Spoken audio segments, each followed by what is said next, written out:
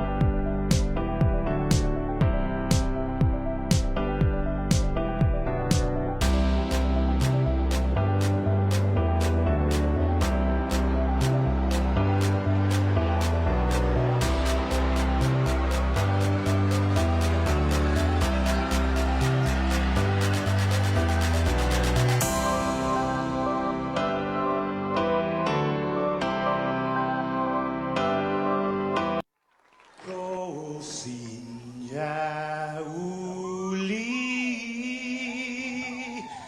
die sombranzat maak. Et zo ita saluda antes de hom niga. Radzaldzan malak estrezas durante todo el memu. A nogi distancia como kupugi palu. Zangiman malak guafi ikonum nasugi airi prebatu la noci nai banderata gaigi pues atan fanny bandera kau esta pagua pumalapa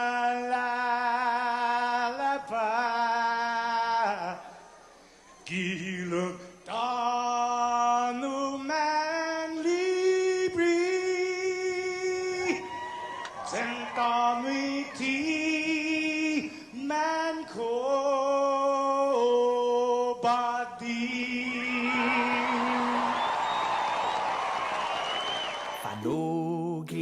Tamoru purita nota kantai matu nanyagi todu ilugat para i honra para i gloria abiba is la sin para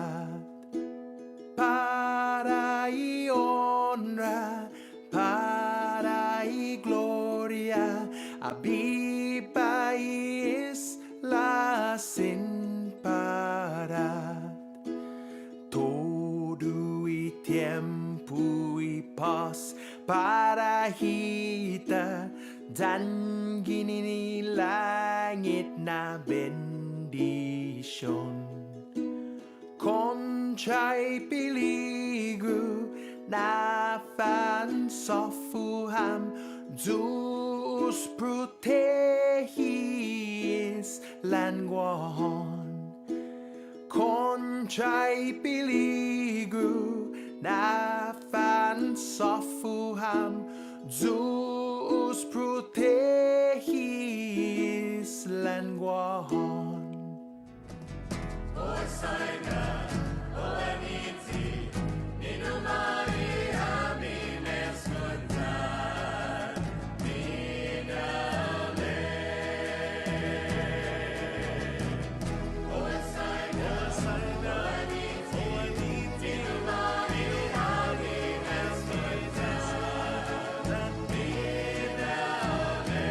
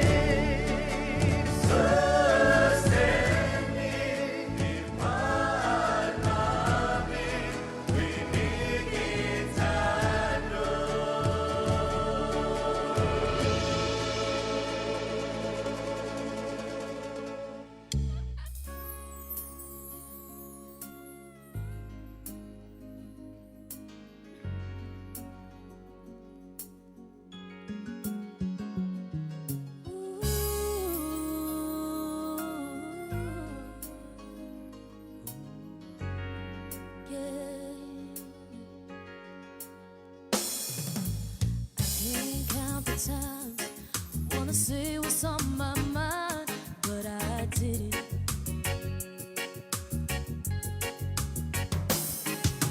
Just the other day, I wrote down all the things I said, but I couldn't. I just couldn't. Baby, I know that you've been wondering. Oh, so here goes nothing. In case you didn't know, baby, I'm crazy about you. I would be lying if I said that I could live my life without you. Even though I don't tell you all the time, you had my heart a long, long time ago. In case you didn't know, ooh, in case you didn't know, hey. The way you look tonight, that second glass of wine got me thinking.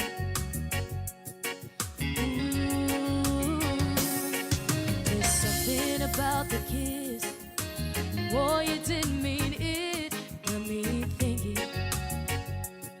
I'm thinking. One of the things that I've been feeling, oh, it's time you hear it. In case you didn't know, baby, I'm crazy about you. I would be lying if I said that I could live my life without you. You know, I don't tell you all the time. You had my heart a long, long time ago. In case you didn't know, you got all of me, and I belong to you. You're my everything. In case you didn't know, baby, I'm crazy about you. I would be lying if I said that I could live my life without you. 'Cause even though I don't tell you all the time, you had my heart a long, long time ago. In case you didn't know, ooh, in case you didn't know, in case you didn't know, ooh, in case you didn't know. All right, let's go. Good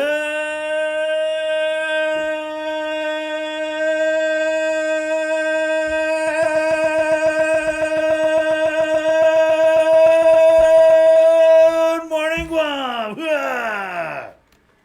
Good morning, Guam. Yeah. Good morning, CNMI.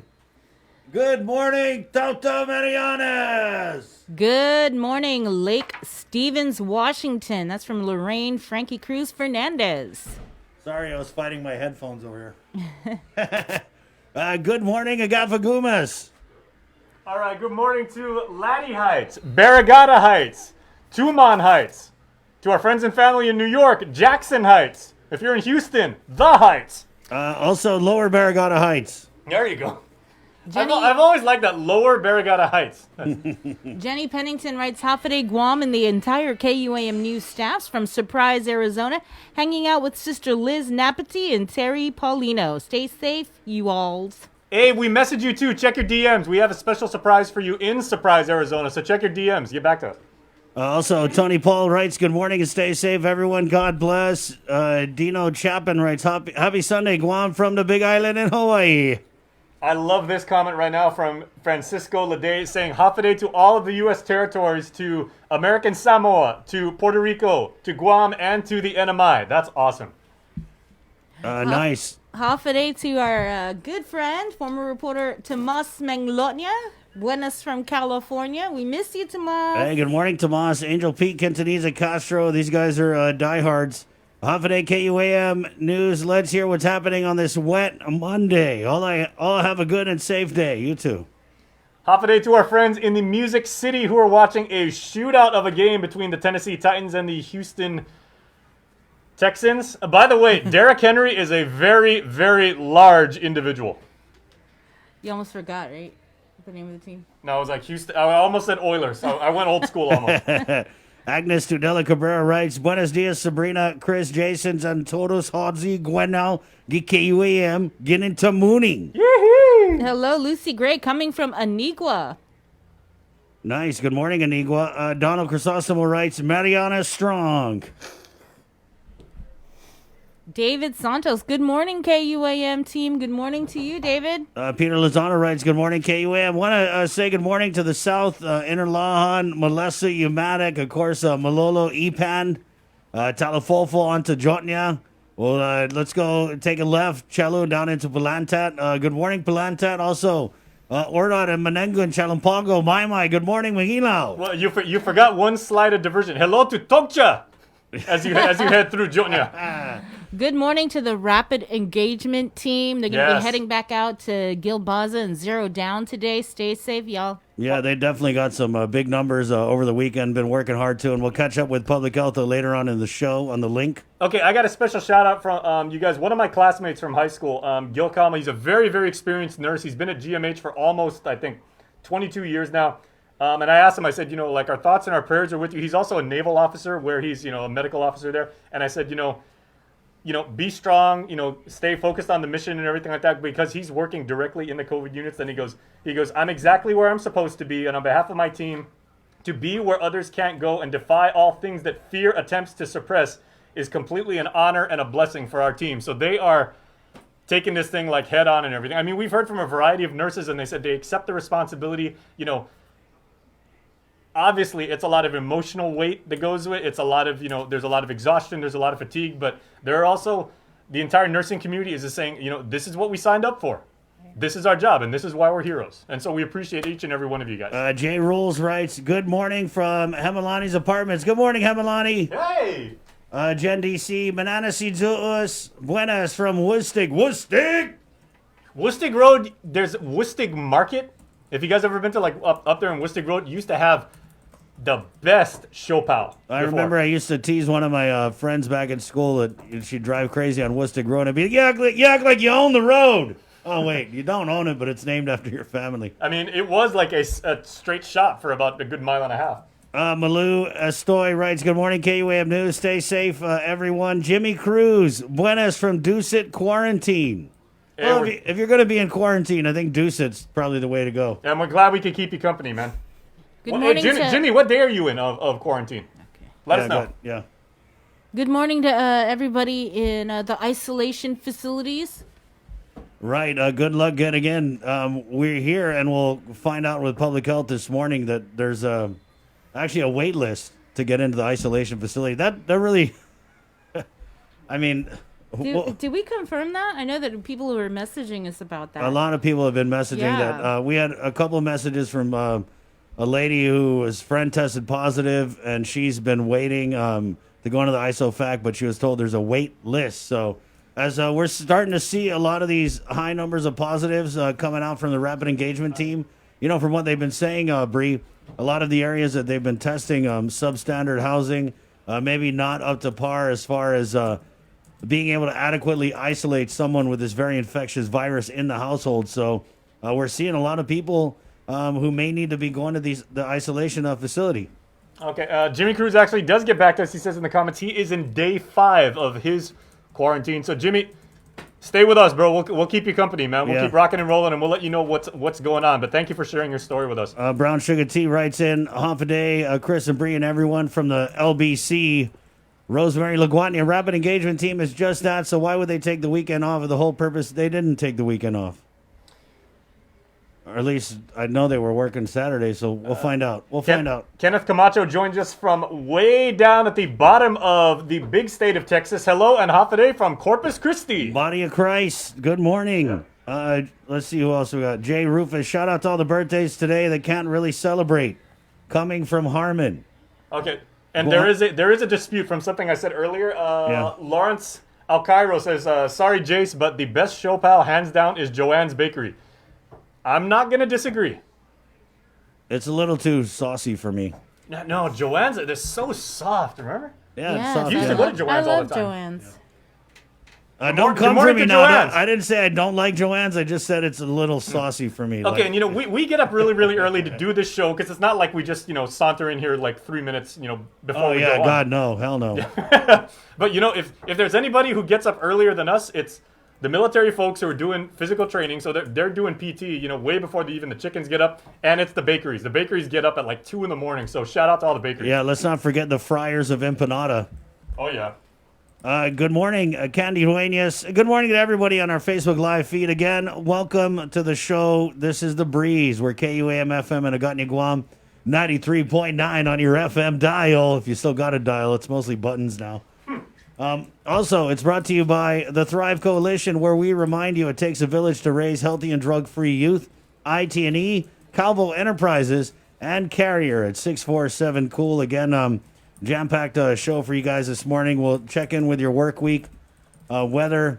As we saw last week, it was one of those rain hot, rain hot, rain hot, rain hot. Like they always say, if you don't like the weather on Guam, wait a minute, it'll change. So we'll talk with Landon Idlet from the National Weather Service. O.D. Duenas writes off a day from the capital, Hagåtña. Tekenko Fair and Amber, half a day with a little wave. Nicole Flores, good morning, everyone. Good morning, Nicole. Hey, Nicole. And so, Nicole, we had brought her on the show Friday. She was on her husband's a port staffer. Obviously, there were more positives that came out of the port. There was a release, I think, that dropped yesterday. But 3 more, I believe. yeah, her husband was negative, for those of you guys who were keeping track with that. So, Nicole, make sure you keep us posted. We actually will have the Port General Manager, Roy Respicio, on around 8:40. We've also got the FSM Consul General, Teresa Philippin, to come in and talk about this rapid engagement team outreach and some of the data that came out from the Physicians Advisory Group about the ethnic groups with the highest infectious rate. And so we'll talk with her. We'll catch up also with Dr. Peter Lombard, who's been crunching COVID stats since the beginning, and the chief of the Guam Police Department, Chief Steve Ignacio, also slated to make an appearance on the show. 9 o'clock, KUAM News Decision 2020. Our candidate interviews continue, and this morning it's going to be crazy. The Zoom room is going to be packed. We actually had to knock out a wall, Bree, and do some roping on the floor to maintain the 6 feet social distance in the KUAM News Zoom room, because we are getting the Board of Education candidates on the show, and there's about like 10 of them. So kudos to our construction duendes who are in there in the Zoom room, just making sure that we had enough space in the facility to accommodate all of these candidates. And that's happening at 9. Okay? Good morning. It's 6:31, the 19th day of October already. And let's get into it now with the very latest from the KUAM News team. Good morning, Sabrina Salas-Mantanani.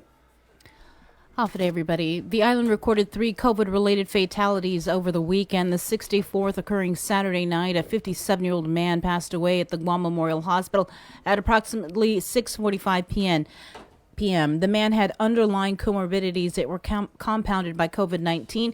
He was admitted to GMH on October 6th and tested positive upon admission. Later that evening, the Joint Information Center confirmed another 2 people had succumbed to the coronavirus. According to the JIC, their deaths marked the island's 65th and 66th COVID-related deaths. A 47-year-old woman died at around 10:15 Saturday night at Guam Regional Medical City.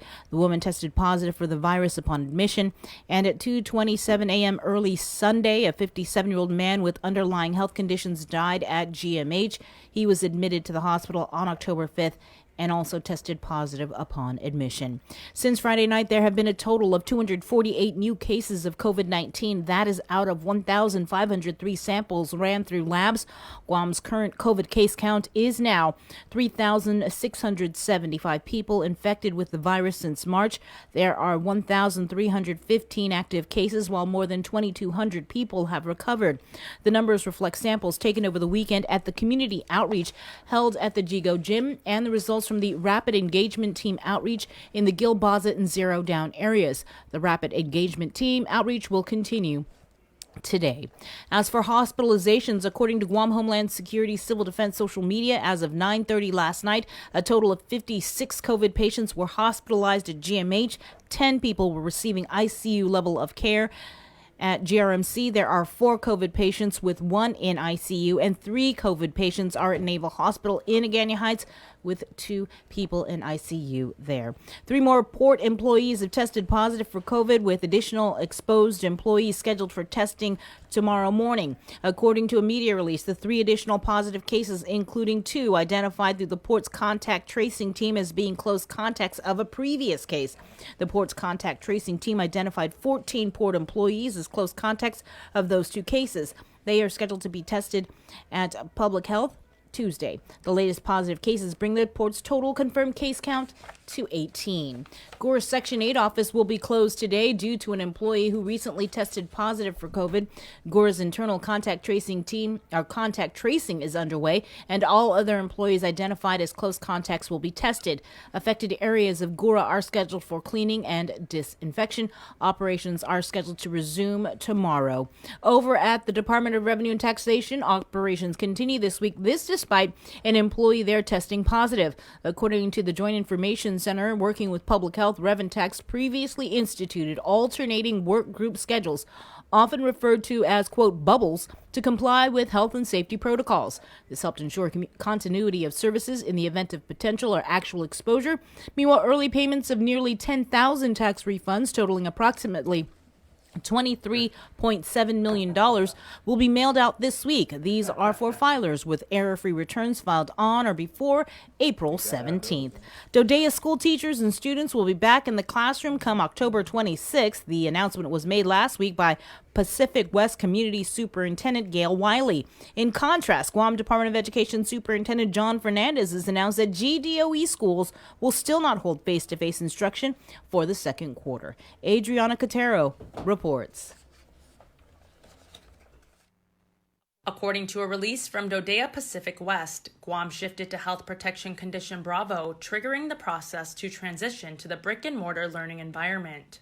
A notice was sent to McCool staff from Community Superintendent Gail Wiley, outlining the procedures for shifting to in-classroom learning by Monday, October 26th. And from October 20th to October 22nd, staff is receiving training on COVID-19 mitigation strategies and protocols and preparation for the students' return. KUAM reached out for an interview, however, Wiley and Dodea Public Affairs Officer Miranda Ferguson were unavailable. Although Ferguson did provide this statement, quote, "We know that brick and mortar school looks a bit different in our new normal due to COVID-19. We have numerous mitigation strategies in place for the health and safety of students and employees in line with CDC recommendations and DoD guidance, including social distancing, clear physical barriers in all classrooms and cafeterias, wearing face masks, frequent hand washing, and use of hand sanitizer, and signage reminders for all of these protective measures," unquote. Ferguson adds they understand it will be an adjustment for students to social distance and wear face masks at school, but recognize students are already familiar with these mitigations. She says our students are resilient. We are confident that they will adapt to this new brick and mortar school environment and continue to grow and learn. Meanwhile, Guam Department of Education Superintendent John Fernandez made the announcement that public schools are to continue with distance learning until at least January, with the possibility to resume face-to-face learning by the third quarter. This morning, Fernandez sent the letter recommending the postponement of in-class learning to the Guam Education Board, seeking their support. He states, quote, "Based on the CDC framework, we are in the highest risk category based on new cases and positivity rates. For this reason, it is my assessment that any decision to reopen schools in the near future is premature. And even if authorized by the governor, it is my judgment that reopening GDOE schools during second quarter will pose untenable risk to our employees and students," unquote. Fernandez adding they plan to work on strengthening distance learning options for the second quarter. And starting next week, he plans to update the GEB every Friday at 11 a.m. Reporting for Guam's News Network, I'm Adriana Cotero. Thanks, Adriana. The CNMI has reported another 6 people test positive for COVID-19. The new cases were identified by travel screening and confirmed diagnosis upon arrival. The individuals were moved to the designated isolation area for close monitoring, and the Commonwealth Health Corporation has already initiated contact tracing for the most immediate contacts of confirmed cases, including passengers on the same flight. This brings the total amount of confirmed COVID-19 cases in the CNMI to 86. In national news, women are marching in cities across the country against Amy Coney Barrett's nomination to the Supreme Court and in a final push to vote President Trump out of office. The president is on the road making his case for re-election in Michigan and Wisconsin. On Friday, Democratic challenger Joe Biden hit Michigan, where he leads in the polls. Michael George has the latest from New York. Women marched in cities across the U.S., including New York and the nation's capital, urging Americans to cast their ballots. I would say you have to vote. Your rights are in question right now. Many voiced opposition to President Trump's conservative Supreme Court nominee, Amy Coney Barrett, who would replace the late Justice Ruth Bader Ginsburg.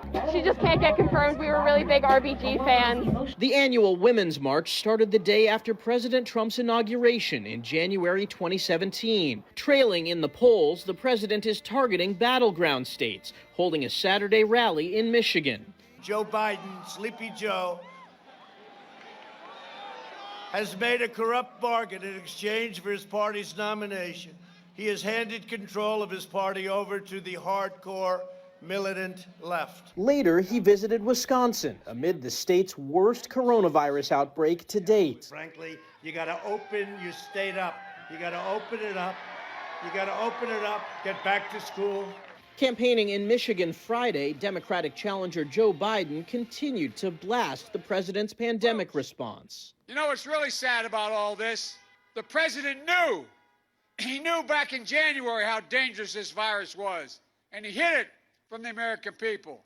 The former vice president is facing questions about whether he supports expanding the number of justices on the Supreme Court.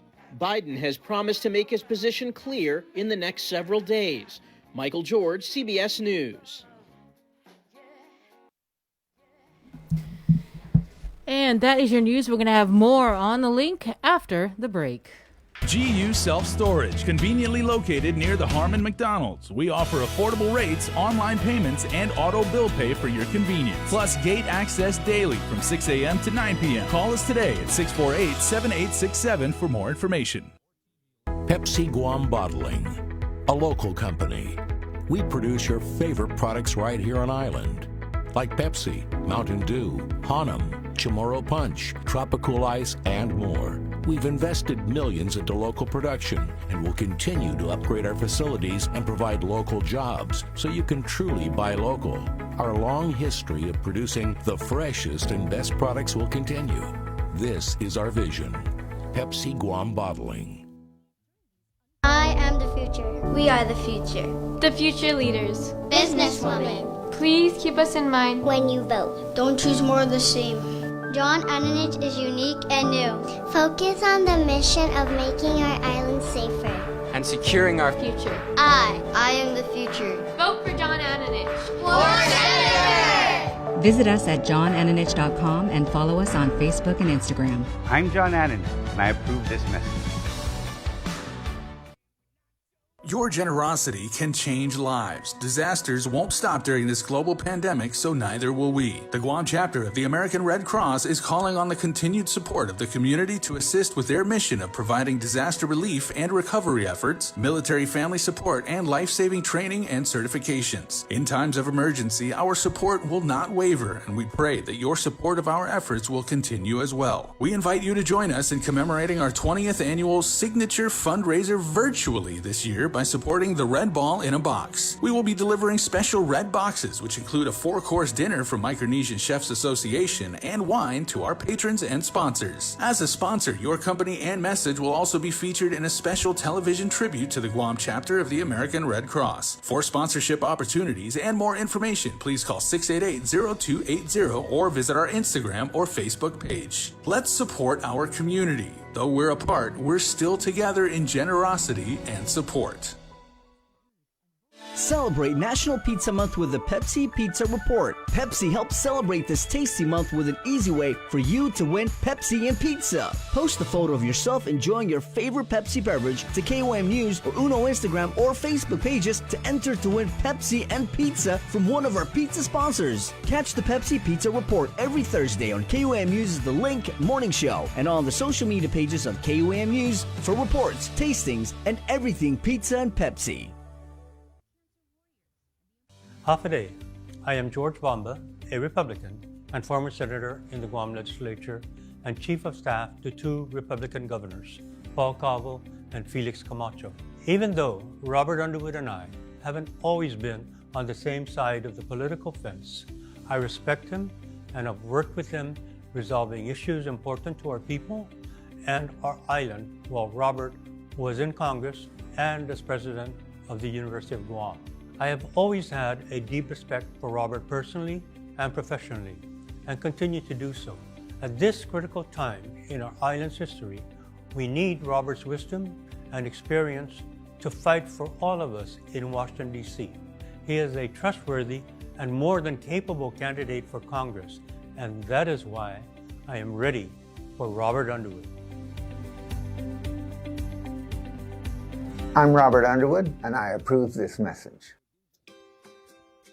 Kids medicine miwar wisat snake isara saurari semen COVID-19. Mi burinna geri barawat at si pasapuerore ferry epetiri semen. Awara oru fit to awam seria cots. Ea por rawe pot nupen nofeden. Terupom nargugun rueseken terugeri sop mekarik. Ikesor sop mekarik ea ekyoan sanitizer miwar Ore pesen arukornon. Terufiji ekwareri mepise karavas reson atapa. Kasapat tapawan mesom. Namotireim ike apurien maybe efficientwen. Epeti maraom me barawen awatsikicheng family wan marawan kids medicine. Epet ira tuburun marawat. Renti chikire poraus katogeri kakeri urget ewe Ike tatawaro website tphss.guam.gov. Kiriso Chapur. Translation is made possible by a grant from the U.S. Department of Interior, Office of Insular Affairs.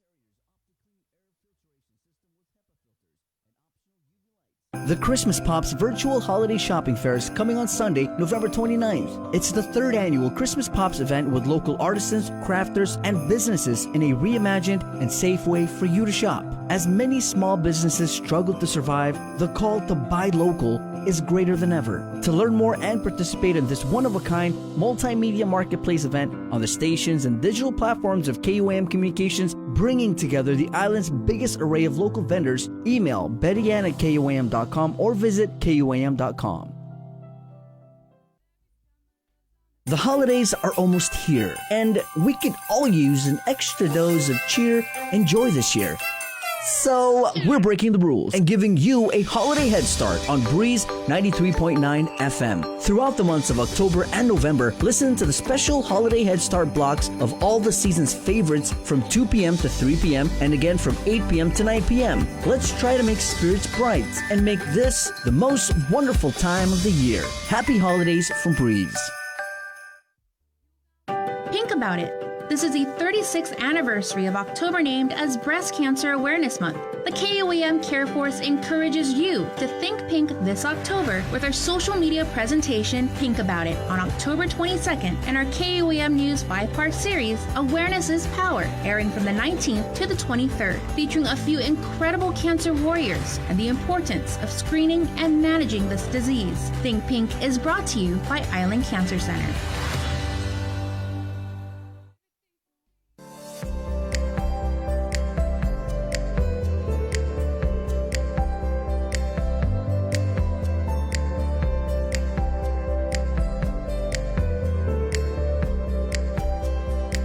Every time I play this song, people are like, hey, who's that?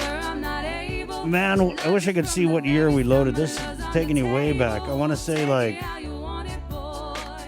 2005, 6, 7, 8, 9, somewhere in that window. The artist is Nadine Alana. Yeah, it's local.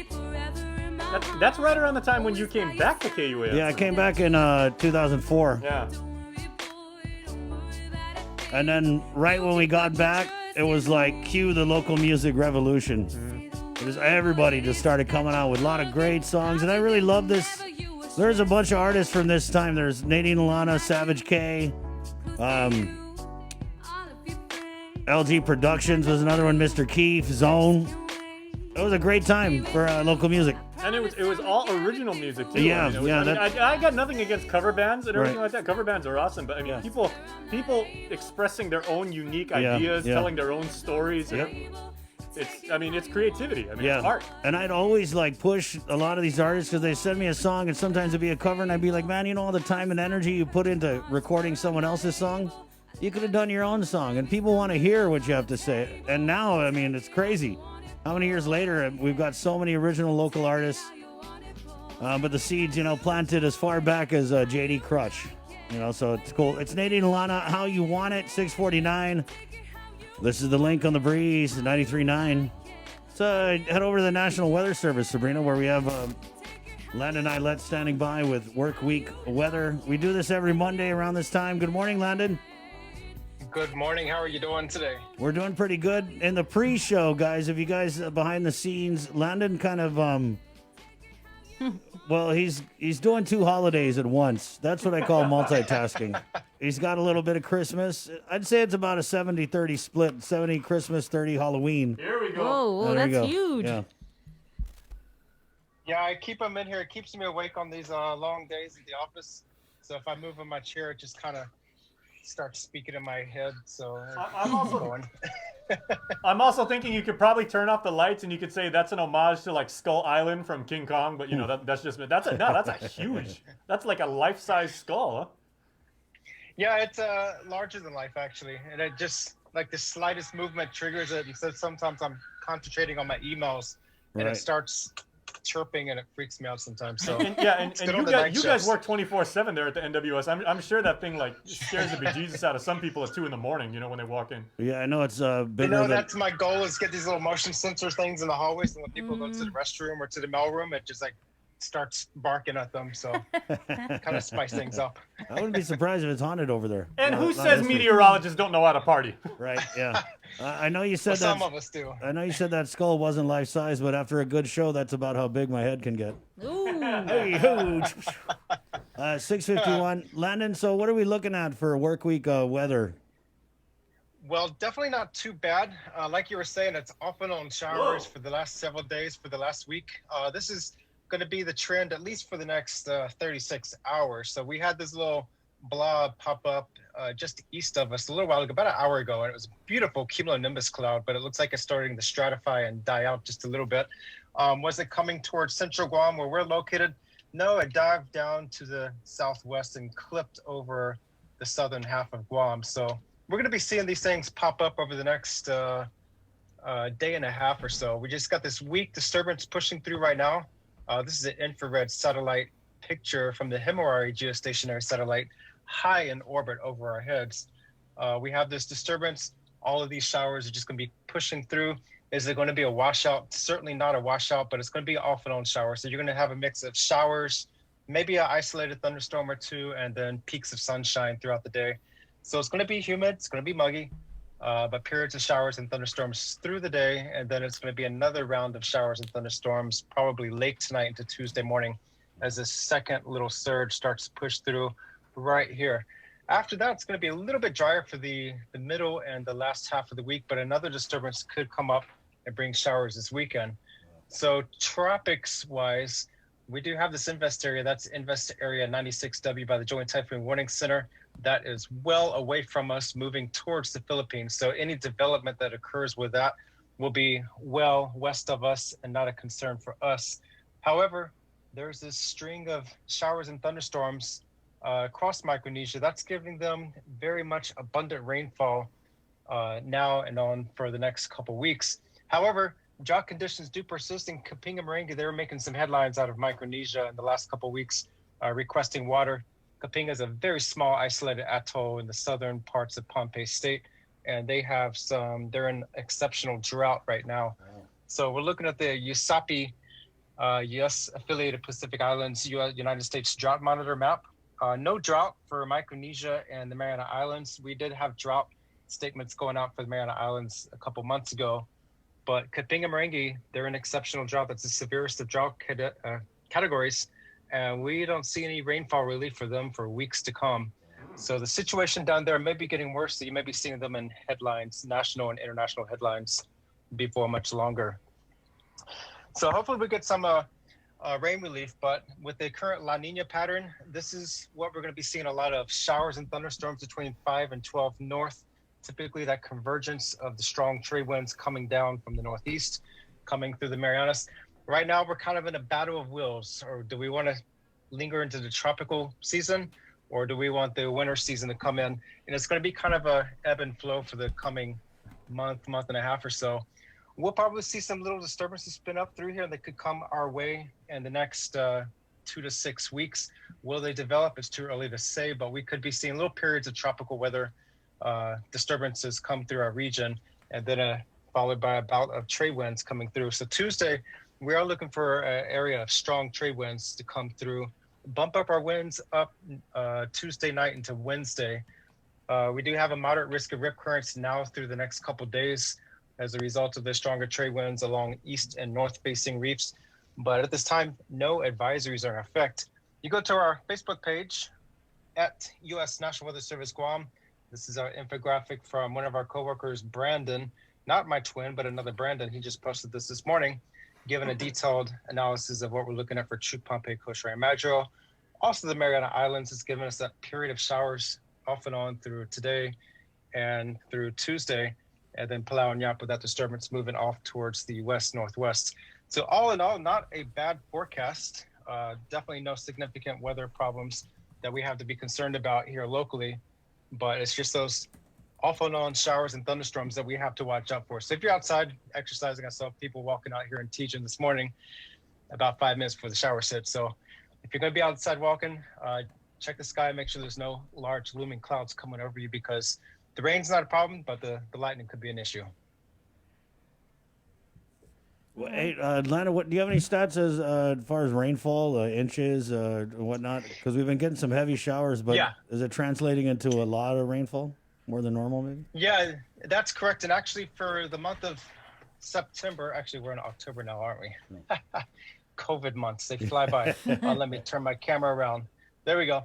So for the month of September, you can find this on our webpage. If you look for our climatology, we are at 11 inches plus for the month, and that's about 4 inches above normal. On, October 11th, we did set a daily rainfall record. We had 3 inches of rain that day, breaking the record that was set in the 1960s. So, yeah, we've had some wet days, and it's still possible with these showers and thunderstorms, they could dump locally heavy amounts of showers.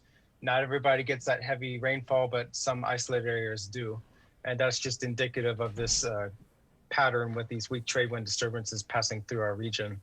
But yeah, September or October is definitely wetter than it's normally supposed to be at this time. So that's good for us as far as drought conditions. Right. Well, you had me at cumulonimbus. What is that? That's my favorite cloud. That's the cumulonimbus. Those are those convective clouds that build up very tall vertically. They can get upwards of 30, 40, 50,000 feet up in the atmosphere. And then they reach that stable layer in the atmosphere, the stratosphere, and they flatten out and they go out looks like an anvil. So we call them anvil clouds. That's the shorthand term for cumulonimbus. And those are those thunderstorm producers. Right. Yeah. Cumulonimbus. And Cumulonimbus. Don't say it a lot because you're going to cause a thunderstorm. You say it 5 times fast. Yeah. Hey, Atlanta, just a little bit more on the thunder and the lightning, because last week it was just crazy loud in Ipan. I mean, it was shaking the windows. Yeah, definitely. We had a lot of upper level support in the atmosphere, and I'm going to turn. Oh, I'm still there. Are you still there? Yes. Okay. Let me turn you around. So we're looking at the satellite. Last week we had a lot of upper level support with the upper level troughs and stuff. It's not that impressive right now. So these blue lines, if you can see those, I'm going to dim that. So the blue lines, those are the wind flow pattern in the upper atmosphere. So we have this large anticyclonic spin up there, clockwise. So that's fair weather in the atmosphere. But as far as upper level support, we don't really have that much support here. What we want to see is a troughing, like right here, that curvature and a low level pressure motion. When we have that moving through the area, that can give that upper level support to help induce that deeper vertical convection. That's where we have that deep convection, the showers and thunderstorms, where you want that weather, the ice particles to get way up in the atmosphere. You build that frictional charges, and then you have your updrafts and your downdrafts, and then you have the thunderstorms. A lot of good stuff there. So if there's a lot of thunder, I could say, gosh, these cumulonimbus clouds are hovering over our island, and I'll sound really smart, right? You sound like you know what you're talking about. Just don't say gosh. Did you know what they were, Chris? I don't want to make it look bad, but yeah. Really? Yeah. Bree's just trying to do something so she can get like another 100 followers on Instagram by like she's shooting her shot with the cumulonimbus knowledge. Yeah. Now, if you see those sitting over the island, that's you can know if it's sitting over the island, it's dumping some pretty heavy showers and some thunderstorms in a small isolated area. Right. And that's where we can get our flash flood situations, especially like in the southern mountains where the creeks and the rivers are. So if you see those over the island sitting in place, it's bad news for whoever's within that vicinity. A few miles away, bone dry usually. Landon, what other kinds of cloud formations are we seeing this time of year? Let's do a little cloud 101. Well, you can see a little bit of cirrus cloud. Those is a very high level at flight level of the aircraft. You get the cirrus, those are ice particles way up in the atmosphere, and they can be spawning from high level convection. And there's those upper level winds that'll steer those over our area. So we have mid-level clouds, altocumulus, and I'm trying to turn my camera around. There you go. You have the low levels, the middle levels, and the upper levels. And so right now we're looking at these colors, those reds and pinks, those are in the mid levels, altocumulus, and they can be associated with convection. And then the blues, we're looking at the cloud top temperatures. The blues, that's where the deep convection is, the showers, intense rainfall, thunderstorms. And most of that's close to these tropical disturbances as they pass by. Once they start going red, we're looking more at the mid levels, and then they decay, and then there's not much left. But the towering cumulus, we have the fair weather cumulus that don't put out much showers, and then they can develop into the towering cumulus and then the cumulonimbus for the mature thunderstorms. We had a comment here, Landon, kind of alluding to the whole Ben Franklin flying a kite in a thunderstorm. But I kind of wanted to ask about umbrellas, right? So rainy season, a lot of people carrying umbrellas for when you get those showers. Maybe, like you said, people out walking in Tizen. How risky is it to pop open that umbrella in the middle of a thunderstorm? Chances are you would be fine, but there's always that risk that you could trigger a lightning strike, because a lot of the umbrellas, they have that metal structure, that metal wiring in there that holds the frame together. I know in the back of my head, I will never risk it. If it's raining and I don't see the potential for lightning, like just stratocumulus, and it's just low or mid-level clouds and it's just steady rain, that's probably not a problem. But if you start having these showers and thunderstorms and you want to walk outside with an umbrella, I'd hold off just a little bit till it passes. Good stuff. Well, we could have saved somebody's life today, Landon, so thanks for that. Well, I hope so, because lightning, I was actually looking on my Facebook memory this morning at 3 o'clock when I woke up and I'm drinking my coffee, and I think it was 2011 today, we had the Micronesia Culture Fair, and I think it was a big rain event at the Micronesia Culture Fair at Epal Beach, and then nearby there were some showers and thunderstorms, and 2 people were struck by lightning that day. One passed away and one survived, but he was injured. And I think they were both at the Agate and the Agana boat basins. So lightning strikes do occur here. If you hear thunder, get indoors. If you are within earshot of lightning, you hear that thunder, that's a warning sign that you are within range of lightning strikes of a thundercloud. Man, God, it looks like I can't go running today. It's just too risky. It's too risky. You'll probably be fine today. No. It's not going to be washed out. You can't get out of it, Christopher. Christopher. On today. All right, okay. Nice try. Time to go on the elliptical. Right on. Thanks, Landon. Anything in closing you want to add for this week, work week weather? Yeah, the work week, not bad at all. But the weekend, it looks like we could have another round of showers this weekend, but it's still far out in the time, and the tropics can vary quite a bit beyond days 3 and 4. So we have to watch out for that. My skull just popped off behind me. But haunted. Yeah, watch out for the weekend forecast because things can change a lot here in the tropics in the wet season. Nice. Okay, Landon. Well, we see some major changes. Maybe we could get you on later in the week for an update. Till then, be safe. Definitely. I'll be here all week. Right on. Thanks, Landon. Thanks, Landon. Thank you. Be safe. Wash your hands. Stay home. Well, when you're not at work. 7:03. There you go. Landon and I led from the National Weather Service. Good stuff, Bree. Yeah. I love it when people geek out on stuff that they really enjoy, man. Well, I mean, that's kind of what he does. So it's cool that we get all the charts. And, I mean, when you go in there to the Weather Service, it's neat because they've just got all these screens with all these.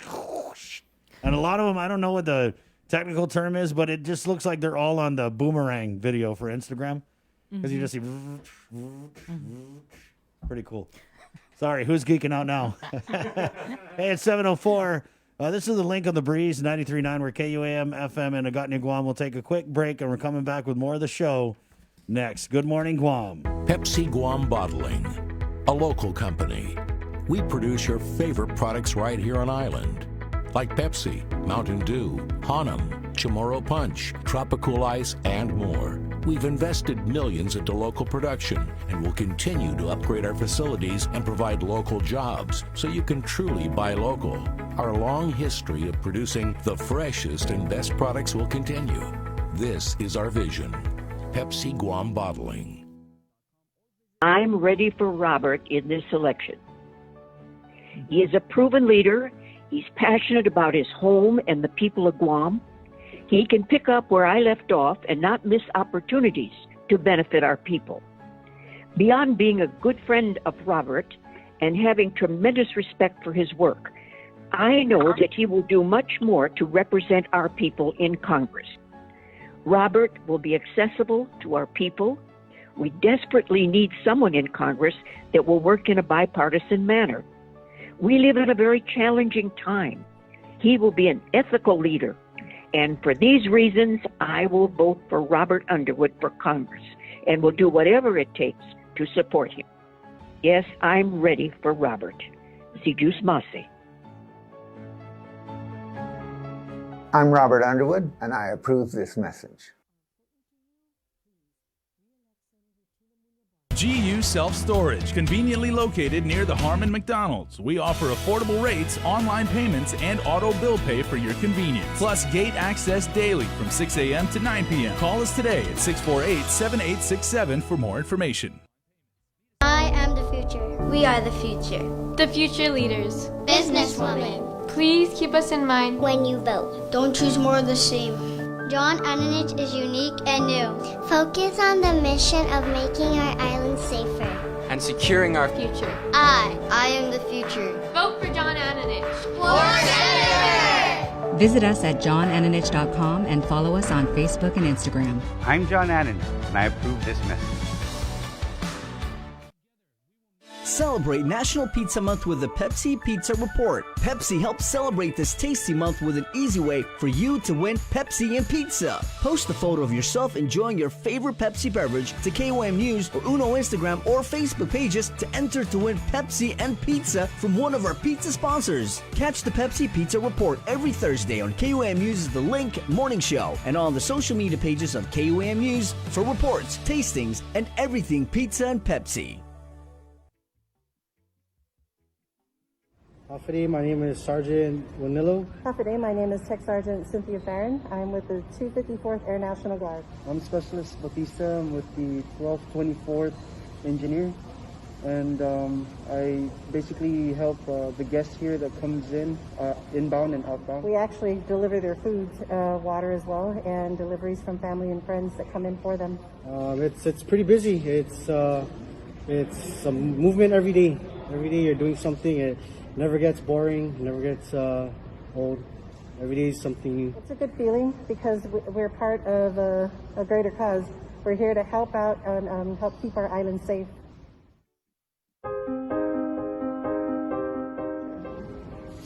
Okay, it says we want to thank you so very much for the care you have provided for us during the quarantine period. Thank you for your hard work in these scary and potentially dangerous situations. Thank you for the delicious meals and for checking up on me. Thank you for doing your jobs, which may be thankless at times. Thank you for stepping into the unknown. You are all so wonderful, respectful, and kind. May God bless you and your families, and God protect you all from the evils in this world and from all deadly viruses.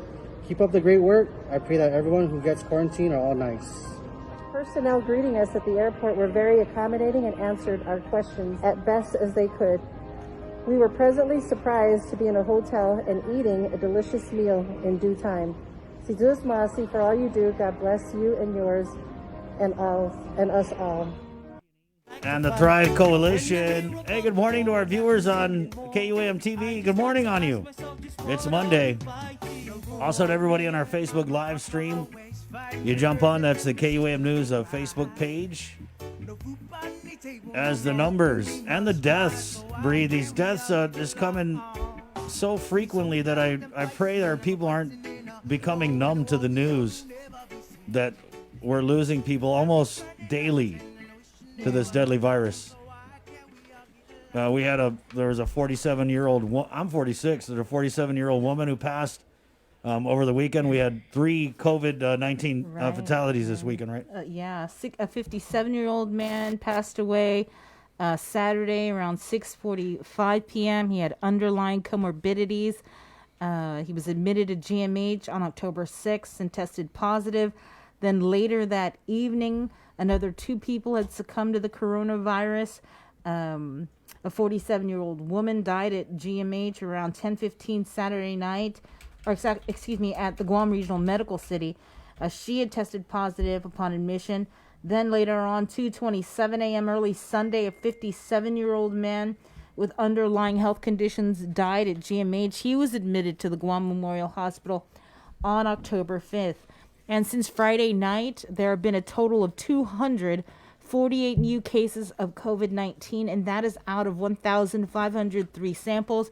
Here's the breakdown. Friday night, it was reported by the Joint Information Center that there were 111 positive cases out of 657 samples. Saturday, 79 positive out of more than 600 samples. And then Sunday, 58 positive out of 288 samples. Right, and if you look at the test positivity rate of this, Jay is our math guy, it's alarming. It's considerably higher than 10%, right? Yeah, the other day it was up to just around 14%, which is, then Dr. Felix Cabrera, who we had on last week on Friday, and the previous day he was part of the governor's first press conference in 3 weeks. He was saying that, the normal level and the target level that they were looking at is around 3% positivity rate, and now it's, more than almost quadruple, which is very, very alarming. Anybody have a pen? I mean, of course it is, but, the JIC reports have also, Bree, indicated that, like, a lot of these, the reason for the high ones over the last couple of days is because of the rapid engagement team going out and addressing the targeted areas that, they're most concerned about. Right, and they're actually going out there again today to continue testing in the Gil Baza and the zero down areas. Yeah, so I mean, and lots of people are really starting to get into, the numbers now. So yeah, I mean, if you follow the numbers, the 2 numbers that you want to pay attention the most as we release these, as JIC gives them to us every single night, is the number of positive cases, and then divide that by the total number of tests taken, and that basically gives you the positivity rate. Right. Yeah. And just to give you an idea of the rapid engagement team outreach in Gilbaza and Zero Down. So on Thursday, they had ran 124 samples and then 48 returned positive. Then on Friday, 167 samples were taken and 33 returned positive. And then again, they're going back out there today. Right. And so it really looks like, unfortunately, they were right about hitting these areas. That's the whole leading up to the deployment of this rapid engagement team. We had heard a lot of conversation about multi-generational homes, We heard a lot of conversation about different ethnic groups having the high infection rate, and so they made the case for this. They went in and shook the tree, and it's just really raining down positives. And I remember, though, when Lyndon Pinco DeNorsi was the director of public health, I think that's what kind of kicked off the whole community testing. They went, the focus was on these multi-generation families and households, and people that don't have access to health care. So they went up to Sagan-Linadzan, and they went door to door, doing their assessment, and then they held the first community drive-through testing over at, I want to say, the Yastumbo Gym.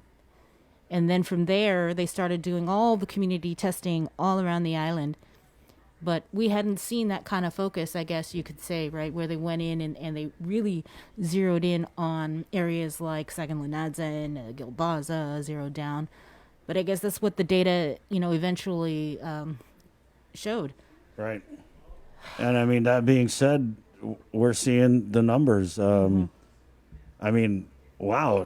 Talk about a cluster. This is it's pretty alarming, beyond alarming, really. And we'll get. I know we're getting public health. We got Janella coming on around 8:30. I don't know if she's bringing someone with her to kind of talk about their efforts with the RET.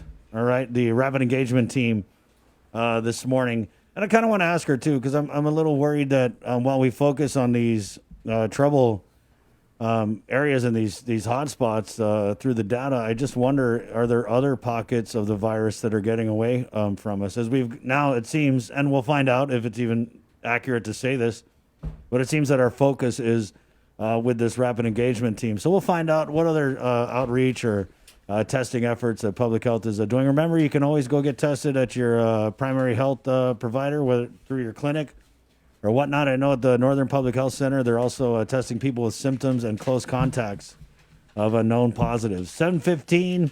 I'm pretty sure we're going to be talking about this throughout the whole show. We've got Teresa Philippin from the FSM Consul General coming on, and then we're going to crunch some COVID numbers. And God, again, unfortunately, there's a lot of numbers to be crunched, and we'll bring on Dr. Peter Lombard, who's been a recurring guest on the show ever since back when it was called Containing COVID. And God, I hate to keep saying unfortunately, but unfortunately, he's made a lot of predictions that have come true. And so I definitely want to get him on to talk with him. Right now, though, let's head into the KUAM News Zoom room, Bree, where we have standing by. I know that they're kind of trying to make sense as we're about 19 days into this new fiscal year. How to do not necessarily even more with less, but even trying to do the same with less. We're talking about the budget, public safety, of course, the Guam Police Department will bring on. We have Chief Steve Ignacio, and he's joined by the spokesman for GPD, Sergeant Paul Tapao. Welcome to the link. Chief, Sarge, good morning. Morning, Chris. Morning, Sabrina. Good morning. Morning, KUAM team. Good morning, Sarge. Thanks for joining us. I know it's a little bit early, but hey, let's. we got some worms. It's okay. My Steelers beat Baker Mayfield and the Browns, so hey, Baker Mayfield, hey, go down there. Yeah, I mean, who doesn't beat the Browns? Sorry, old Browns joke. Yeah, okay. No, I know they're like one of the worst. Anyway, I mean, they were when I was growing up. You guys. They are. See, they're good now. This That's must be because of Baker Mayfield. It must be 2020 if the Browns are doing good. Okay. Anyway. Okay, 7:17, Chief. So let's just get right into it, right? So the budget came out. Unfortunately, you guys, you got a big cut. So just starting the conversation there.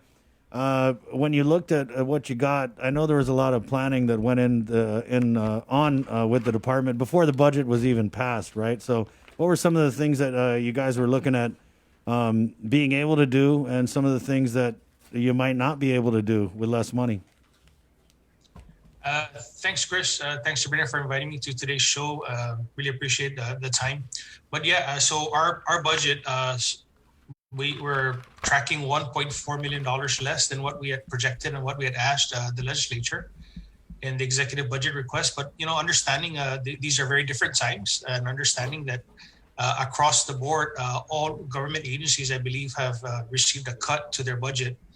So, that means that you take what you have and you take a good look at it with your fiscal team, and you make sure that you pay what needs to be paid. And of course, the first priority is our personnel, and making sure that we have a budget that covers all our personnel costs, salaries and benefits all the way up until September 30th of 2021. So that's the first priority.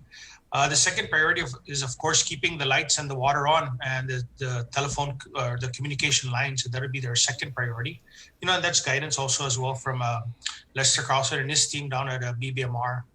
So we did that. And then the third priority would be your essential operations. That's all your contractuals. That's things like your leases, your maintenance agreements for like our radio and for our mobile system, our records management system.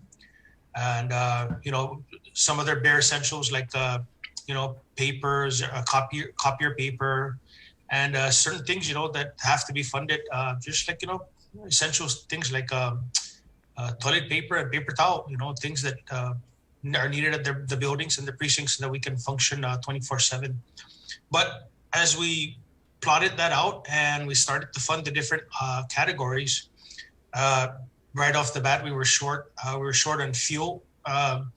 We could not budget for fuel. Our fuel costs hover around $375,000 annually, and so that's something that we couldn't fund right out the bat as we left the gate.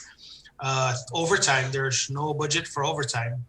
So as you sit down here and you face the reality is there's no way that you can operate a police department or any department for that matter without any fuel costs because we have government official vehicles that we need to use to drive to do our daily business. And so we had to make sure that we budgeted for it, but understanding that we were not going to make it till the end of the fiscal year. So we look at the budget in itself and you dissect it and you see where there's money to be saved or there's money that's not being spent.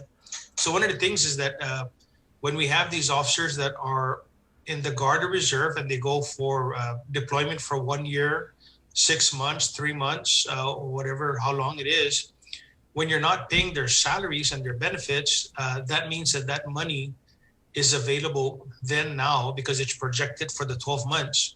That money is now available and we can take that money and we can use it to offset some of the shortages.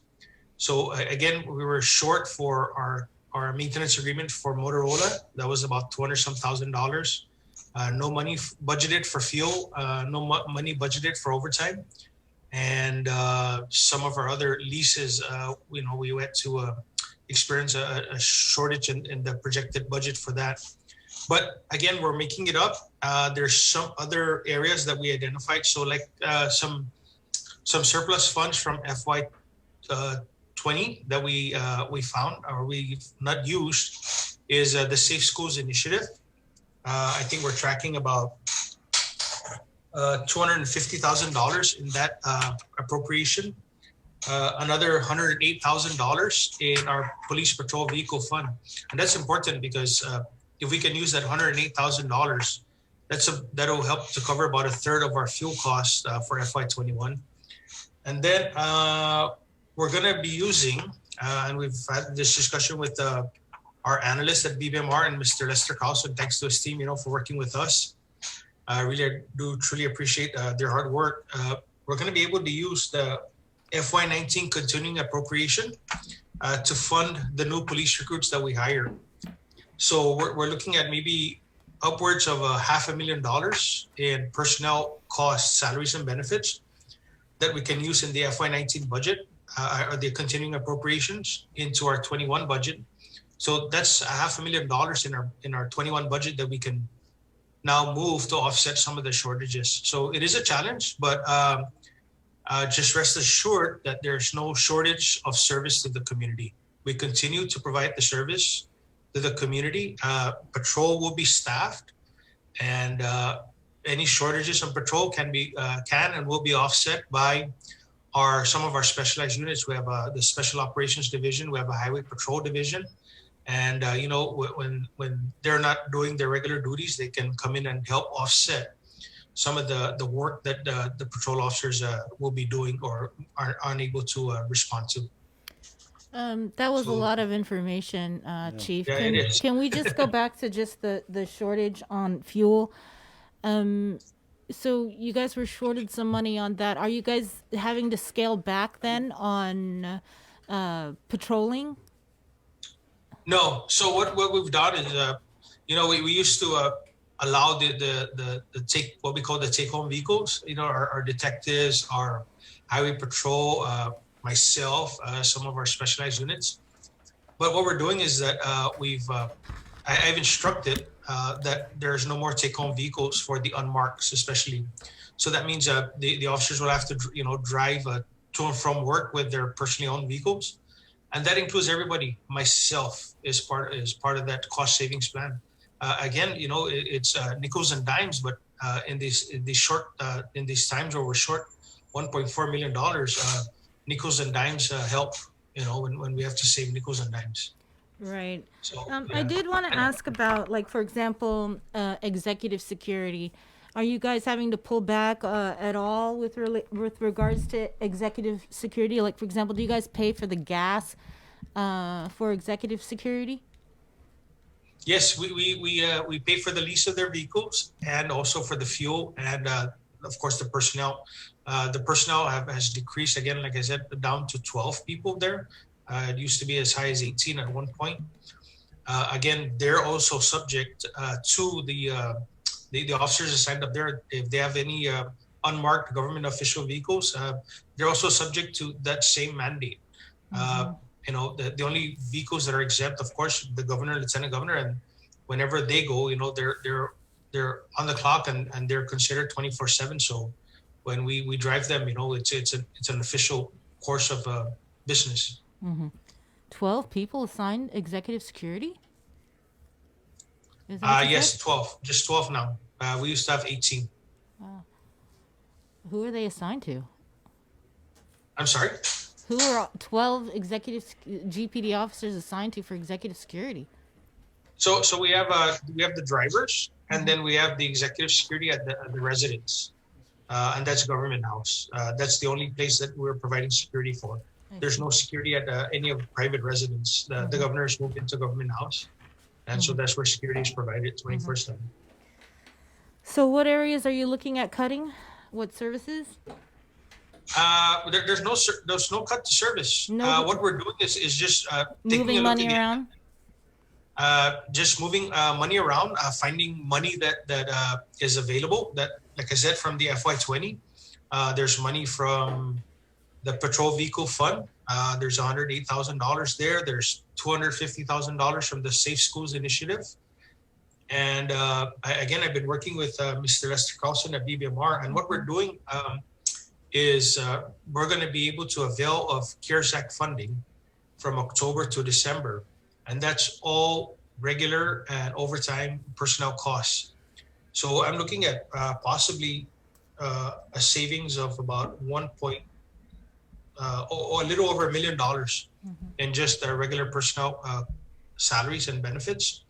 So if we're able to pay those regular salaries and benefits for the officers that are directly involved with the COVID response, that's $1 million that I can now take out of my FY21 budget and cover the offset those shortages that I just talked about.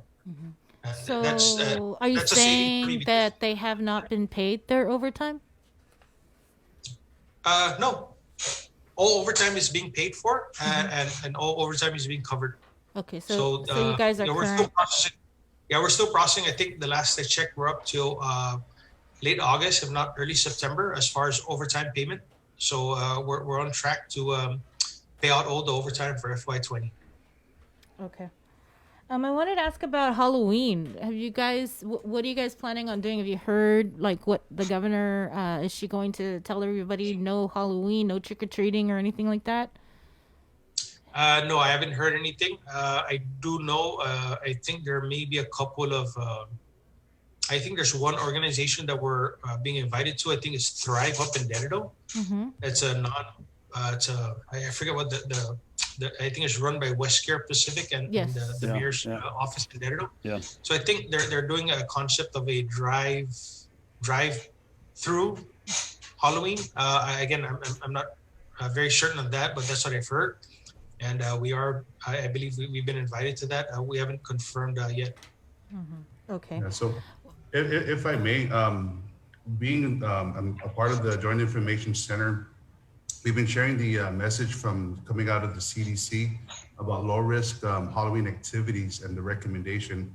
And we've yet to actually push out any hard information about the government's movement. And we're seeing private businesses do low risk Halloween activities where kids are not going to be exposed.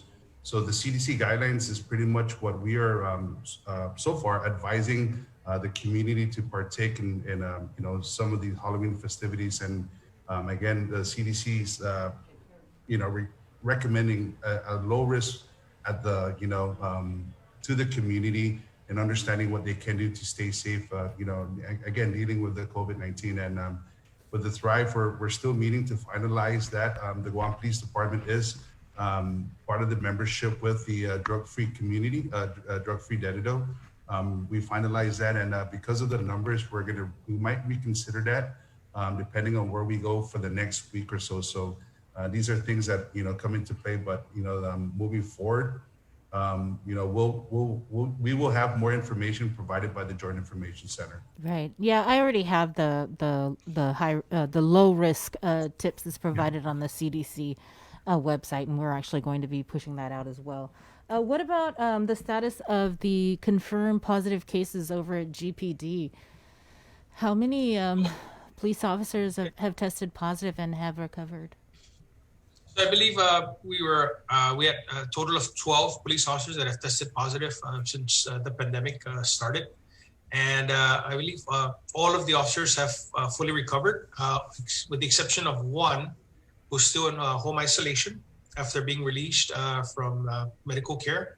All the others have returned back to duty.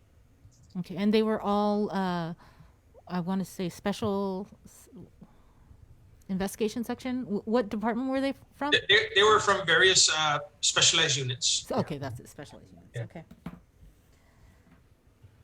What about crime, Chief and Sarge? What type of a crime? Because with this new PQR 1, it's not like the first time where everyone was really staying home, and if you were going around in the middle of the night, you really stuck out, right? Now it kind of seems like there's a lot of mobility, and I'm just seeing stuff on social media where people are talking about bush cutters getting stolen, and so is that the majority of the type of crime that we're responding to with the department, Chief and Sarge? Chris, the last time we looked at crime calls for service and actual crimes being reported, there's actually a downward trend. I shared that with Sergeant Poe, and we can push that out to you, the official numbers. But we do understand that social media is there, it's present. And so we see a lot of it. I'm a member of various different neighborhood watch chat groups. I also actively monitor what's being posted on social media like Facebook. And so, I see things just like everybody else in the community. And so the more we see it, the more we think that there's more crime. But the numbers show that there's a decrease. There was a decline in crime. There's a decline in calls for service to the Guam Police Department. But, no matter what, though, the officers are still there 24/7, and we're still there to respond. Mm-hmm. I think over the weekend, we had an incident, involving Senator Will Castro. Right. And, they had a very vigilant community watch group. And I believe one of his neighbors was key to the apprehension of the suspect. Right. So, kudos. We don't encourage that. But, kudos to the neighborhood watch groups, for having each other's back. And that's really a key to being a part of your neighborhood watch group. Mm-hmm.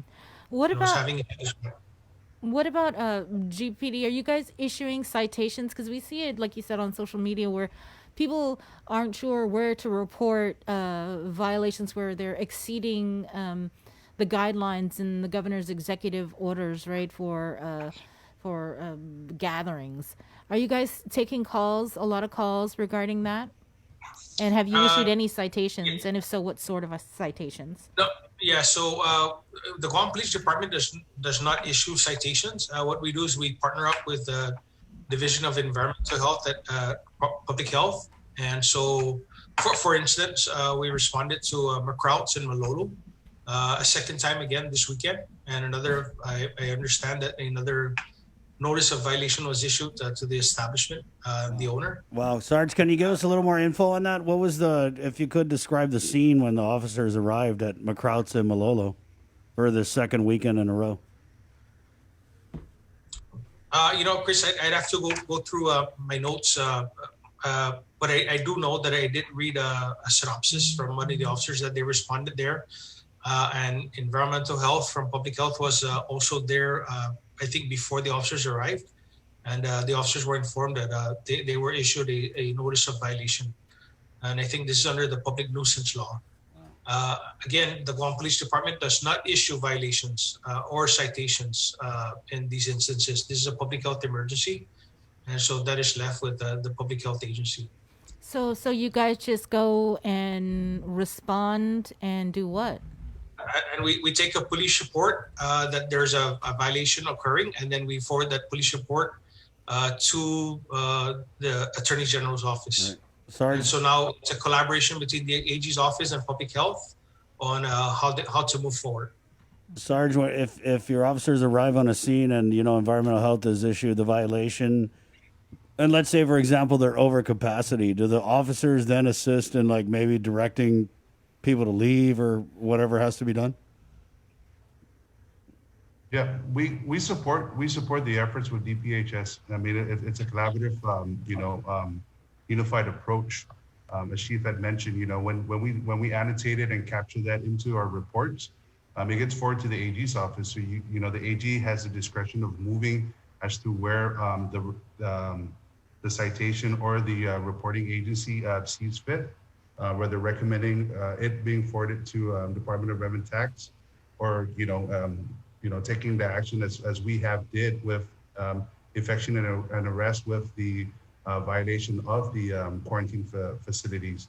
But our officers are there to support and to make sure that nothing escalates further than allowing Department of Public Health to carry out their deeds, and of course being able to enforce it. And should anything escalate, we have our officers there. So the Guam Police Department's 24-hour operation with our COVID response task force, we've responded to a slew of calls alongside with DPHSS. So working collectively, the citation and of course the reports that are forwarded to the AG's office, it's compiled, and again the AG has the discretionary powers to move where it sees fit in issuing a citation, of course furthering the citation with Department of Revenue Taxation.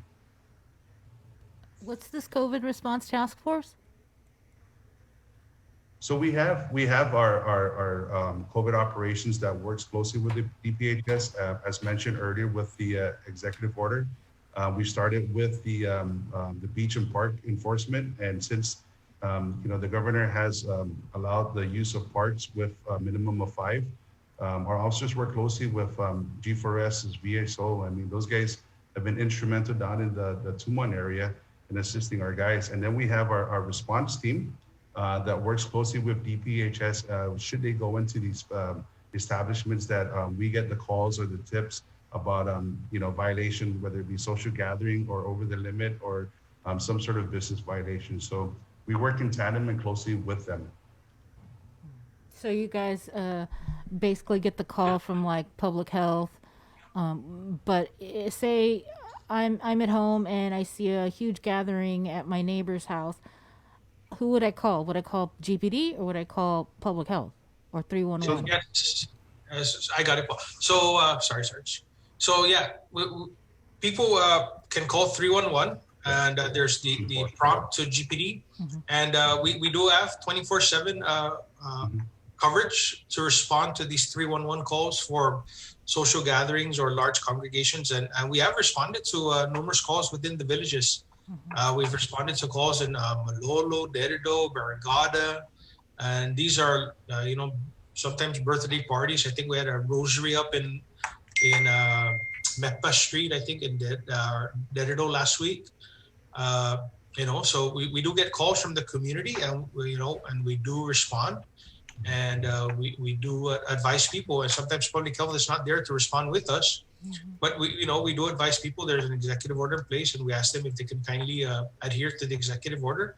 And 99.9% of the time, people are compliant with the request and understanding that there's an executive order in place. Right. So you go out there and you kind of just advise them you're not supposed to violate an executive order, even though an executive order doesn't trump law, right?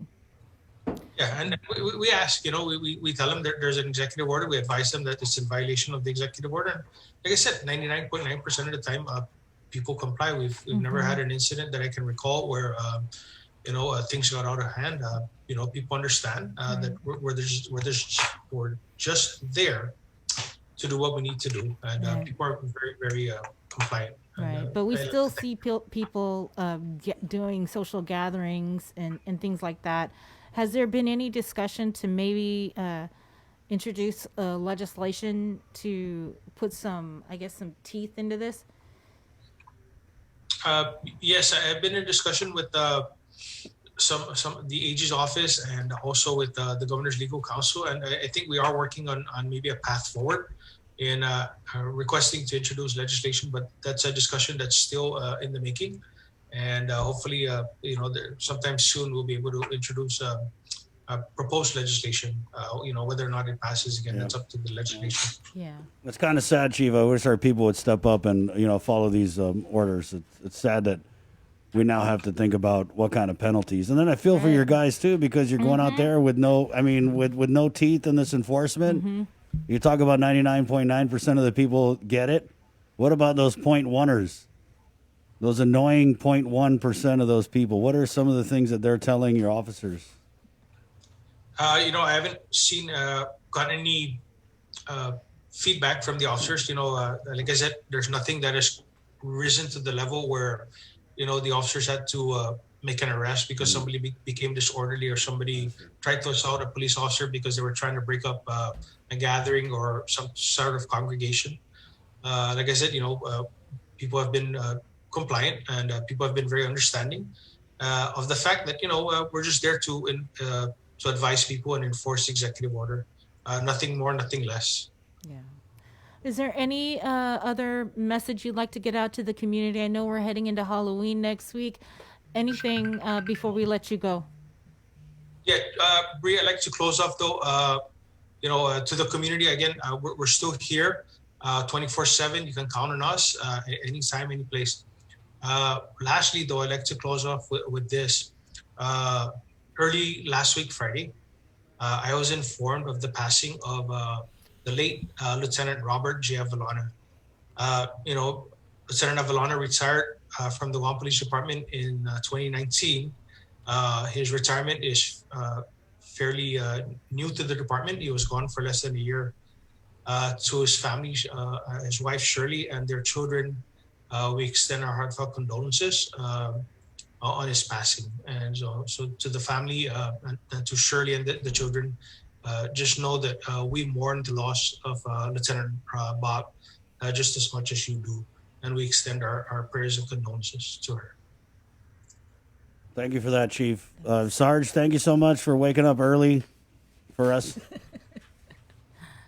Absolutely. But you guys are lucky. We have virtual empanada in the KUAMNEWS Zoom room. Don't worry, Chief. It's no fat. Low to no fat. Thanks again. And again, echoing Chief Ignacio, it's going to be missed. Lieutenant Avellana, loved among the guys. And thanks, Chief, for that. That really, thank you, guys. Stay safe. Yeah, Chief. We definitely heard this last week, and it's good to see something official come out on the record for the men and women in blue out there. Chief, thank you so much. Thank you. Thanks, Chris. Thanks, Bree. Okay. Sarge, Stay safe. Appreciate it. Okay, that's that. Wash your hands, Chris. Wash your hands. I did. We put in a hand washing sink in here. It's under the desk. Okay. See you, Chief. See you, Sarge. Bye. That's that. Okay. 7:41, real quick break. Coming back with Dr. Peter Lombard, crunching COVID stats next on The Link. It's The Breeze, 93.9. Good morning. Celebrate National Pizza Month with the Pepsi Pizza Report. Pepsi helps celebrate this tasty month with an easy way for you to win Pepsi and pizza. Post a photo of yourself enjoying your favorite Pepsi beverage to KUAM News or Uno Instagram or Facebook pages to enter to win Pepsi and pizza from one of our pizza sponsors. Catch the Pepsi Pizza Report every Thursday on KUAM News' The Link Morning Show and on the social media pages of KUAM News for reports, tastings, and everything pizza and Pepsi. Half a day. I am George Bamba, a Republican and former senator in the Guam legislature and chief of staff to two Republican governors, Paul Coggle and Felix Camacho.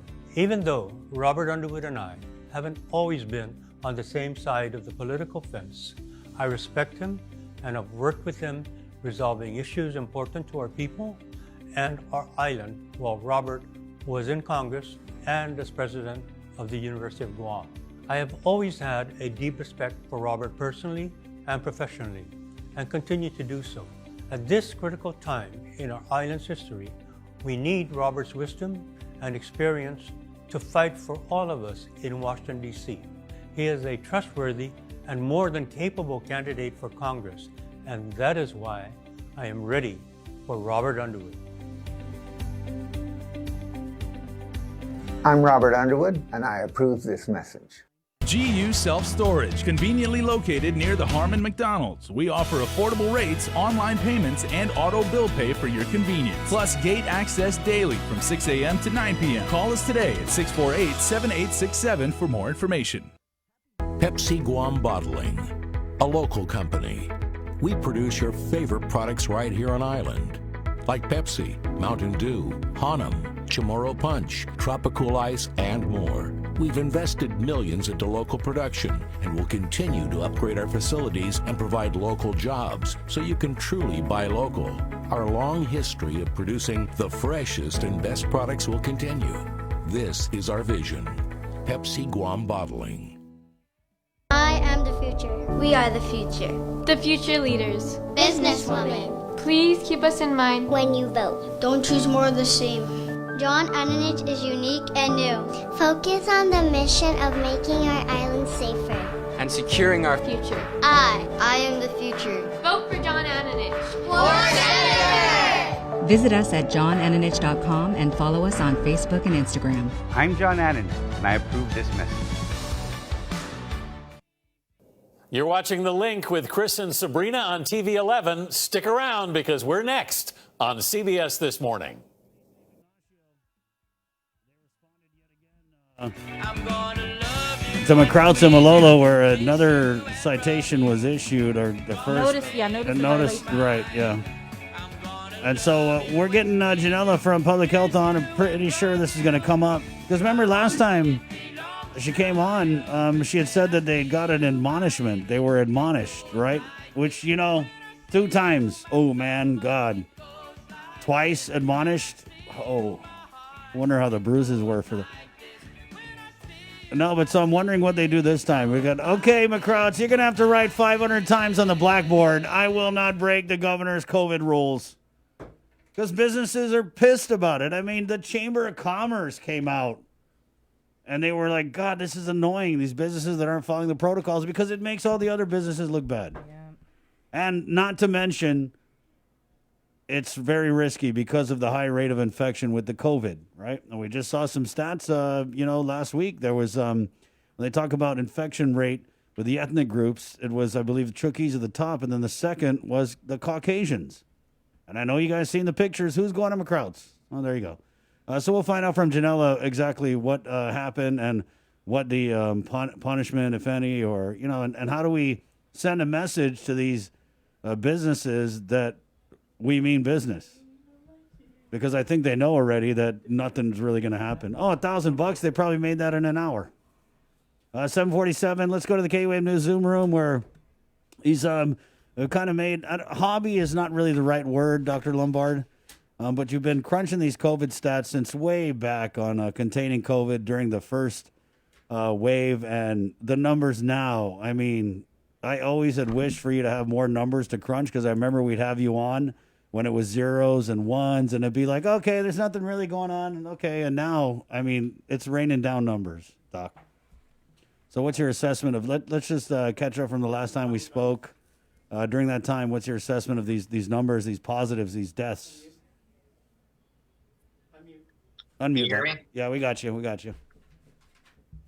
Yeah, it's pretty sobering what we're seeing out there. It really just looks like unmitigated spread in the community. But when in fact we actually know it's not completely unmitigated spread, because there's a whole lot of people actually still doing the right thing. Can you imagine how much worse things would be if probably the majority of the population still was not doing what they're supposed to be doing with social distancing and trying to stay home? And I have to believe that what we're doing to protect our vulnerable is still making a difference. But it's really crazy when you hear about the percentages that they're getting out in these more little pockets of communities out there. It's probably been like that for a little while too. I don't think that this is new. It's just that they're deciding to go out into these communities to test them. That would be my guess. That they probably have been sustaining these high rates for the past few weeks.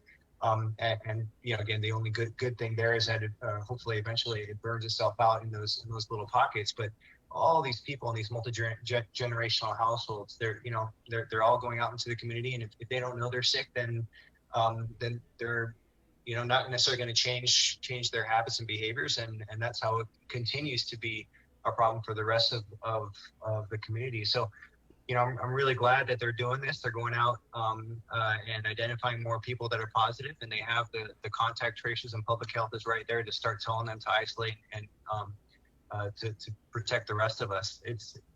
It's really pretty sobering. And again, we have to watch the hospitalization numbers. I don't know. I haven't been able to catch your show earlier today. Did they give any updates for today? Lillian's coming on 8:30 or 9, but what we saw last week was we saw an all-time high in hospitalizations, and then I think like the day after it was broke. So, Right. I mean, we've seen as high as 65. Well, 62, I think, last week. But last night, according to the Guam Homeland Security's social media, it was 56 COVID patients at GMH, 10 receiving ICU level of care, 4 at GRMC, and then 3 at Naval Hospital. Wow. Well, they went down into the 50s at GMH. That's a little surprising since they were still in the 60s as of Friday. Well, that's good news. But these increased numbers, are going to be, it's going to be a 2-week delay really before you see the hospitalizations come up, and the number of deaths are just going to follow the cases as well. So we're still on the thick of it. That's for sure. I guess I'd estimate now we're probably close to 25% of the population's been affected, with quite a bit of margin of error there, but just kind of general rule of thumb. So it's a strange dichotomy, if you will. It's like we don't want to see the infection in the community more, but at the same time, the further along we get, the more under control this epidemic is going to be for us. And we're losing the race. I think the race to the vaccine, we're definitely losing it. I don't agree. You guys may have seen this declaration a bunch of scientists have signed online, where they're advocating more for a controlled herd immunity sort of policy. I don't necessarily subscribe to that. I think that we've got to we have to continue to try to keep the numbers of deaths down as much as possible. And the way that you do that is by controlling the number of cases. So it's unfortunate. That's again, it's the only silver lining that we have is that the prevalence in Guam is up to the levels that it's at. But if you were just to allow this to continue in a more uncontrolled fashion than it already is, then we're just going to see more and more deaths and overwhelm our hospital system. I was going to ask if you had a chance to see any of the presentations during the last press conference by Dr. Cabrera or Dr. David. I did. It's impressive what they're doing, and they're looking at these things. It's the kind of thing that I wish they would do more of. It probably takes a lot of work for them to put something like that together, but it's impressive the kind of things that they're looking at and the stats. And you kind of assume that they are all along, but if they could put that in a way that's more easily shareable, or something that we can all look at and use to look at the data ourselves, crowdsource the information so that we can all sort of try to gain more insight into what's happening. I think, the more information we have, the better we can wrap our heads around what's happening in the community. And for some people, at least, that makes them a little more comfortable with what's happening just by understanding it a little bit better. Right. Doc, I don't know if you had seen the governor's Facebook page, but this is something we talked about on the show. I think with Dr. Hoa had said that there was an effort, I don't know if it was through the PAG or through the governor's office, to kind of do some messaging out for the younger demographic, those who are 20 to, I believe... 20 to 40 or something. Yeah. In that age group.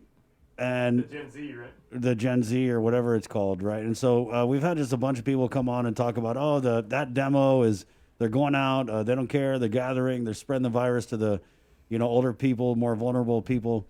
And so I guess over the weekend we saw the big unveil. If we have this, can we put it up? Yeah. And it's basically their marketing campaign for this is, you are the vector, not the victim. The youth make up a majority of our COVID-19 cases, regardless of age. All of us play a role in fighting this virus. Wear your mask, social distance, and practice good hygiene. I just WhatsApp to and two. Yeah, and we just WhatsApped it to you, too. Oh, yeah, I see it. Yeah. And I was getting a ton of messages about this over the weekend. So what are your thoughts on that? Were most of the messages positive? Not really. Yeah. I wouldn't guess so. I've seen this. I think it's something that was put out nationally in the U.S. I think if you're looking at this from the perspective of this is inevitable, the lockdowns aren't making any difference, and then you see something like this, it's going to make you feel like your opinion isn't valid, and so I'm not surprised that there's a lot of people out there that don't think this is very helpful at all. Right.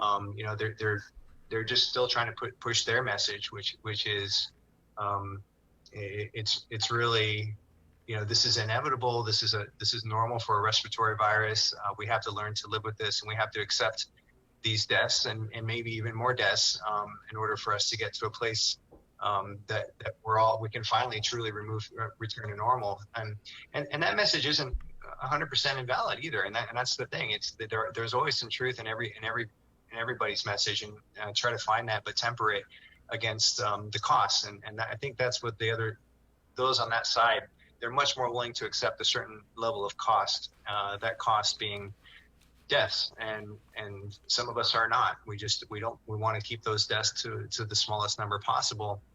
And the real trouble, and the data is really messy. If you want to advocate that the lockdowns and closing businesses are causing hardship and morbidity, and there must be some truth to that for sure. But the data is so messy; it's going to be extremely difficult to tease out which hardships are coming from the lockdowns or from the business shut down versus from the virus itself that are just going to be there no matter what. So. I don't think we're ever going to really know the answer to that. What we do know is that cases cause hospitalizations, and then the deaths will follow, and that's what I feel like we have the best ability to act on. I just think it's interesting that a lot of the messages I was getting was that, okay, last week they were blaming the Chookies for the spread. Now they're blaming the young people. I just think from a marketing standpoint, I understand how easy it is to copy paste something nationally.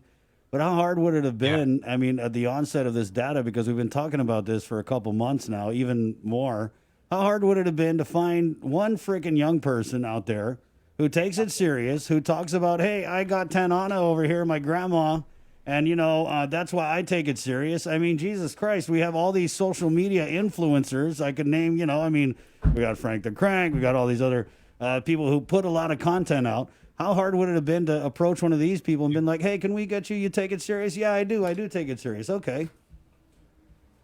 I mean, that would have been a lot easier than being like, all you young people are killing everybody. It's your fault. I mean, I understand it's, it is what it is, I guess. But I'm just saying. Would have been much easier. There's so many people have died now. I mean, it was not going to be hard to find somebody that's a family member of somebody who's passed who said, hey, we don't necessarily know how this came into our house, but I have to take some responsibility for that. Maybe it was something that I did. If we saw some, I don't know who would be willing to do something like that. It takes quite a bit of humility and courage to be able to come out and say that. But are they asking? There may be some people that are absolutely willing to do that.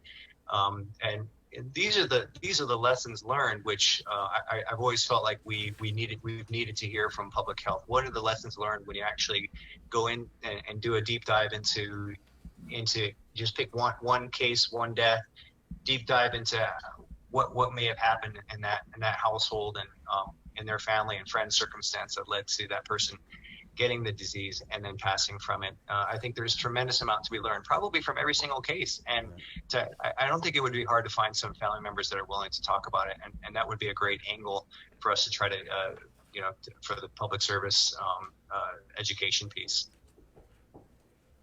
Doc, in looking at the numbers, hospitalizations and the deaths, what are you forecasting for the next couple weeks? And I know it can't be good.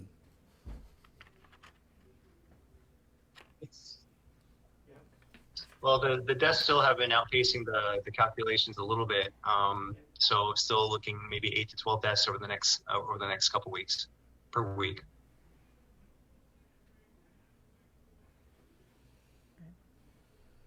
We're still on a trajectory that shows increased cases, so that I expect that to just continue to go up.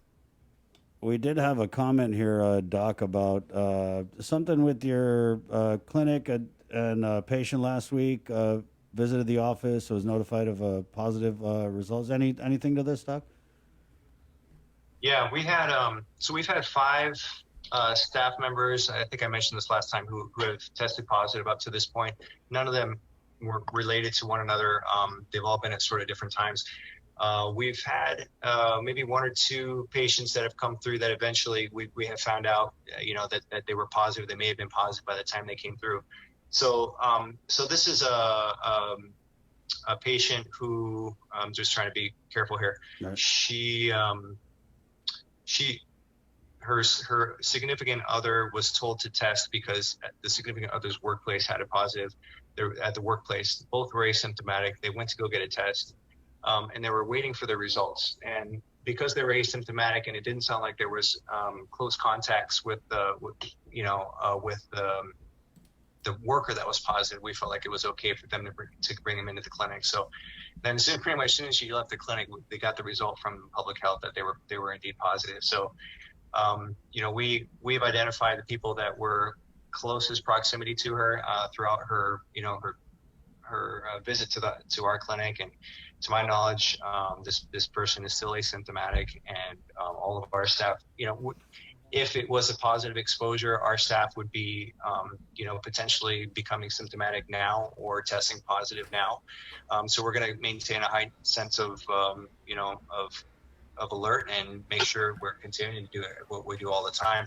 We, despite the fact that we've had 5 positive cases in our clinic, again, because I think we're doing the right things here, we haven't had any internal spread, either from a patient, as far as we know, from a patient to a staff to staff, or staff to patient. So I have to believe that we're doing the right things. And and again, you look at asymptomatics, and while we do believe, especially pre-symptomatics may be at high risk of spreading the infection. Right. Truly asymptomatics, they're asymptomatic for their entire course, we think are fairly low risk, or certainly less risk of being infectious to others than those that are symptomatic. So it was a bit of a judgment call on my part, but my staff did ask me about that particular case, and I felt comfortable having her come in. So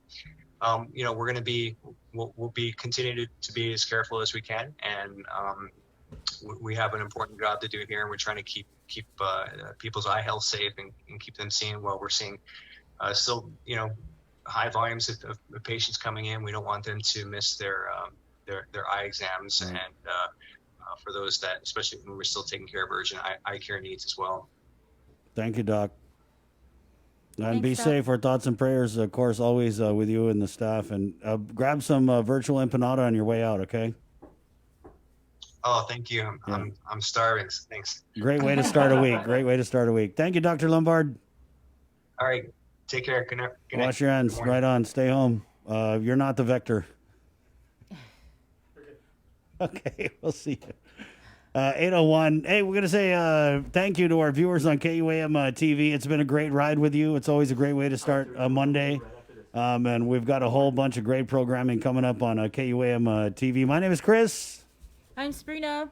Thank you, KUAM TV. Jump on over to our KUAM News Facebook Live feed or the good old-fashioned right here on the radio. We're KUAM FM 93.9 in Hagåtña, The Breeze. It's the link. KUAM TV. Está. Adios.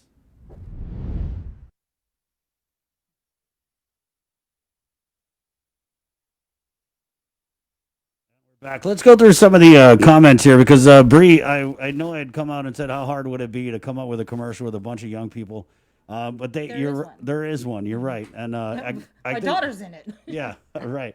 A lot of people have been going out there saying they take it serious. Sharty Brennan, the young firefighters. Obviously, this ad is working because people are talking about it. The ad is working. Marie Regis writes, they did PSAs on this, the canceled COVID and the young COVID survivors. But I guess it's easier for you to ignore that effort and admonish legitimate use of data that says the largest number of cases are among the youth. No, honestly, I forgot about it because when you do marketing, you come out with a spot, you let it run. But as with all the messaging during this COVID, it's like we come out with something and then something else comes out and overshadows that. So it's very easy for this messaging to get lost in the clutter. And now the messaging is, it's your fault. You are the vector. Okay? So, good morning. It's 8:03. We'll take a short break, and we'll come back with the FSM Consul General, Teresa Philippin, coming up 8:04. Again, we're KUAM FM in Hagåtña, Guam. Good morning. GU Self-Storage, conveniently located near the Harmon McDonald's. We offer affordable rates, online payments, and auto bill pay for your convenience. Plus, gate access daily from 6 a.m. to 9 p.m. Call us today at 648-7867 for more information.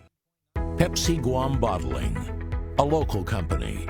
We produce your favorite products right here on island, like Pepsi, Mountain Dew, Hanum, Chamorro Punch, Tropical Ice, and more. We've invested millions into local production and will continue to upgrade our facilities and provide local jobs so you can truly buy local. Our long history of producing the freshest and best products will continue. This is our vision. Pepsi Guam Bottling.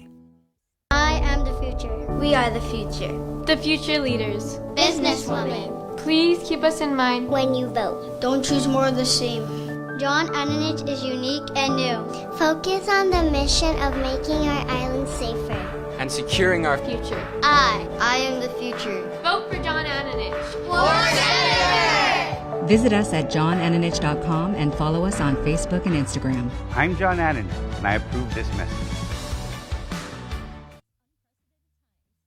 Celebrate National Pizza Month with the Pepsi Pizza Report. Pepsi helps celebrate this tasty month with an easy way for you to win Pepsi and pizza. Post a photo of yourself enjoying your favorite Pepsi beverage to KUAM News or Uno Instagram or Facebook pages to enter to win Pepsi and pizza from one of our pizza sponsors. Catch the Pepsi Pizza Report every Thursday on KUAM News' The Link Morning Show and on the social media pages of KUAM News for reports, tastings, and everything pizza and Pepsi.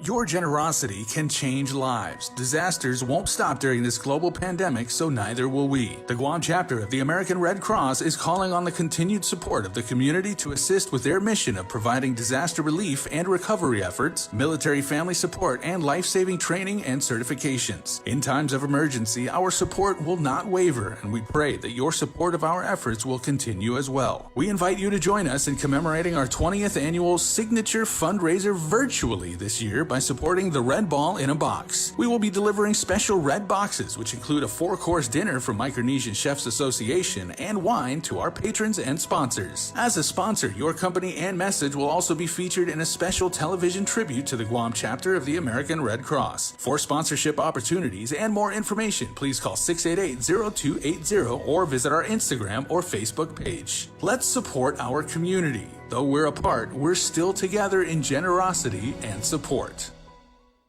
I'm ready for Robert in this election. He is a proven leader. He's passionate about his home and the people of Guam. He can pick up where I left off and not miss opportunities to benefit our people. Beyond being a good friend of Robert and having tremendous respect for his work, I know that he will do much more to represent our people in Congress. Robert will be accessible to our people. We desperately need someone in Congress that will work in a bipartisan manner. We live in a very challenging time. He will be an ethical leader. And for these reasons, I will vote for Robert Underwood for Congress and will do whatever it takes to support him. Yes, I'm ready for Robert. Si Diyos mase. I'm Robert Underwood, and I approve this message.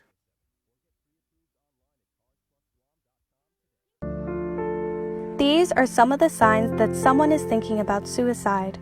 Talking about wanting to die, excessive guilt or shame, and feeling like a burden to others. Feeling empty, hopeless, trapped, or having no reason to live. Feeling extremely sad, anxious, agitated, or full of rage with unbearable emotional or physical pain. Other signs include changing behavior, such as making a plan or researching ways to die, withdrawing from friends or saying goodbye, giving away important items or making a will, taking dangerous risks such as driving extremely fast, displaying extreme mood swings, eating or sleeping more or less, and using drugs or alcohol more often. If you or someone you know is showing these warning signs, get help as soon as possible. Call Guam Behavioral Health and Wellness Center's crisis hotline at 647-8833 or 4.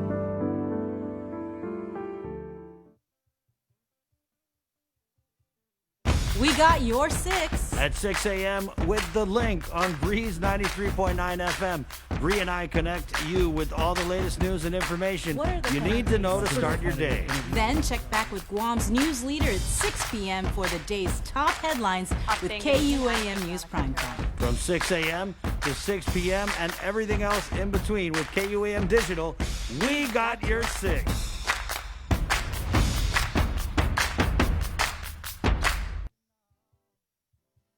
Definitely not being heard, and not to kind of cast all the young people, because when they talk about the young people, the numbers that they're throwing out is 20 to, I think, 40 something. I think technically the Gen Z. It makes me feel young. The Gen Z is technically people between the ages of 4 and 25, and then you've got the 26-year-olds, the 40-year-olds. So it's kind of like the Gen Z, the millennials thing. But that's where they're finding the greatest concentration of infections is. And I was just thinking. I was talking with a couple buddies of mine. As someone who majored in marketing, I really wanted to work in advertising my entire life, right? Well, ever since I was a little kid. So like this kind of stuff I really think about a lot. I was like, I can't remember in the history of like capitalism or in advertising messaging, if there's ever been a challenge as big as this, where you're trying to set up a message or a campaign or get the word out, which can resonate with basically the government has the daunting challenge of now trying to reach and connect with every single man, woman, and child on Guam to make sure that they get this message and make sure that they comprehend it and then do what's right. That is really, really tough. And you can see what they're trying to do is like, okay, to older people, you have to structure the message in a certain way, and younger people who have a certain attitude and they prefer certain media formats and a certain kind of vernacular, there's that thing. And then ethnic groups have, their preferred things, but it's tough, man. I can imagine like a bunch of 19-year-olds Googling vector over the weekend. What's a vector? That's the other. Okay, that's the one thing that I personally would not have taken that approach if it were me, because I get it. When you say there's the alliteration thing, which is vector and victim, and they're both bisyllabic, so like the rhythm of it kind of comes nice off the tongue. Oh wow, bisyllabic. But when you start using terms that are derived of linear algebra and you say the vector, I would dare say 97% of the people that saw that probably would not really understand what that is. Yeah, and I know it's easy. It's so easy for us to criticize, because it is something that should be criticized. When we talk about the ad that went out with Bree's daughter and Sharti, and I felt like it was a pretty good message. Cancel COVID. We turned so fast on that, and we went from that message to now it's all you guys' fault for spreading the virus. So, I mean, I understand they're trying to do a lot of different things, but I think where they're really falling short is that message of you guys is not gonna resonate. It's not gonna get out there if you just throw it up on Facebook or if you just throw it up on Instagram. What do you think about Kiko the Carabao? God, I'm just going to sound like a hater, but I think it's silly. I think it's a serious time, and I'm not sure if an animated Carabao is going to be the one to lead us through the valley of darkness. I didn't necessarily think that was a bad idea. I mean, I thought it was. I mean, who's your target, though? Is your target me no, our I was thinking age, or is it young little people. kids? Because when you take something and you anthropomorphize a character, and you try and make a member of the animal species human, and you give it personality and everything like that. Right. Obviously, that appeals to the young people. Like Civil Defense has done that with like those young people that they've called, what was it, like Terra Typhoon, or like a Ernie Earthquake, or like what it's that's one particular way of doing it, and they have to do this with again, all of these different types of market demographics and market segments. I think the key thing, guys, is that we have to just get, and it's so hard to get information from this government, but just baseline, we should be let's get the information out. And then if you want to draw a Carabao or put it in fancy letters or make a, nice little chart or whatever, yeah, that's fine. But right now, people are starving for information. You know what? The one thing that I've never agreed with, and this goes all the way to like the federal government too, just for me, is the term practice social distancing. That phrase did not exist until February of this year, and I just think, it should be so easy to parse and comprehend. It's way complicated. Right. We know that most people, like actually I would say, dare say, a huge majority of people on Guam get the mask thing because they realize if you don't wear a mask, you can't get into the store to buy stuff. Right. There's no real way for us to track if people are truly washing their hands any more, any less. But the social distancing thing, I think that is, just as a message, it's really complicated. Teresa Camacho writes, a lot of people thought Kiko was cute. That's, I think, the problem. I don't think cute is going to save our life. I think we need a little more than cute. But it's cute and effective. Yeah. Okay, 8:14. Let's go to the KUAMNEWS Zoom room. And obviously, this is a conversation we can have. Kiko was cute. He was easy to share on social media. I'm not hating on Kiko, okay? I'm just saying. I just feel it's a little more serious. Like, you look at who you're talking to, and I'm just not sure how serious I'm going to take an animated car. It is cute, though. It is cute, but maybe it's something for more like a recycling campaign or something. Okay, I real don't know. quick. For me, at the end of the day, everybody just needs to do their part. It doesn't matter if you're 10 or you're 50 or 48 or whatever. Yes. And real quick, I just thought the most effective message that's been put out throughout this whole pandemic is the one that wasn't even planned, that wasn't conceived, and that was not intended. It was when the governor said COVID is a bitch. Yeah. That became its own meme. People were sharing that and everything like that. And that really drove home the point. And no one planned that. That was working. They should have just stuck with that. Yeah. Okay. 8:14. We had a comment here from Jill. At this point, Adelup is just pissing on us and calling it rain. Janice Sablon, I appreciate this conversation. We missed the boat early in this, but we need to be hitting communications hard now. CARES Act money should have been spent early on a communications strategy. That's a laugh. Strategy. Maggie writes, the responsibility falls on each of us, so we need to hear the I am spreading this message. So many I are still spreading it, thinking it's they, but they need to hear the I am responsible for spreading this if I am not careful. Eveline writes, the don't do drugs ads don't have cute animals on it. Jill also writes, Kiko needs to put on pants before he goes to church. And that was something I did on my Instagram. It's like you have this cute Carabao, and then it's like what he can do and what he can't do. To me, it was almost insulting because you're talking about, forcing people to stay home because people are dying. And I just think it warrants something a little more serious. I get it. If it's targeted towards kids, that's one thing. But then you have Kiko can't go to a bar. Kiko can't do this. So it is what it is. But we're going to try and do our part. We've been consistent here. We've had the stay home message, which is still out there. And that's what I think messaging, you have to have a very clear message. And I know our government's struggling with what message do we get out there because, this virus is just hitting us on all fronts. So I understand it's difficult. So just take our 2 cents. 8:17. Now we're going to go into the KUAMNEWS Zoom room. We're going to have from the FSM Consul General, Teresa Philippin. Good morning, Teresa. Good morning, Chris. How are you guys? We're doing morning, Sabrina. We're doing good. Thank you for joining us on a Monday morning, and we'll just kind of jump right into it. So, with the rapid engagement team and some of the data that we had saw come out last week, they're hitting Gilbaza. 0 down. Mm-hmm. And if you could tell us, Teresa, so I know that this wasn't something that they rolled out of bed last week and said, we're going to go test everybody. This was kind of something that I understand they were working on for maybe weeks, even leading up to it. Can you tell us how the FSM Consul General was involved in, getting this message out and getting this testing effort out to the people? Not the Gilboas and Zero Down testing that took place last week. We were just informed that that this was already planned and they were going out. I believe a day early, a day before the testing actually took place. What we've been working with public health on, though, is bringing the test to certain identified sites in the northern communities, and we've planned. We've planned 4 of those, and the first one happened this past Saturday at the Jigo Gym. But prior to that, it was all public health. We were just informed that they have plans. They're gonna, I believe it's a enhanced outreach program that they put up in place. Our role in that is, in all of this planning, is continuing to inform the communities, awareness campaign, and encourage people to come out and get tested. You mentioned the community outreach then that you guys are kind of spearheading, I guess, or working on. You had the first one over at the Jigo Gym. You said there were 3 more. Can you tell us a little bit more? There are 3 more. Right. There are 3 more tests that we're going to plan and schedule in the northern villages. The first one, yes, took place last Saturday, and then we're going to plan for another 3 more coming soon. How was the turnout at the Jigo? The turnout was pretty good. Actually, we targeted 200 people. I believe 156 sold out. Wow.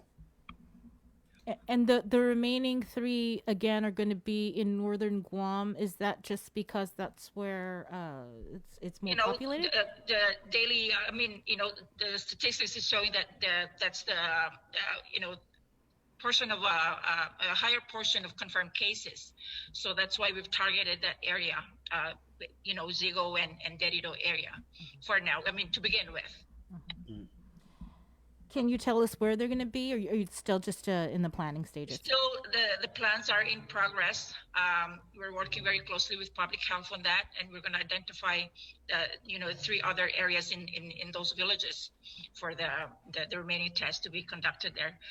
Basically, we're, once a testing site has been identified, and then we pre-register or pre-register people to come and get tested. That way we can, make sure that people show up, not, stand in line for so long and not be able to get tested because, they run out of testing kits. Teresa, what did you make of this data that came out?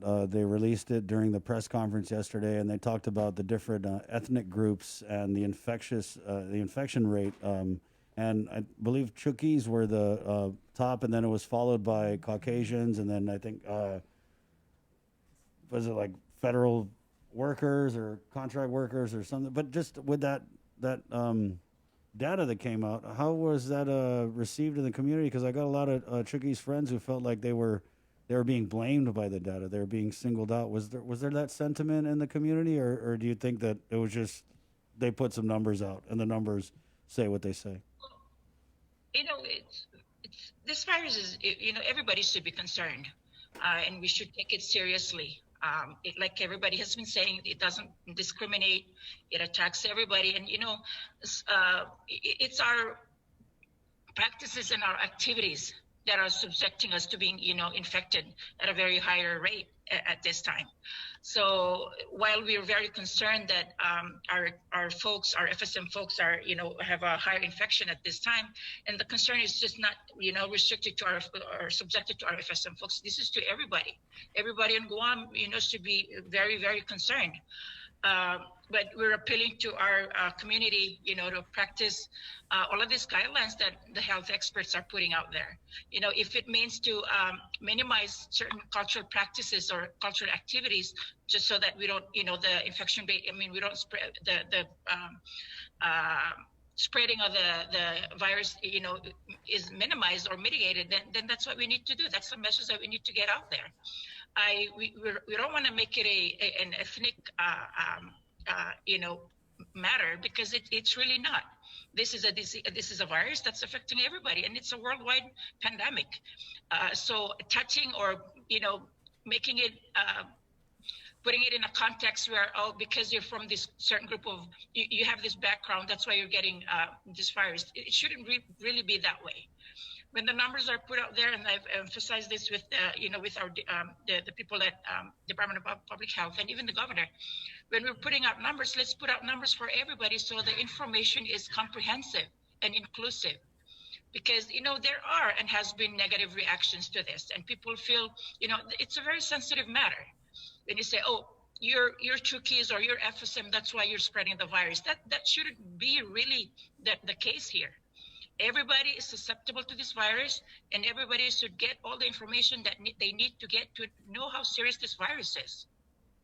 Teresa, when you talk about some of the practices, cultural practices that lead to the exposure of the virus, what are some of those practices, and are they different from what Chamorros do? Because I feel like we have a lot of shared cultural a lot of shared cultural values and practices, and one of them is really funeral functions. We do rosaries, we do viewing, and we gather the whole family, the whole clan, relatives and friends, and we have big gatherings. But at this time with this pandemic, those are some activities that we can minimize, and we can cut down to a minimum so that there are people that are walking out there that don't know they have the virus. They feel safe. They don't show symptoms, so they say, okay, I can be among my friends and relatives because I don't have the virus. I don't have any symptoms.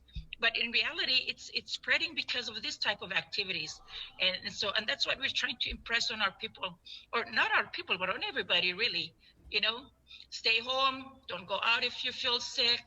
I know of some families that are doing virtual rosaries right now, instead of having that big group gathering. So, I was going to ask you. You mentioned at the beginning that you heard about the rapid engagement team outreach for Gil, Baza, and Zero Down like a day before. Had you had any discussions with public health prior, or the governor's office, that I guess the FSM, the Chukis community was a high infection rate population? Yes, that is the whole collaboration work that we've been doing with public health and the governor's office, how we can reach out into the community. Now, as far as the Gilbaza and the door-to-door testing, we were, recently informed of that, like I said, about a day before they went out. I believe it has been in the plans on how, they want to reach more people, because take the test to the community, because, accessibility has been a complication, has been a challenge.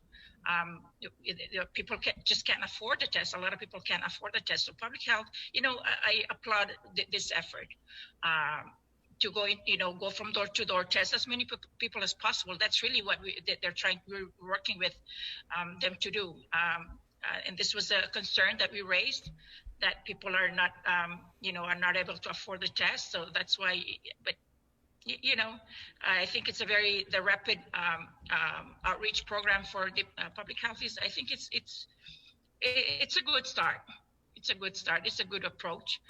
There are, of course, reactions to everything. Some feel that their privacy is being violated, but you can always, you have a choice. But to better be safe than sorry.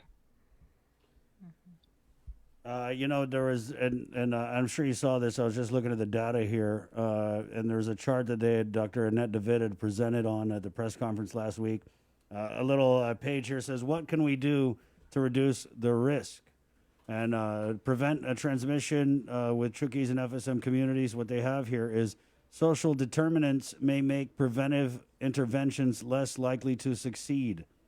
Consider mitigation approach, test widely, identify all positive cases, and isolate in government facilities. And just, because I had to Google social determinant. I mean, I kind of know what it is, but just to put it out here for you guys. Social determinants of health are the conditions in which people are born, grow, live, work, and age. These circumstances are shaped by the distribution of money, power, and resources at global, national, and local levels. Teresa, how about economically speaking? Because, and Gil Baza, it's not just FSM Shukis, there's Chamorros, there's Filipinos. And I think what connects them is not the ethnicity, it's the socioeconomic factors. We're talking about whole communities that maybe can't even afford to buy a mask. You know what I mean? You might have 10 to 20 masks laying around. Lack of access to health care. Right, no health care. Yeah, which was what I was talking about earlier, accessibility to resources. Socioeconomic background plays a big role in, but then again, we have people that are, that are better off or well off, however you want to say it, that still contract the virus. So it's really, to me, it's really about, practices, what types of activities you're engaging in. And most of our folks are in the front line of the industry here, of service industry.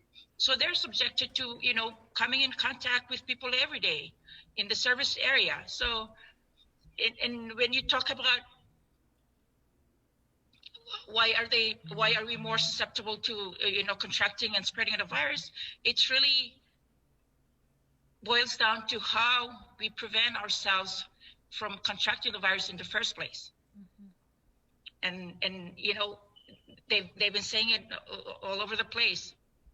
Wear a mask, wash your hands, don't go in, don't go out if it's not necessary. Stay home. Do you have members from staff from your office that are going out with the public health and the rapid engagement team house to house to kind of help with maybe some language barriers or anything like that? Not house to house, okay. But like I said, we're doing testing, we're scheduling testing, and we're doing that, but not the house to house. And this is not just the FSM Consulate Office, this is the FSM Association of Guam. Right. And we have a good team that has been working with public health, identifying people that right now we're getting names to submit to public health to help to get trained for contact tracing. So this, for everyone's information, this is a whole community that's coming together. We've involved the church leaders to come together and see how we can, be a part, get involved in the awareness campaign, and also getting these resources out to the people.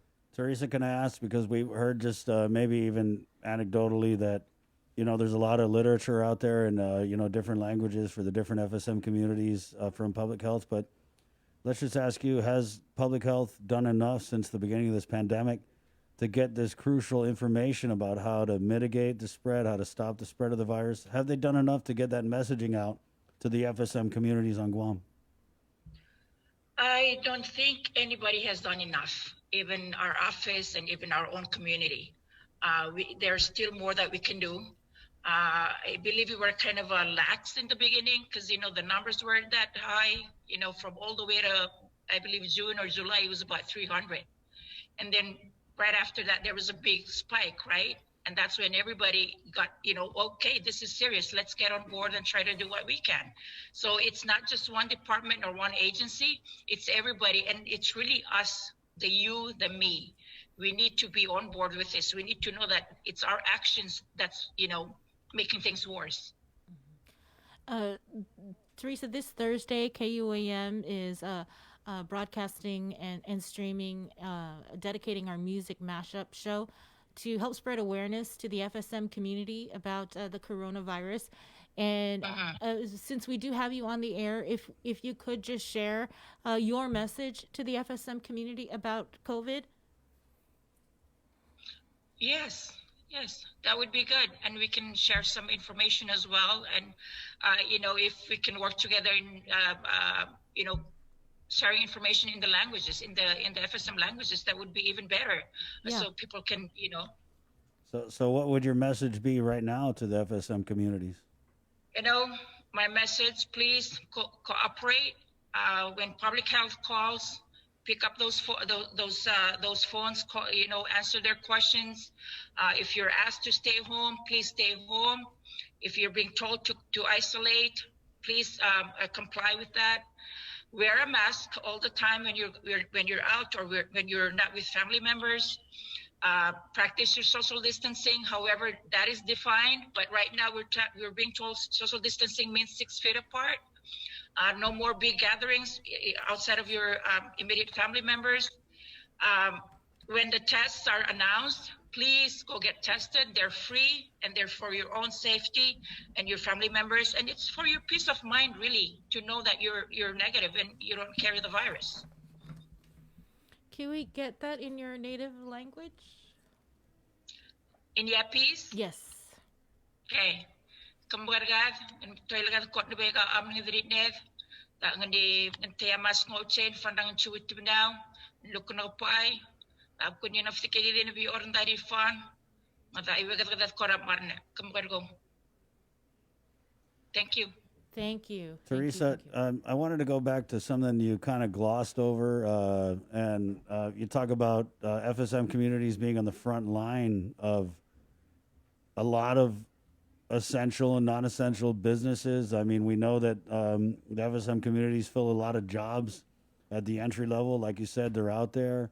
I've heard things about, people being sick and, being told, oh, you still got to go to work.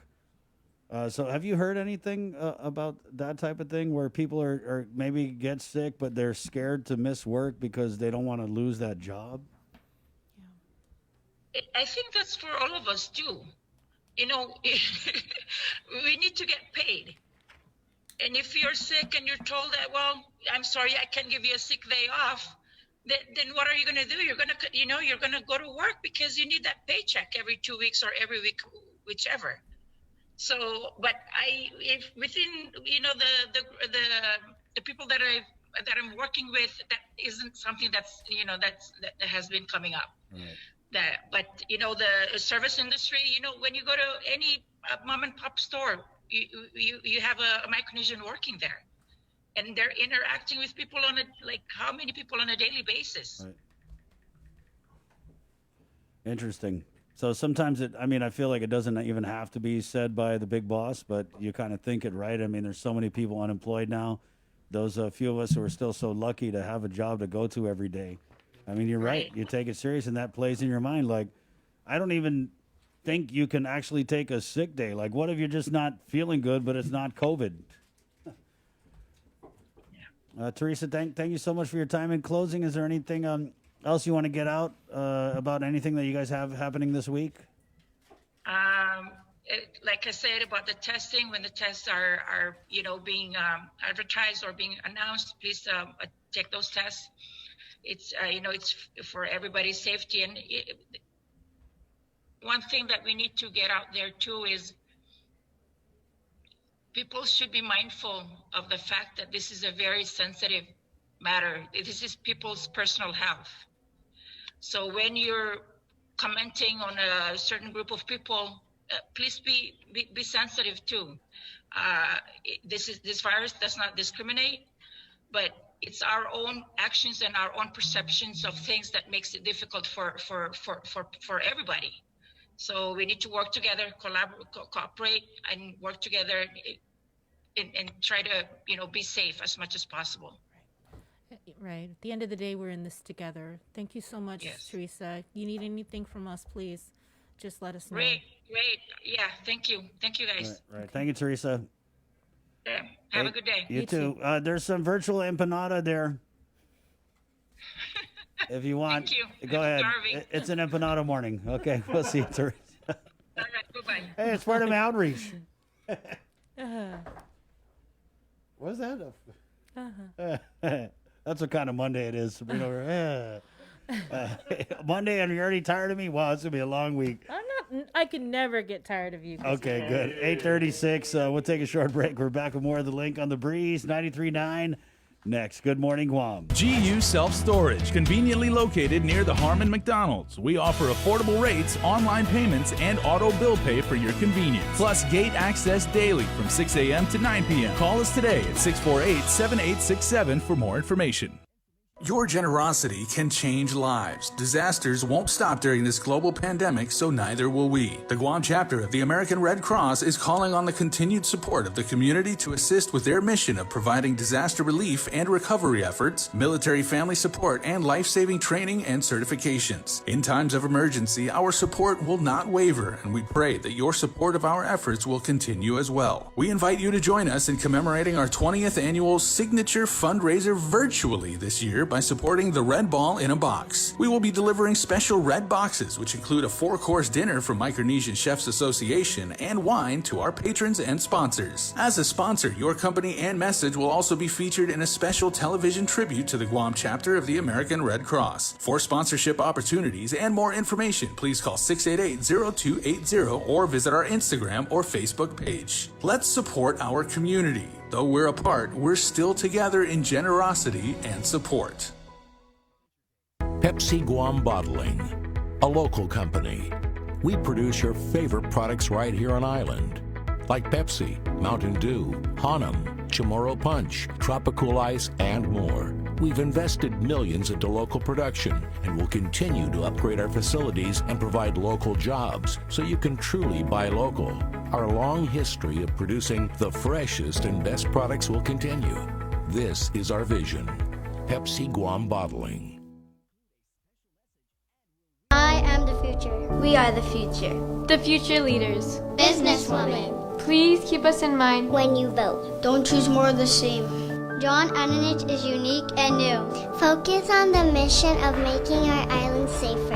And securing our Future. I am the future. Vote for John Ananich. For Senator! Visit us at johnananich.com and follow us on Facebook and Instagram. I'm John Ananich, and I approve this message.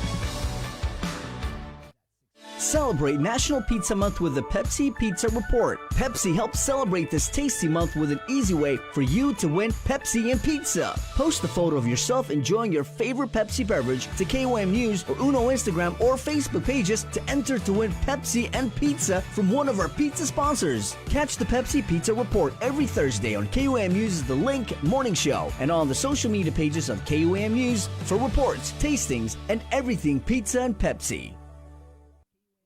Half a day. I am George Bamba, a Republican and former senator in the Guam legislature and chief of staff to 2 Republican governors, Paul Coggle and Felix Camacho. Even though Robert Underwood and I haven't always been on the same side of the political fence, I respect him and have worked with him resolving issues important to our people and our island while Robert was in Congress and as president of the University of Guam.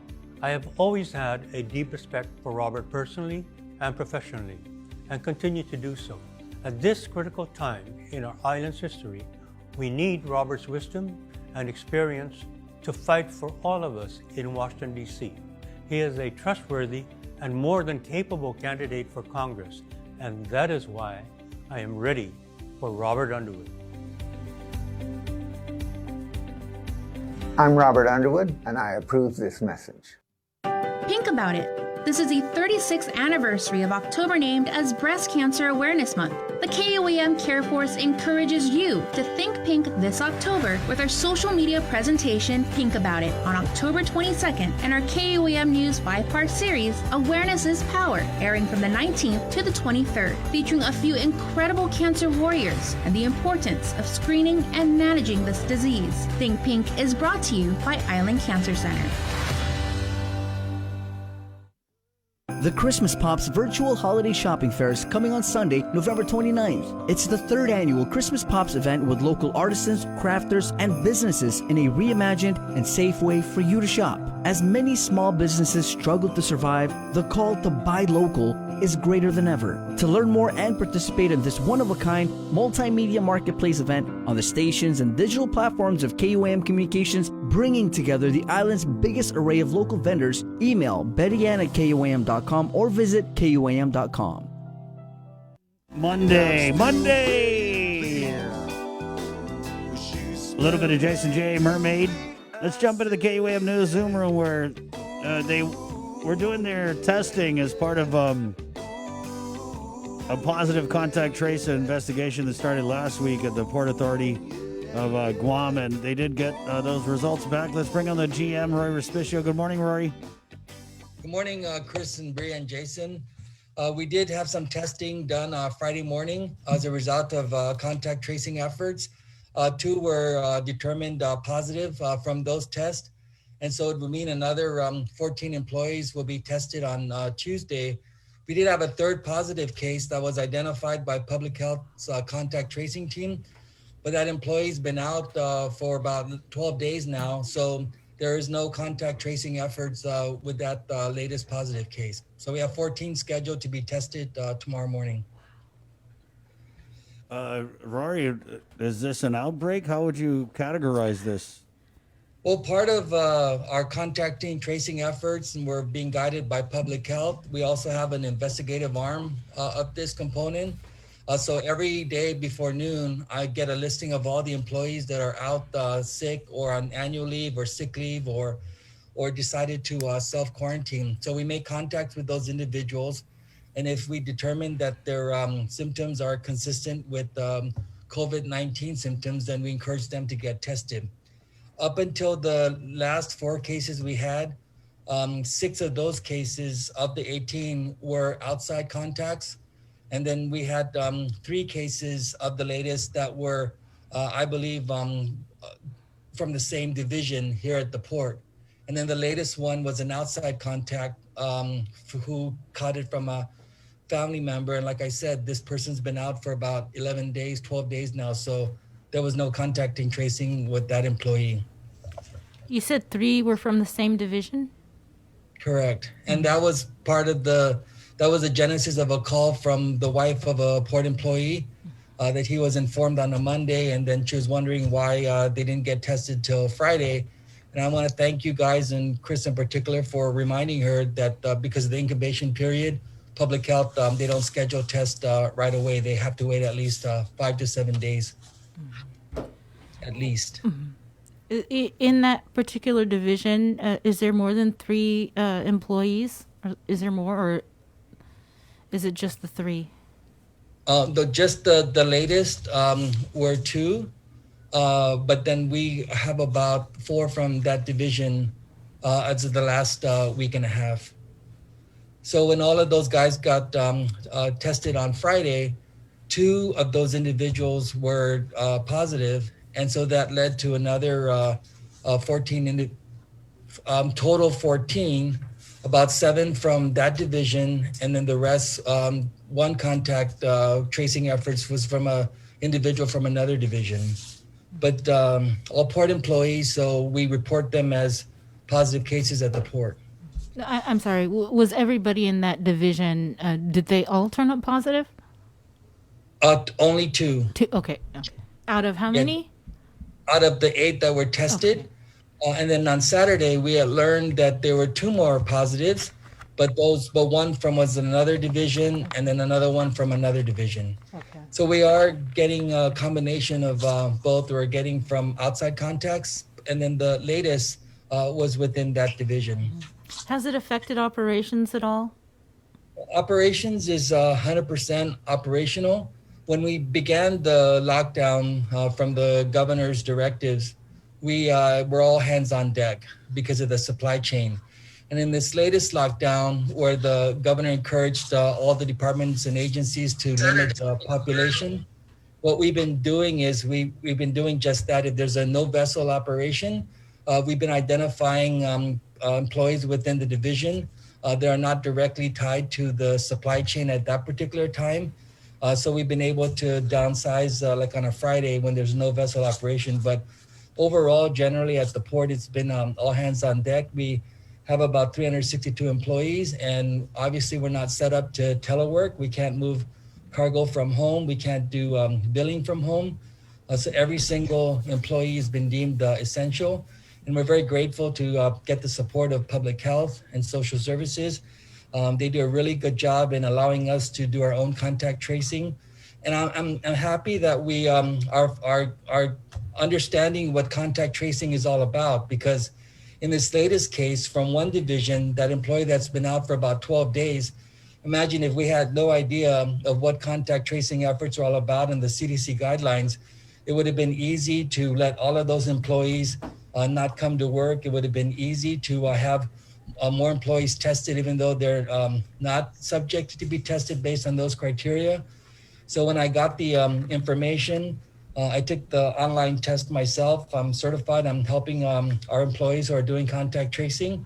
Once I learned of that, and then we started investigating when the last day this employee was at work, it led to no port employees needing to be tested in that instance. That's how we're doing. I was going to ask you, have you heard whether or not any of your port employees that have tested positive, if there have been positives within their families? Yeah, majority of the positive cases at the port are from outside the port, like what I said. With the exception of these 3 employees in our latest case, they're from the same division. And then in our investigation, we learned that one of the cases, 2 employees were hanging out outside of work. And so we look at every single case. We try to understand how that employee could be contacted, could be infected rather, when we contact them. And that's what we do. The component of contact tracing is the investigative arm, because our employees want to know how we believe they got contacted. And I did have a conversation with Nicole on Saturday.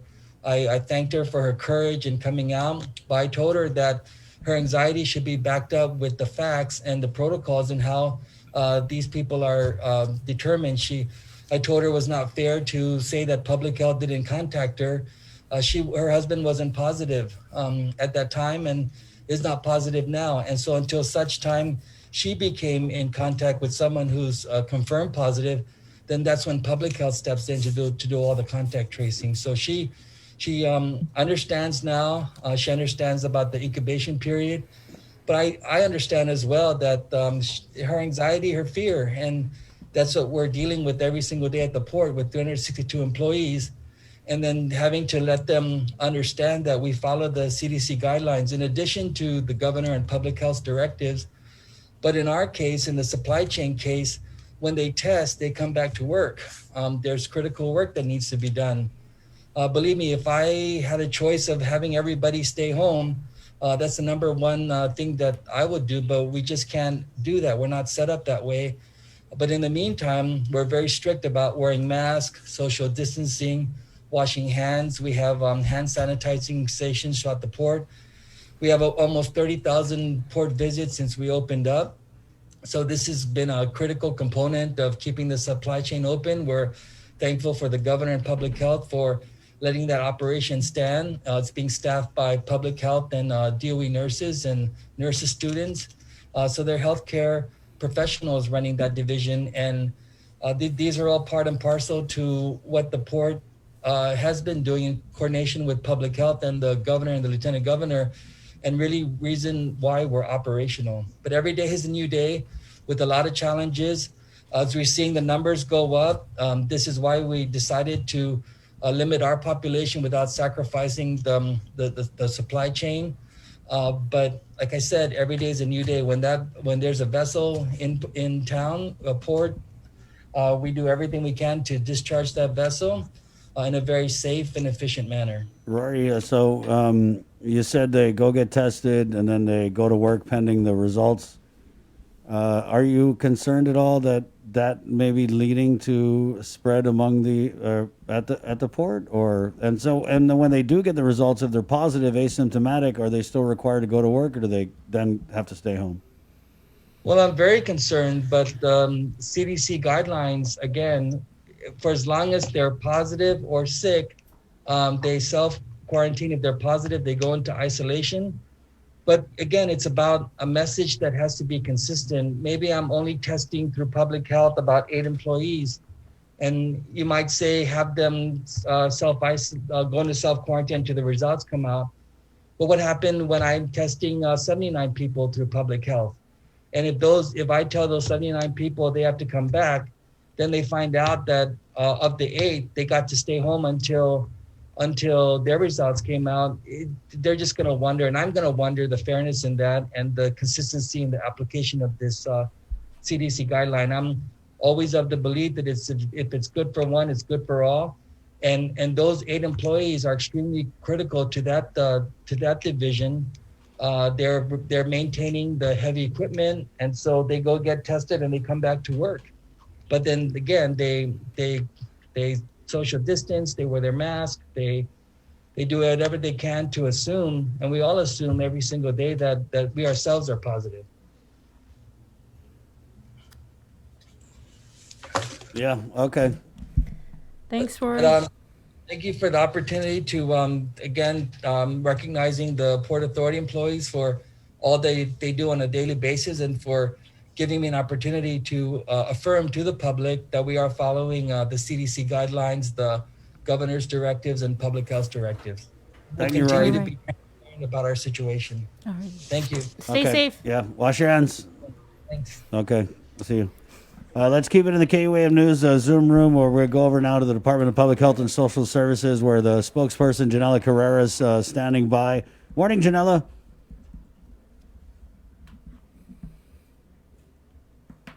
Can you hear us? Oh, there you go. I got you. Good morning, Janella. Good morning. Good morning.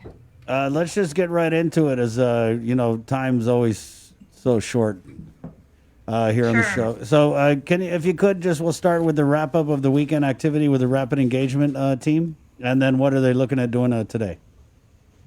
Sure. So on Saturday we had a community outreach at the Jigo Gym. So just point of clarification, it wasn't actually part of our Rapid Engagement team. It was just a regular outreach that we did at the Jigo Gym. We had initially 200 registrants. We had about 155 swabs, and out of that, 33 were positive. And then we go back in today to the subdivisions of Gilboza and Zero Down. We weren't able to complete the mission on Thursday and Friday, so we go back in today to complete that. Hopefully we can complete it today, and if not, we'll go back in tomorrow if necessary. For the positives from the first 2 days of the Rapid Engagement team's deployment. Deployment.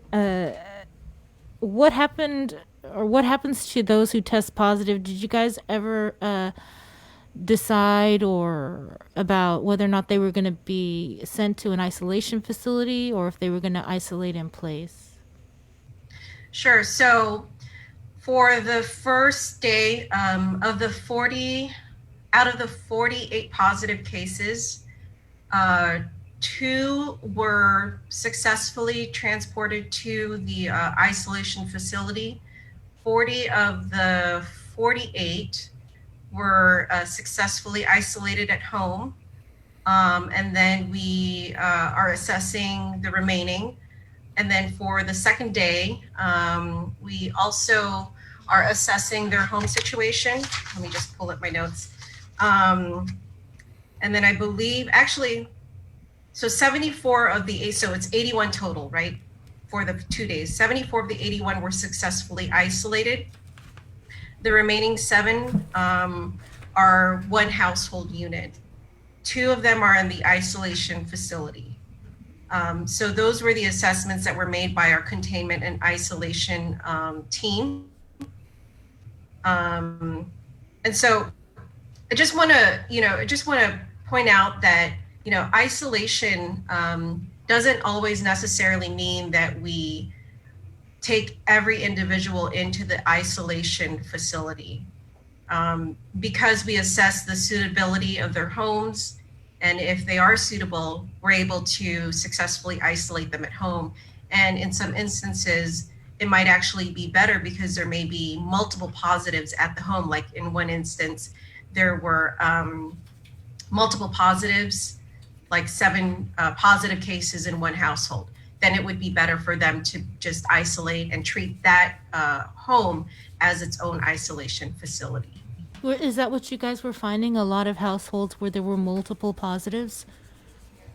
It really depends. So like in that one, it's like, as I mentioned, in that one instance, and we were sort of expecting that there may have been multiple positive cases in one household. So we would just treat that house, that one home, as an isolation facility, and of course monitor that home going forward. Teresa Philippin, she was just on a little bit earlier, and she did talk about the outreach, the separate outreach that was held at the Jigo Gym, but she said she was also working with public health on 3 more outreaches. Can you tell us anything else about that? Well, our team has been working with the FSM Consulate Office and the FSM Association of Guam to discuss more community testing. I'm not sure if we've actually identified more locations, but we are going to look at the evidence. We're going to look at the data and, look at the need for intervention, other areas, especially after we've completed the rapid engagement team outreach at Gilbaza and Zero Down, because we have 2 separate sort of parallel projects that are ongoing right now. So we have the rapid engagement team, and then we have other types of testing that are going on. So the rapid engagement team is sort of different because what we do is we go into subdivisions, into villages where we set up a mobile lab. Our team goes out, they go to the homes and they test at the homes. And then we have, similar to what we did in the Jigo Gym, where we have the drive-through testing. So they run parallel, but the mission is the same. Mm-hmm. We try to capture as many positive cases, contain that spread. So we are working with Teresa Philippin, the Consul General, and then we'll identify the areas where we need testing to occur. Janella, we got a message from a lady who tested positive on Friday, said she was told that there's a wait list for the isolation facility. Is that accurate? Yeah, so, we have right now, early on in the pandemic, when we were only seeing low numbers of positive cases, 2 to 3 a day, sometimes no positive cases a day, it was a little easier to handle how many positive cases we had and being able to put them into the isolation facility. Now that we're seeing, 40, 50 a day, sometimes 80 to 90 a day, and 900 to 1,000 active cases, it's a little bit more difficult to manage how many active cases we're isolating. So our isolation facility at the Bayview is full, but we are working on, for the rooms that are dirty, we are working on cleaning and disinfecting those rooms so that we can make those available. And at the same time, we are working on opening up a second facility so that we can make room for more positive cases, should we need room for more positive cases. So not necessarily that there is a waiting list, but that we want to make room for more positive cases because we are seeing an increase in positive cases. So we are working on opening up more room for individuals. So how many people are on the wait list? As I mentioned, it's not necessarily a wait list, but our isolation facility at Bayview has room for about 125. There's 125 rooms right now. We have 89 individuals in there, and we are currently in the process of cleaning out 24. And then we're opening up a second facility, and that's Garden Court or Ocean View. And that has about, I believe, over 140 rooms available. So once we get that one open, then we'll be able to move positive cases in there. And again, these are for individuals who may request it, or if we see that their home is not suitable for isolation, then we'll be able to transport them to the isolation facility. How long does it take to clean the dirty rooms, to sanitize them? I'm not too sure, but hopefully the turnaround time is really just within 24 hours, and it's multiple rooms, right? So I don't know what the turnaround time is, but we are working on getting those 24 rooms available as soon as possible. And so the RFP is out then for the additional isolation facilities. We're just waiting for the contract to be signed? That's right. Okay. Yes. And we did talked with Chief of Police Steve Ignacio earlier today, and he mentioned that there was another incident that occurred at McCrout's down south. Can you provide additional details about what exactly happened? He said that a notice of violation was issued. The notice of violation, I'm not clear on the notice of violation. Our team did go out. We've been getting multiple complaints about McCrout's. So our team did go out. We've actually gone out, I believe it's 4 or 5 times now.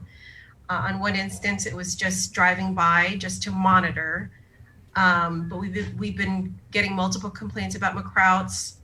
We are working with the management of McCrout's. For the most part, they've been compliant with the exception of just a few violations that we've observed. And one of them was that their outdoor dining space, the tables are not within 6 feet.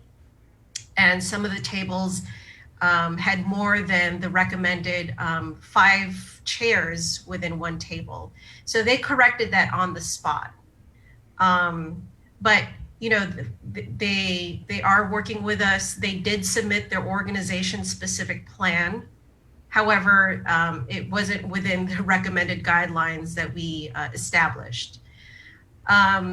So, we're receiving these complaints, but every time we go out, we let them know, these are the guidelines, these are the recommended guidelines, and they are willing to work with us. Other complaints that we received are that there's noise. I think the area where they're setting up their outdoor dining may be encroaching upon private property. So those are some of the other complaints we're receiving. So I think it's just educating them on what the guidelines are. And the other thing too is we're working with the AG's office as well to get further guidance on what our authority is as far as being able to close down a restaurant. Because at this point, our authority is limited. So we may not just be able to close down an establishment. Another thing I want to point out is, there are multiple restaurants and our inspectors are out there conducting inspections, visiting other establishments as well. So McCrout's isn't the only one that we're receiving complaints about. What are some of the others? I don't have the full list, but we are regularly doing inspections. Right. Other than just receiving complaints, we do regular inspections to ensure that establishments are complying with the executive order. Wow. You don't think McCrout's knows by now what the protocols are? Because it just kind of, I just feel for small businesses that have spent a lot of money to become compliant so that they can operate under these conditions. And then you have other businesses who clearly they know. How could you not know what the protocols are? And it almost seems like we're working a little too well together with these businesses that continue, in my opinion, to just flout the rules. And there's a virus out there. It's killing people. Infection is widespread. Why aren't we being more serious? Sure. And and as I mentioned, we are getting guidance from the AG's office because, there's a section in the policies where the sanitary permit. So basically, we want to know if we can use the public nuisance aspect to be able to tie that to the sanitary permit and suspend the sanitary permit.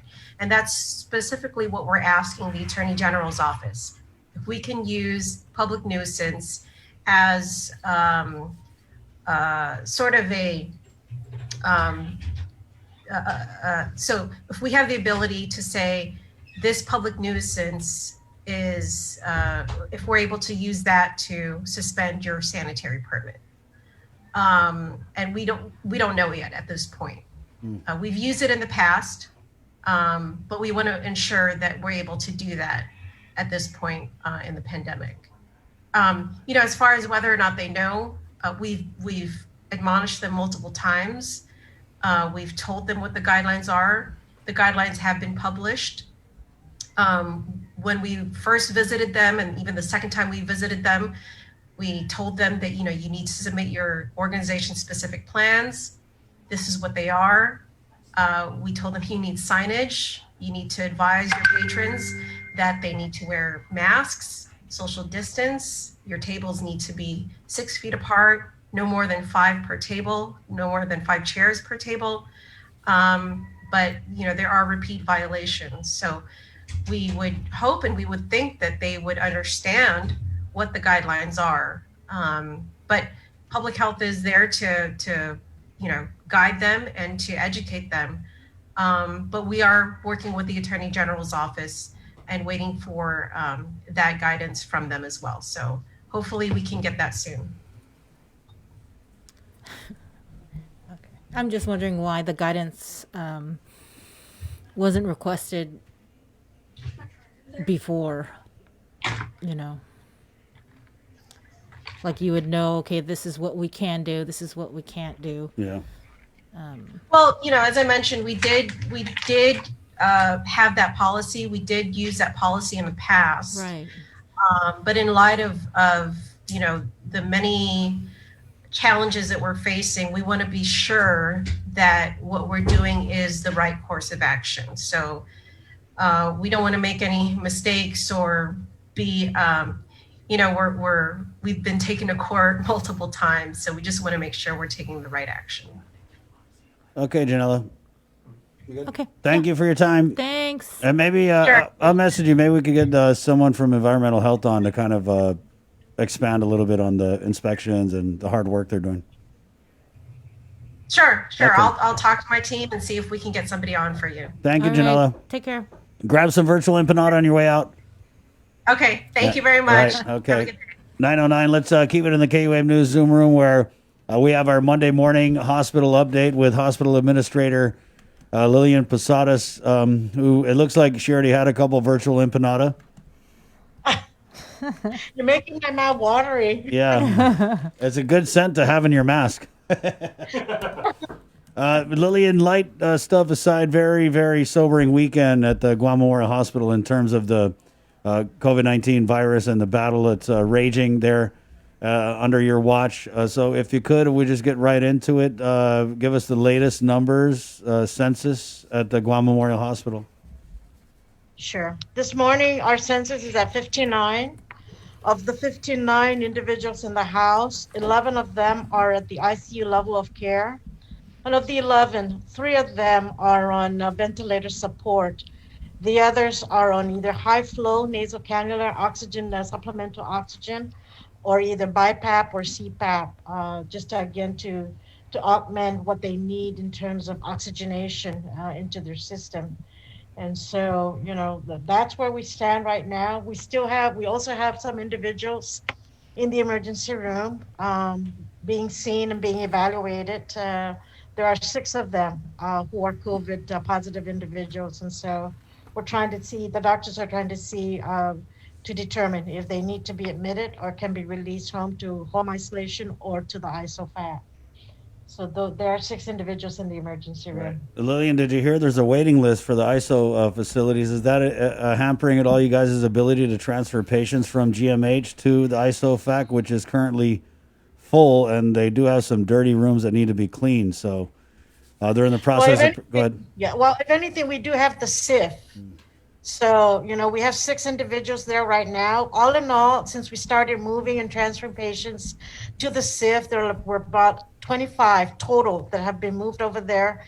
Most of them have gone home, and some have gone to the ISOFAC. But if we're not able to, discharge to the ISOFAC, then we will get them over, keep them at SIF, or from the emergency room, they go to SIF. So that's what we have as an option if the ISOFAC is full. Can you provide an update? I remember when we spoke with you last time, you mentioned that you were expecting some staff to fly in on Sunday. Yes, unfortunately, they didn't make it on Sunday, but they're coming in on the 22nd. I guess something with their travel arrangements with the company. So they did not arrive last night, but they are arriving on the 22nd, is what the confirmation date that we were told as of Saturday when we had a conference call with them. And all nurses? 10 nurses, 10 ICU nurses are arriving. Yes. And then the following week, the 27 or the 29, additional nurses, I think 10 or even possibly 20, who are at the level of practice progressive care unit or telemetry. That's what we've requested. From Staffing Solutions? Yes, ma'am. Okay. From the Staffing Solutions, yes. Uh-huh. Wow. So 10 plus the 27 for 30. No, 20 plus a 20 who are arriving on the 27th or the 29th. Oh, okay. So that's an additional of 30 nurses that we could certainly, use to help us out with our situation, especially in anticipation for, further increase of hospitalization. I wanted to follow up on the patient that you had told us about. I think it was a couple weeks ago. This was a pregnant COVID-19 positive patient who sadly had lost the baby in utero. Has there been any development with this patient's case that you're able to share with us, of course? I'm going to try and defer not to discuss any further on that situation, on that case, but the individual is still in the hospital, and that's all I can say. So I don't, get drawn into saying more information when I really shouldn't have to. I shouldn't. Right. Just again to respect the wishes of the patients, plus HIPAA. Right. I just need to make sure I stay in line with that. I don't get detracted off that track of HIPAA regulations. So that's all I can say. What about any more newborns brought into GMH or tested positive? We have the two who were with us. They're released home. We do have a 10-month-old who got admitted, and so we have a 10-month-old. Okay.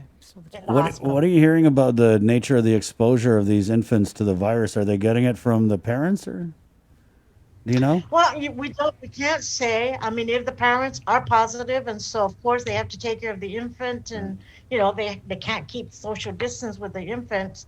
Somebody has to take care of the infant, and so as much as possible, we instruct them that someone in the household who is not, can keep them isolated away from them, or they go to the ISOFAC. So the exposure is very high for infants, especially if the parents are COVID positive. All right. Thank you, Lillian. Was there anything else you wanted to? And any more staff catch the COVID since the last time we spoke? Knock on wood. Let's not jinx. Not recently. Not in the last couple of days. The last one was, I believe, the 12th of October. One RN who tested positive, and wait a minute. There was another RN who tested over the weekend positive. I think Friday, one RN. So that's one additional RN staff. Are these local staff, or are they hires from the solutions company? They are our local staff. They are our organic staff. Lillian, your staff, we thought 40 hospitalizations was a lot, right? And you guys were meeting that challenge. I mean, it's jumped. We saw as high as 60, I think, in the mid 60s last week. Anything you want to say out to your staff as they continue to manage this surge in not just the hospitalizations, but in the deaths as well? Well, again, the numbers are not high for the staff. They're exercising all the precautionary measures, and that we are providing them with all the PPE gear and tools and equipment, and the training, updating them with all that, any changes in the CDC. So, one staff getting COVID, it's, again, it's not a significant number, but it is a concern when one of our employees contracts the the COVID. But again, we can't really say for sure that it was here in the hospital or in the community, out in the family, with the family. It's hard to say. But one employee versus 10 or 20, that speaks a lot that they are exercising the safety and the infection control measures. And so, again, just to emphasize, please continue to wear your mask wherever you go and keep your distance, social distance. Has anybody died from the virus since the last deaths were announced, Lillian? Not today. No. I haven't gotten a report of the COVID-related fatality. Thank you, Lillian, for your time and your update on this Monday morning. Be safe. God bless you and GMH. Yes. God bless Thank Guam. you for the Canada. Yeah. Take some for the staff there. There's plenty. Bye. Okay, bye. What? This is our little, it's the least we could do, guys. It's the least we could do.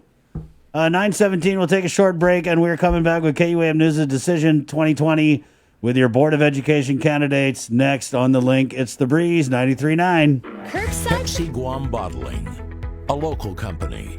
We produce your favorite products right here on island, like Pepsi, Mountain Dew, Hanum, Chamorro Punch, Tropical Ice, and more. We've invested millions into local production and will continue to upgrade our facilities and provide local jobs so you can truly buy local. Our long history of producing the freshest and best products will continue. This is our vision. Pepsi Guam Bottling. GU Self-Storage, conveniently located near the Harmon McDonald's. We offer affordable rates, online payments, and auto bill pay for your convenience. Plus gate access daily from 6 a.m. to 9 p.m. Call us today at 648-7867 for more information. I'm ready for Robert in this election. He is a proven leader. He's passionate about his home and the people of Guam. He can pick up where I left off and not miss opportunities to benefit our people. Beyond being a good friend of Robert and having tremendous respect for his work, I know that he will do much more to represent our people in Congress. Robert will be accessible to our people. We desperately need someone in Congress that will work in a bipartisan manner. We live in a very challenging time. He will be an ethical leader. And for these reasons, I will vote for Robert Underwood for Congress and will do whatever it takes to support him. Yes, I'm ready for Robert. Si Jus Masi. I'm Robert Underwood, and I approve this message.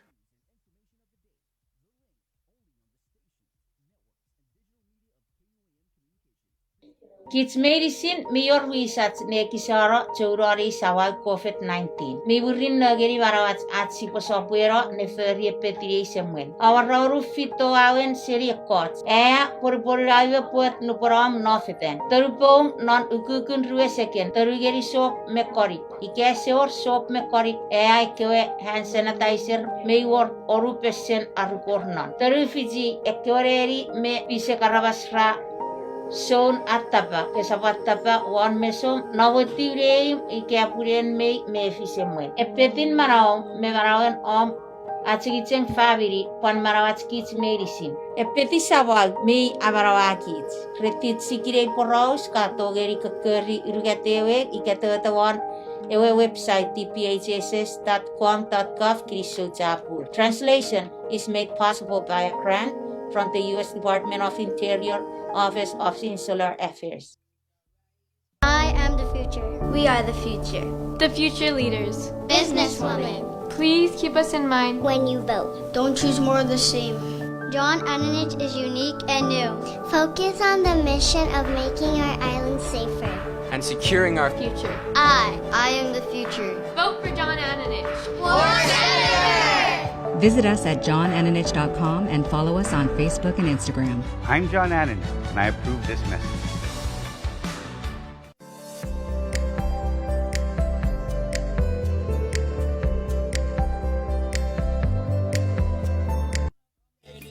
.921 is a rapid engagement team. Rolls out again this morning on a Monday. Catching positives out there. Good morning, 921. We're going to go into the KUAM News Zoom room where it is a crowded house. Like I said, we had our Zoom room duendes over the weekend, working hard. They knocked out a couple walls. If you guys can see, please follow the markings on the floor to maintain your social distance. We actually gave you an extra 6 feet, so it's actually 12 feet between these candidates in case it gets feisty, in case it gets feisty. A lot at stake this election. And the format here, guys, we're going to give you 1 minute each to introduce yourselves, and then we'll ask some questions. Those questions, you'll each have 1 minute to answer, and then we'll give you a 1 minute closing statement. Just be mindful of the time, because I have the job of cutting you guys off when you go over. Don't take it personal. I've had a couple candidates message me. They want to fight after the show, but so it is a minute, and I do have a stopwatch, so we will be keeping track of that time. And let's just go ahead and jump right into it. We'll start with the opening statements. You each have 1 minute to address the listeners, and we'll start. I'm just going to go. This is kind of looking like Brady Bunch over here, right?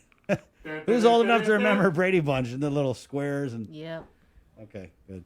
We'll start with Robert Crisostomo. Robert, you have 1 minute to give your opening statement here on the link. Again, Robert Crisostomo. These are the Board of Education candidates, guys. Robert, your 1 minute starts now. Good morning, everybody. Chris, Sabrina, thank you for having me on today. I'd like to start out with my philosophy in education. That philosophy is I believe that every child has unique gifts and unlimited potential to achieve amazing success in all their endeavors. To accomplish this, I think as a board member, it's important for me to produce the environment for them to nurture those potentials. I have a master's degree in admin supervision, admin degree in strategic studies, 21 years of educational services, 21 years of military service, and I'm currently the principal at St. Anthony Catholic School. I think there hasn't been a sitting principal sitting on the board, and I bring that to the table, that perspective. So thank you very much. Thank you, Robert. Next, incumbent board member. She is the chair of the Guam Education Board. Maria Gutierrez. Miss Maria, you have 1 minute to address the people of Guam, starting now. Good morning to all the listeners, people of Guam. My experience of the 23 years on the board, I'm not an educator, but I'm a strong advocate of parents and students' voices. And I think my records on the board speaks for itself. I have seen this department continue to move on, and I will continue to push that. That's what I have to offer is we'll continue. But I am, because the department has come a long way. And I promise that my voice is very loud, and I will continue. I'm not a politician. I am an advocate for parents and students. Jesus Masi. Thank you, Miss Maria. Next, you have 1 minute to address the people of Guam. Dr. Debbie Allen, candidate for Guam Education Board. Your 1 minute starts now. Buenas and half a day. My name is Debbie Allen. I have about 30 years of experience in the field of education as an educator, coordinator, and so forth. I guess my main thing is that I really believe, as Robert Crisostomo also said about, that each child is unique, but also in looking at not just the pandemic, the current situation, but the situation of our planet.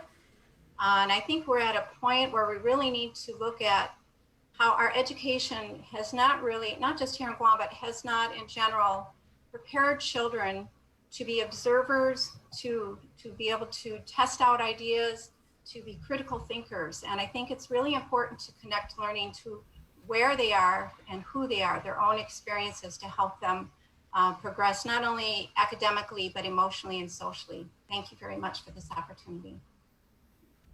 Thank you, Debbie. Next, Lawrence J. Alcairo, you have 1 minute to address the audience, starting now. Hafade Guam, I'm Lawrence J. Alcairo from the village of Jigo, and I brought some virtual shopao from Joanne's. I just want to say thank you to KUAM for the opportunity to present myself to the public. GEB candidates aren't always as visible as the other offices, and that's why I'm running to increase awareness, not about just GEB and government, but how it affects our youth. People say youth are the future leaders, but I challenge that and I say youth are the present leaders. And I know that my fellow running mates can agree. Part of the reason why I'm running is because of the encouragement from people like Mrs. G and Mark themselves. I'm also running to ensure that we have safe and efficient schools and that we ensure proper spending priorities are in place so we can continue to deliver quality education, not just to Mrs. G's grandkids now, but to my future grandkids as well, 50 years from now, should I be fortunate enough to reach Mrs. G's age and be just as active as she is. Thank you. Next, Lou Beneventi. You have 1 minute to address the people of Guam, starting now, Lou. Good morning, everyone. Thank you for inviting us. Yes, I have 27 years in the classroom and 4 years in admin. And this is my 6th year on the board. And like Robert and everyone has said, it's for the children. We're doing it for the children. And they are like Mr. Alcario said, they are now. It's now. We take care of them, social, emotional, everything that we're going through. We just need to be there for them and help them get through this. Everyone, faculty, staff, we're all one. And I don't know, I'm getting emotional here, but here it's like we're gonna do our best, and we're all learning, and we'll learn together, and we'll support each other. Thank you. Thank you, Lou. Again, that's incumbent board member Lou Beneventi. Next, we go to the vice chair of the Guam Education Board, Mark Mendiola. Mark, you have 1 minute starting now. Afide Guam, I live education every day. I'm a proud parent of 5 boys, and all of them are at all levels of school, elementary, middle, and high school. My wife is also a teacher at Teason High. She teaches math, and education has always been a major component in my life. I'm a first-generation college student, got my credentials from the University of Guam, stayed home, got educated. I firmly believe I have a set of skills that I can bring to the board and continue to bring on the board. About 3.5 years ago, then Governor Calvo appointed me to the board as a parent rep. And, with a child with special needs, that was one of the reasons why I made a decision to be on the board. I feel it's important that every child have an opportunity at a quality public education. And so, fast forward to today, I'm just excited to serve on the board and provide input as a parent, but also as a spouse of an educator, and also working at the University of Guam. I understand the pipeline of education from elementary all the way up to the collegiate level. Thank you, Mark. Thank you very much. Okay. Next, 1 minute, Alexander Duenas, Guam Education Board candidate. Your 1 minute starts now. Hi, good morning, everybody. Good morning, Chris. Good morning, Sabrina. Good morning, fellow candidates, and especially good morning, Guam. Like Chris said, my name is Alexander Duenas, and just a little bit about me, just so you get to know me. I am a longtime public schools. I graduated from public schools. I graduated from George Washington High School in 2010. I am a longtime, both of my parents are teachers also at George Washington High School. My mom teaches English. My dad teaches science. And also I went over to the University of Guam where I pursued higher education. I graduated in accounting and economics, accounting because I had to, economics because I love it. And I went on to work over at the American Medical Center shortly afterwards.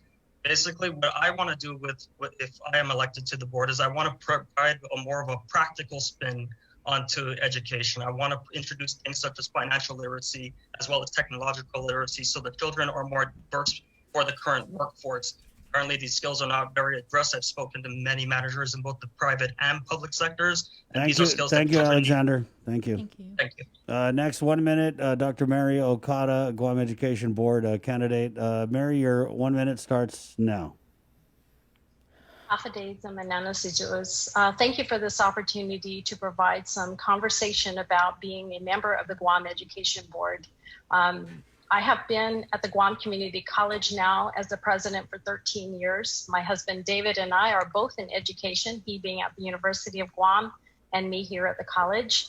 I am a graduate of the University of Guam for my bachelor's and my master's. I think I have a great, can make a great contribution to the education board. And my slogan is really building a better future for our students. Students have an opportunity not just to get a good education in K-12, but to pursue higher education as well. So I look forward to this opportunity and serving. Thank you very much. Thank you, Mary. Thank you. And we now go to our first question. Ladies and gentlemen, Sabrina Salas Mentanani. And you have 1 minute to respond to her question. Every child deserves an adequate public education act. It's the law, but oftentimes, and it really doesn't even seem like it's been being followed. What will you do to ensure that once and for all, every child will have an adequate education? And we'll start with you, Mary. So one of the things we need to do is to review what the Adequate Education Act entails and to take a look at what the opportunities are to really enforce those, but also take into consideration what the challenges are, not only from the school level, but also on the home front. How can we provide a holistic approach to providing education for our students, but engaging the parents in the conversation so that all students will be successful? Thank you. Thank you. Lou Beneventi? Thank you. I agree with Dr. Okada. Yes, I think we all need to just look at the child as a whole. And like she said, everything she said, adequate education review. We just need to do what we need to do to ensure that our children do get the education that they deserve. Thank you. Mr. Crisostomo? Looking at the 14 points for the Adequate Education Act, I think it misses some of the points. I don't think kids today in the Guam public school system are receiving adequate education. I don't think the number of water fountains, the air condition, all that contributes, but we need to look specifically at the curriculum being taught. And I don't think hard copy, giving it out and collecting it, grading it, some don't even grade it, is adequate education. So that really needs to be looked at closely. Thank you. Maria?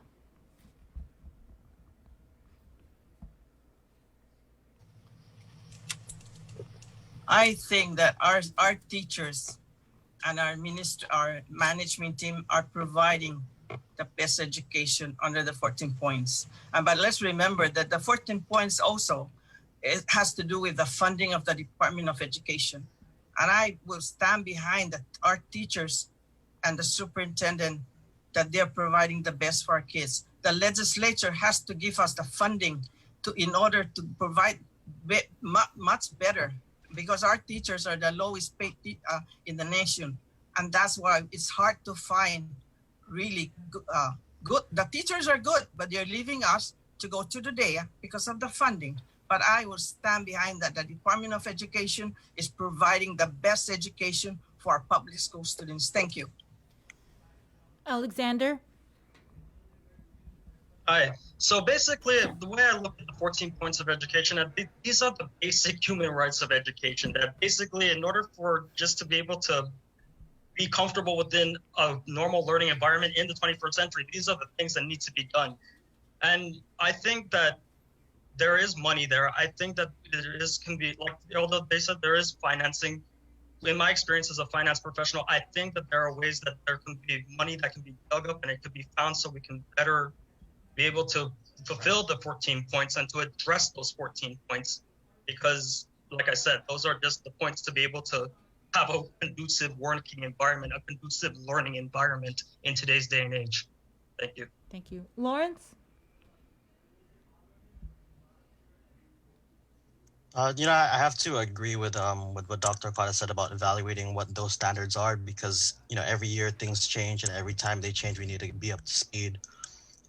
Some people may not be suited for the curriculum that's currently driven, and maybe they're more catered towards a more workforce strong, like what Alex said with terms of finance.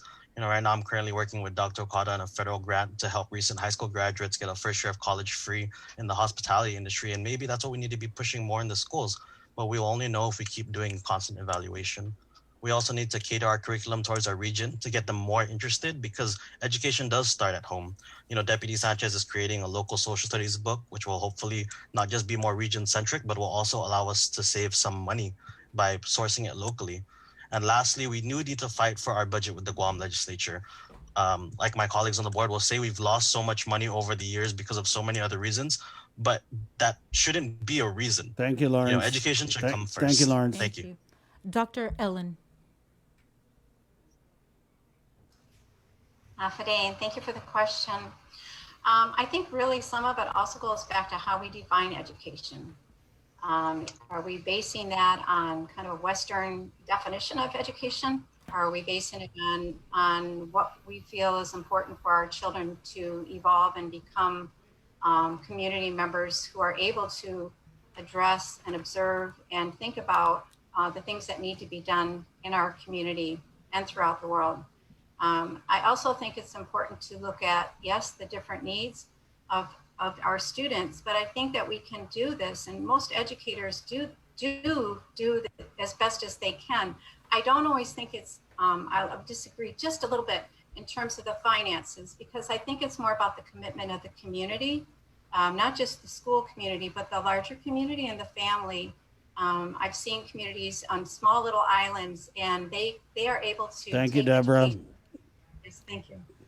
And Mark Mendiola.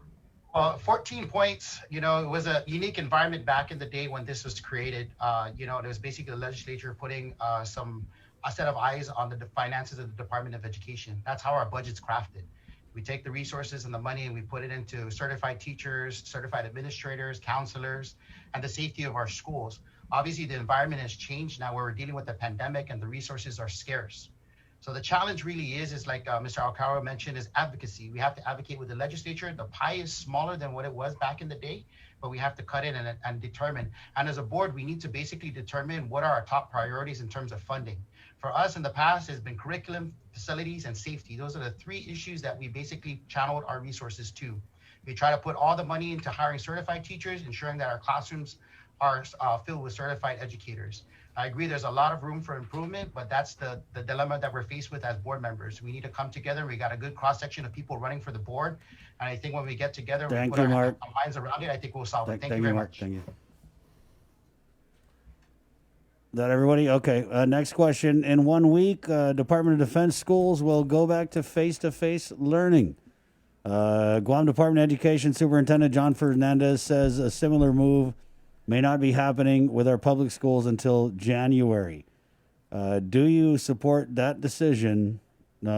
If so or if not, please tell us why in 1 minute. And we'll go ahead and start. Let's go start with Robert Crisostomo. Robert, you have 1 minute to respond starting now. Yeah, I fully support the DOD's decision to start. I've been advocating to start at St. Anthony for a long time, since August. Early August. You just had Posadas on earlier. She was talking statistics. She didn't mention how many kids were actually sick in the hospital. That's critical to understand.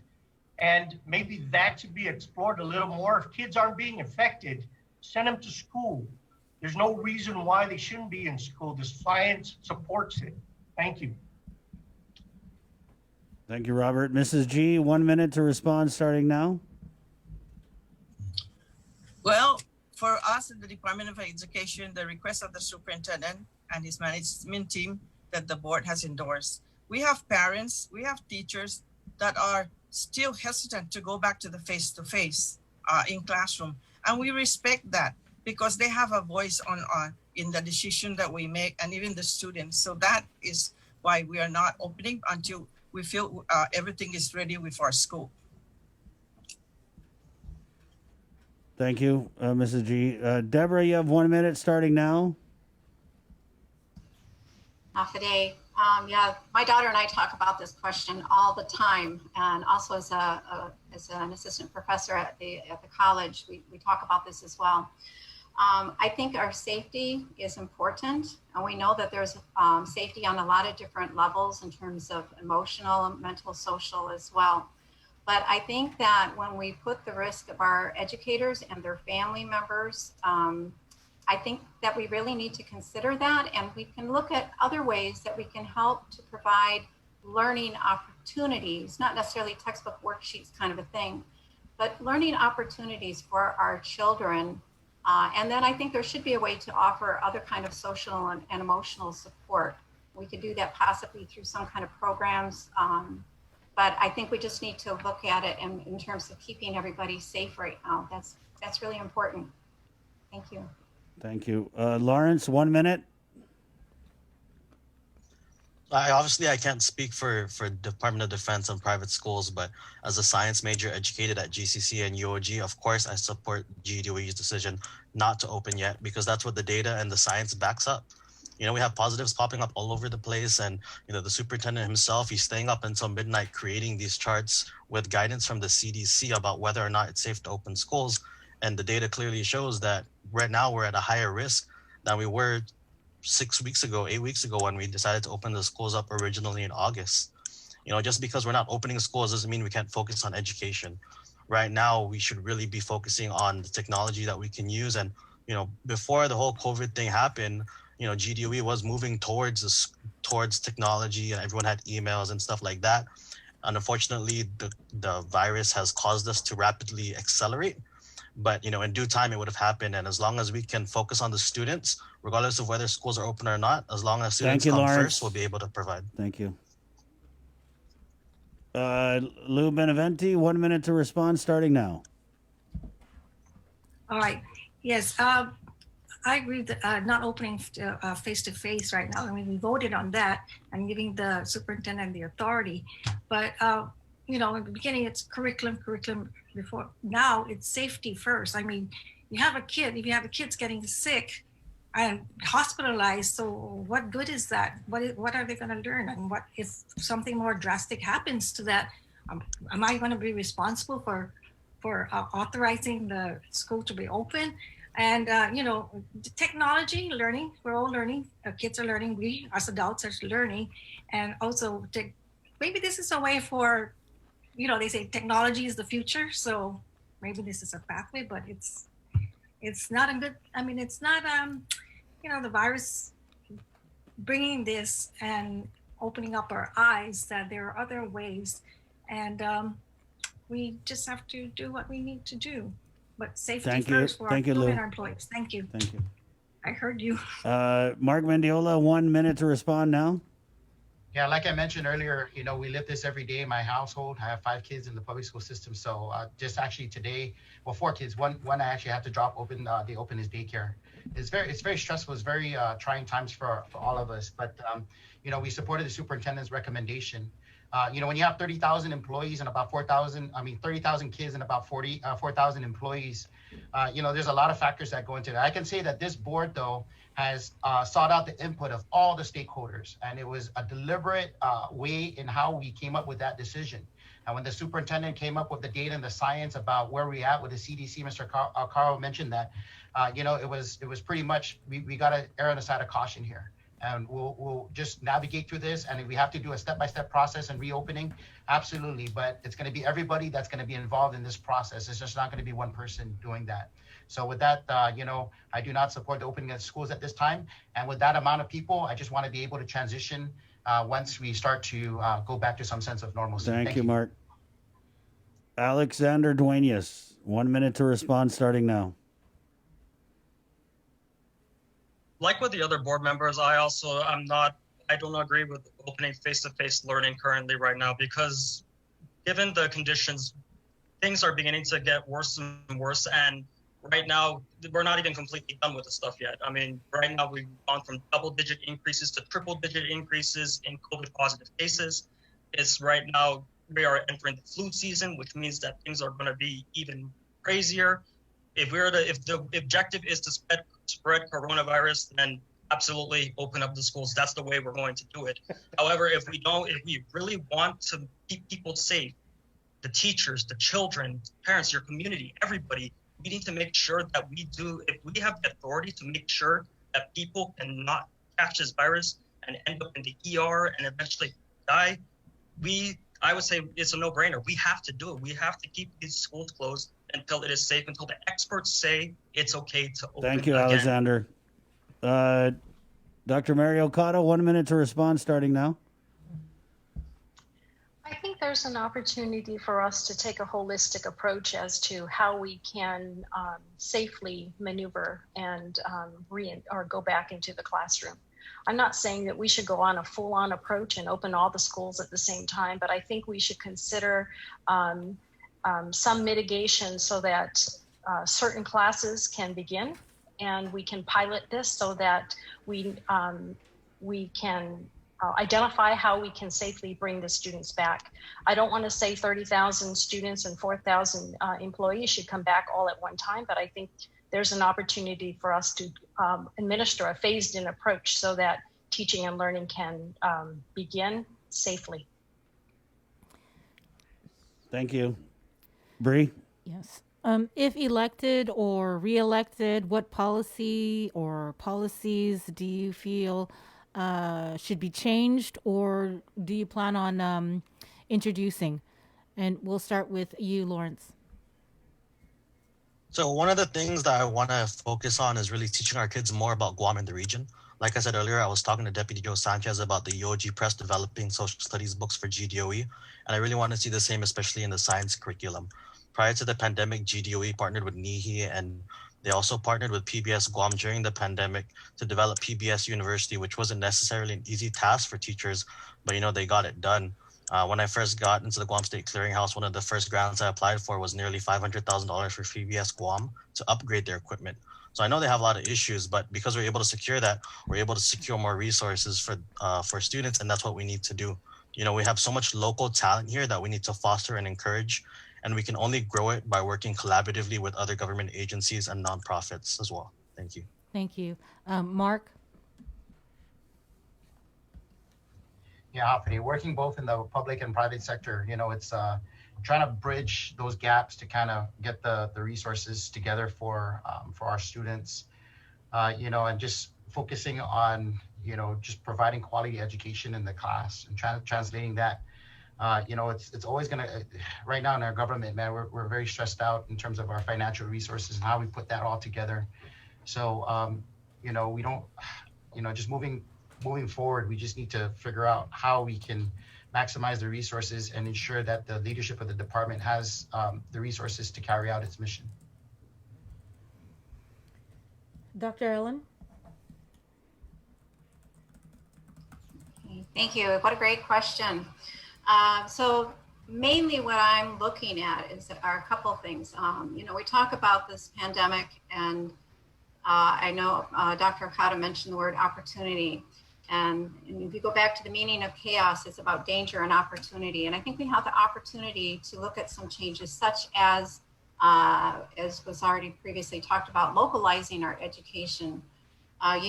Babies from before the time they're born, they're natural learners. They're learning about their immediate environment around them through their senses. And then when they're born, they're learning by observing, and again, those immediate experiences. I think we really need to get back to some of that. Not that we can't learn about the world in other places, but really to ground ourselves in where we are, to connect learning to the learners through hands-on experiences, observations, problem solving, collaboration. So I'd really like to push forward with localization and Thank you, education Dr. Ellen. sustainable. Thank you. Thank you. Maria?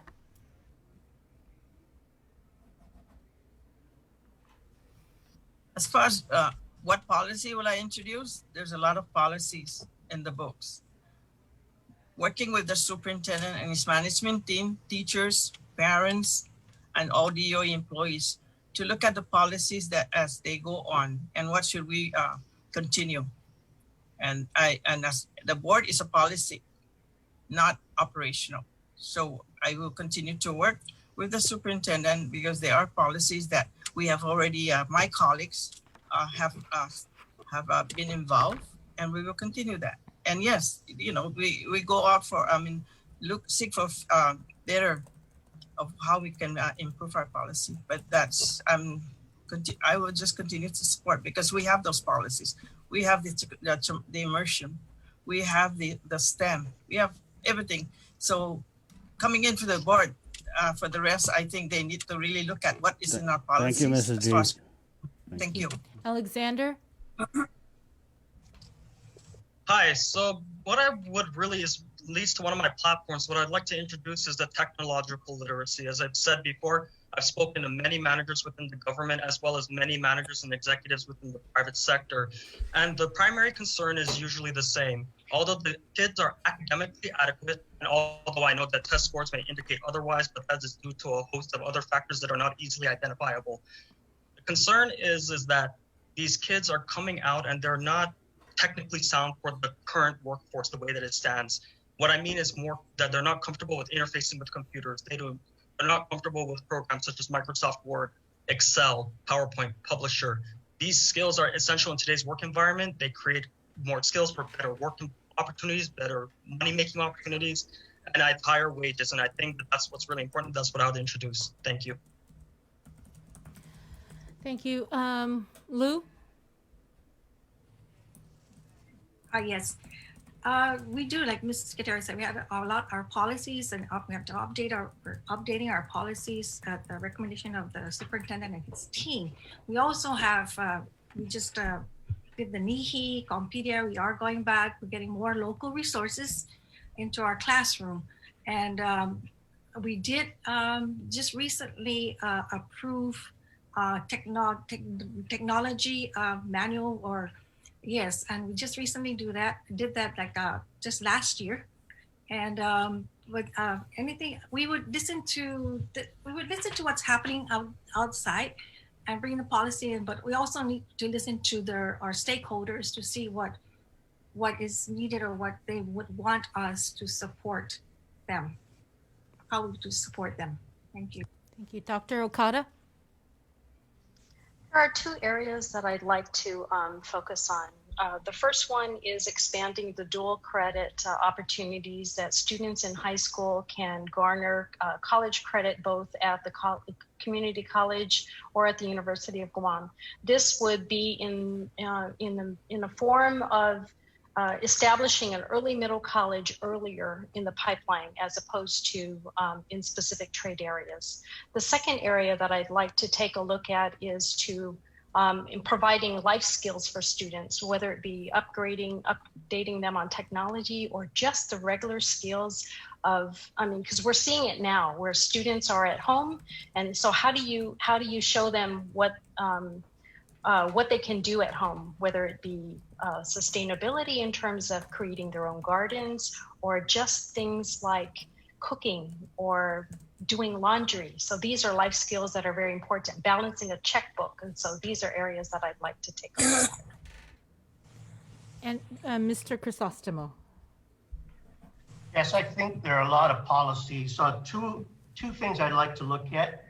I think every grade should have an exit exam, a policy, pass that exit skills exam to move on to the next grade. We can pinpoint mastery or non-mastery. And second, I think we should relook at existing laws that stifle the department, the 14 points. You know, you guys talked about the 14 points being a hindrance. Look at that. Get with the legislature, try and change it. And then third-party fiduciary, we spent a lot of money on that, and we've been on it for a long time. There's one area that's siphoning a lot of money. And you always go back to money is the cause of why you can't achieve. I think that's a crutch. We shouldn't depend on it anymore. And we should start improving the scores in the Department of Education.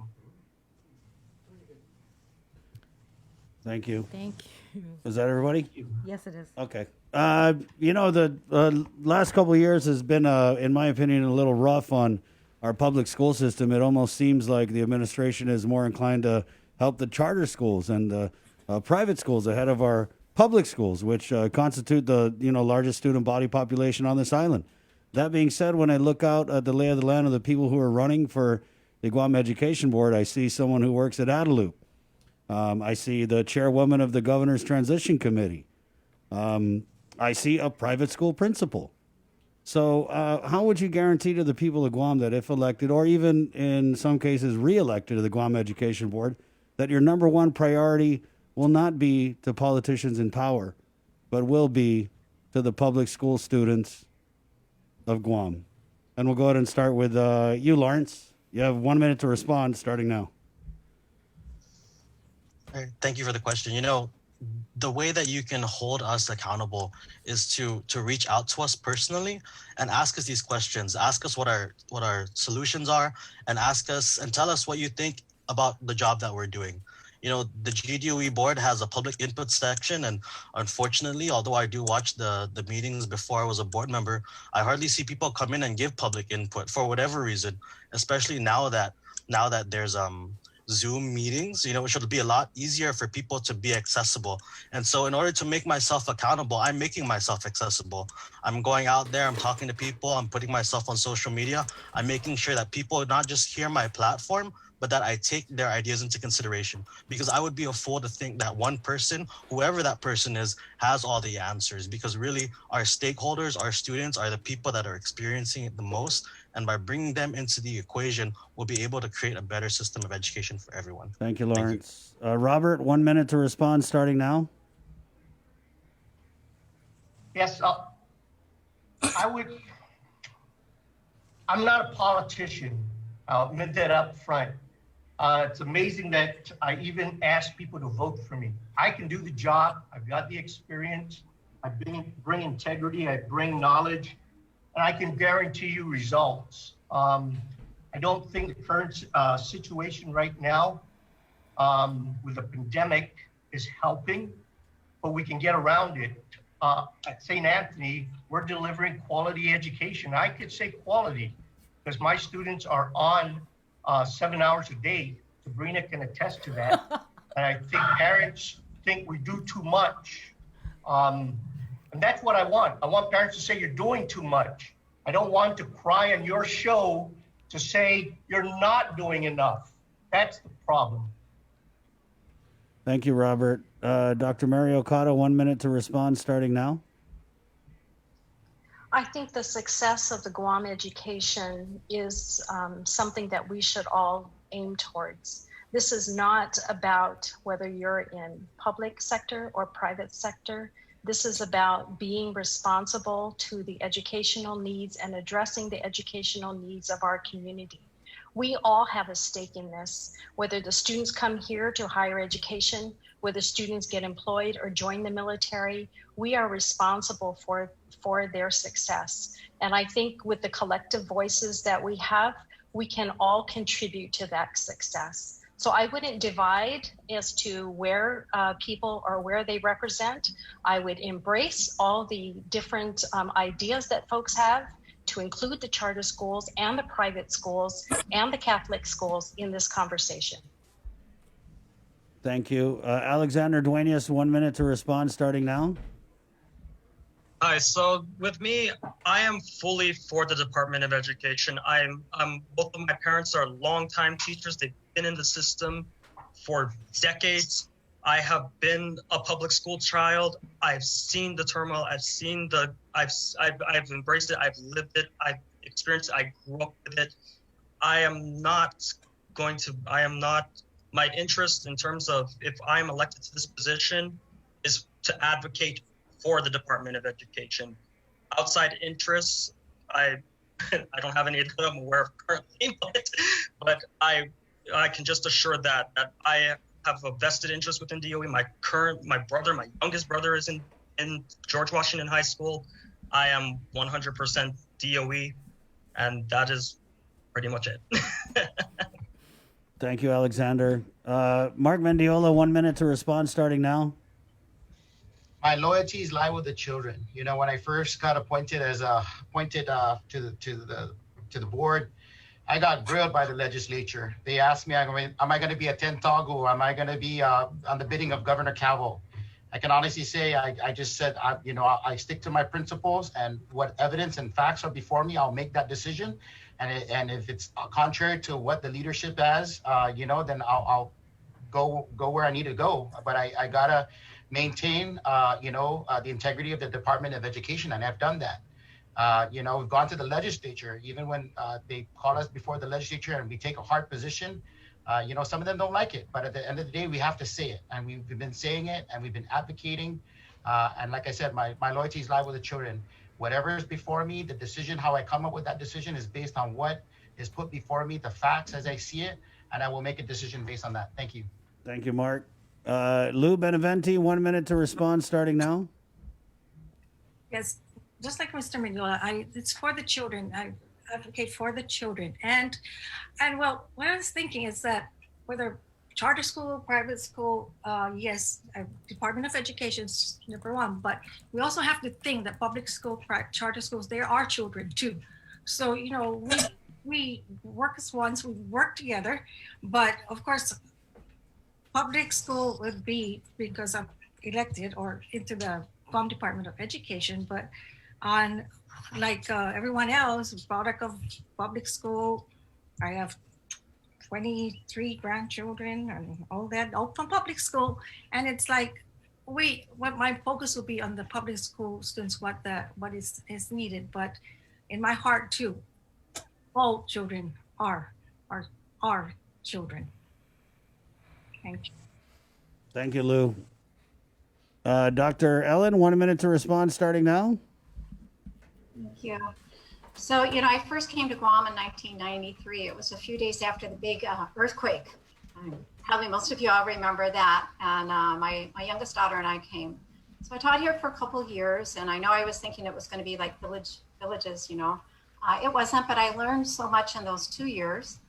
Then I was in Rhoda for 4 years. I've been around and I've taught in Oman, Yap, Kuwait, Abu Dhabi, but I wanted to come home. And so I've been back here since 2015, actually 2011, and then came back again in 2015. My thing is not about one school or the other. And again, like others have said, you know, I just want to provide or offer all that I've learned through research and experience, and looking at place-based education is the best optimal for learning. So I'm looking at the students and the teachers as well. We really need to also consider teachers. Thank you. So, yes, I see you're going for the microphone. Mrs. G, 1 minute to respond starting now. My loyalty is to the Department of Education. And the 33 years that I spent, that shows my loyalty. My children, my grandchildren, my great-grandchildren are all products of the Department of Education. So that is why I'm so involved. And I want to thank you, Alexander, for that comment, because yes, I am also a product of a public school, but I will not compromise my integrity to listen to outside influence when I make decision for the Department of Education. And I will stand against anyone who tried to influence me to go the other way when I know it's not in the best interest of the Department of Education, the students, the teachers, the wonderful teachers. This is the first year GFT have ever worked with the Guam with DOE and to everyone. So my loyalty is to the Department of Education. Thank you. Ladies and gentlemen, Sabrina Salas Mantanani. Okay. The Guam Department of Education is currently experiencing a $15 million cut to its current budget. It was passed with the override of the governor's veto of the budget bill.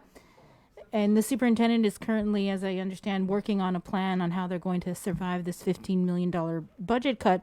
What areas, though, and how will you work with him? What areas do you see should be cut from the Department of Education's, budget? And we'll start with you, Dr. Okada. I think one of the areas that we can take a look at is in terms of utilities. Utilities is one of the higher areas of expenditure. And by including renewable energy and other cost-saving measures, that would be one area. I'd also like to take a look at the staffing pattern in order to maximize the employees that are currently there. I think it's important to look at the holistic approach to the GDOE budget, because there are areas that can be identified or can be looked at in terms of what can we use or that haven't already been used in terms of maximizing the use of federal funds, but also applying for other grants that may be available for specific areas to include facilities and curriculum updates. So I look at look at the utilities first. Thank you. Alexander? Hi, so whenever I'm looking at things such as when it comes to wages and salaries and things like that, or when I'm looking at the overall financial health of a company, I really need to get into the nuts and bolts to figure out exactly what's going on, because usually large lines are given, but details, a lot of things are hidden within the little details that you can really pick at. If I had to talk, I mean, wages within any organization, that's going to be your largest expense. That's just the way it goes.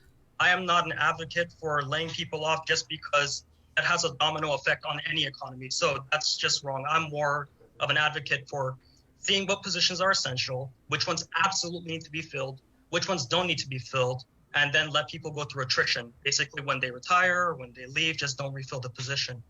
As for the entirety of the DOE, though, I would need to look more into greater detail of each of those line items to see exactly where there's overage, where there's underage, where we can cut, where we have to stay, and that's pretty much it. Thank you, Alexander. Thank you. Maria?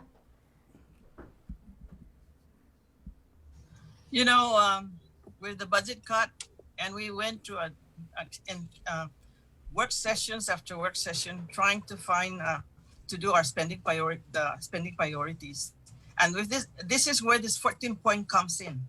And yet, you know, people are saying there that the superintendent is hiring people at the central office. No, the hiring is the teachers, the support staff to take care of our children. That is where, if they say personnel is heavy in DOE, well, because we have these 14 points that we have to provide teachers, administrators, allied staff. The federal funding cannot do everything. So we have to be very mindful that this budget cut is hurting DOE. And the superintendent is not going out on a spending spree. He's very careful, and it's going to impact. But we're not going to lay off any teacher or employees that take care of our kids. Thank you, Ms. Maria. Lou?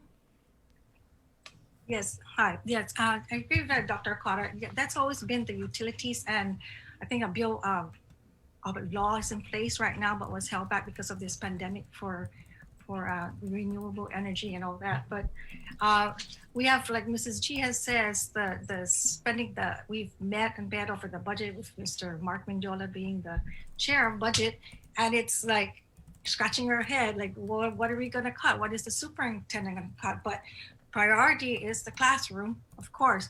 In fact, the board had put a freeze on hiring down central. In central office, it has to come before the board to be approved. And so that's what we've done so far, and we will continue and just prioritize them. Teachers, yes, teachers are the priority there. And even this, when school face-to-face, the aides were really short, but we've never really cut anything except downtown to freeze. Thank you, Lou. Thank you. Dr. Ellen?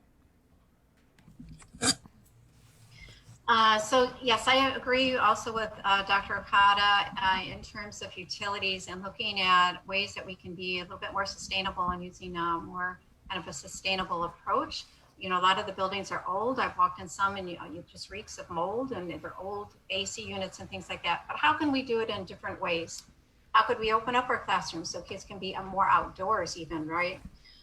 One of the things I also think that we could look at, and again, as pointed out, is, you know, I would really need to look at more of the details, but in terms of textbooks, I don't really know why we need to put a lot of money in textbooks when they have the whole island that they can learn from and the internet that they can learn from.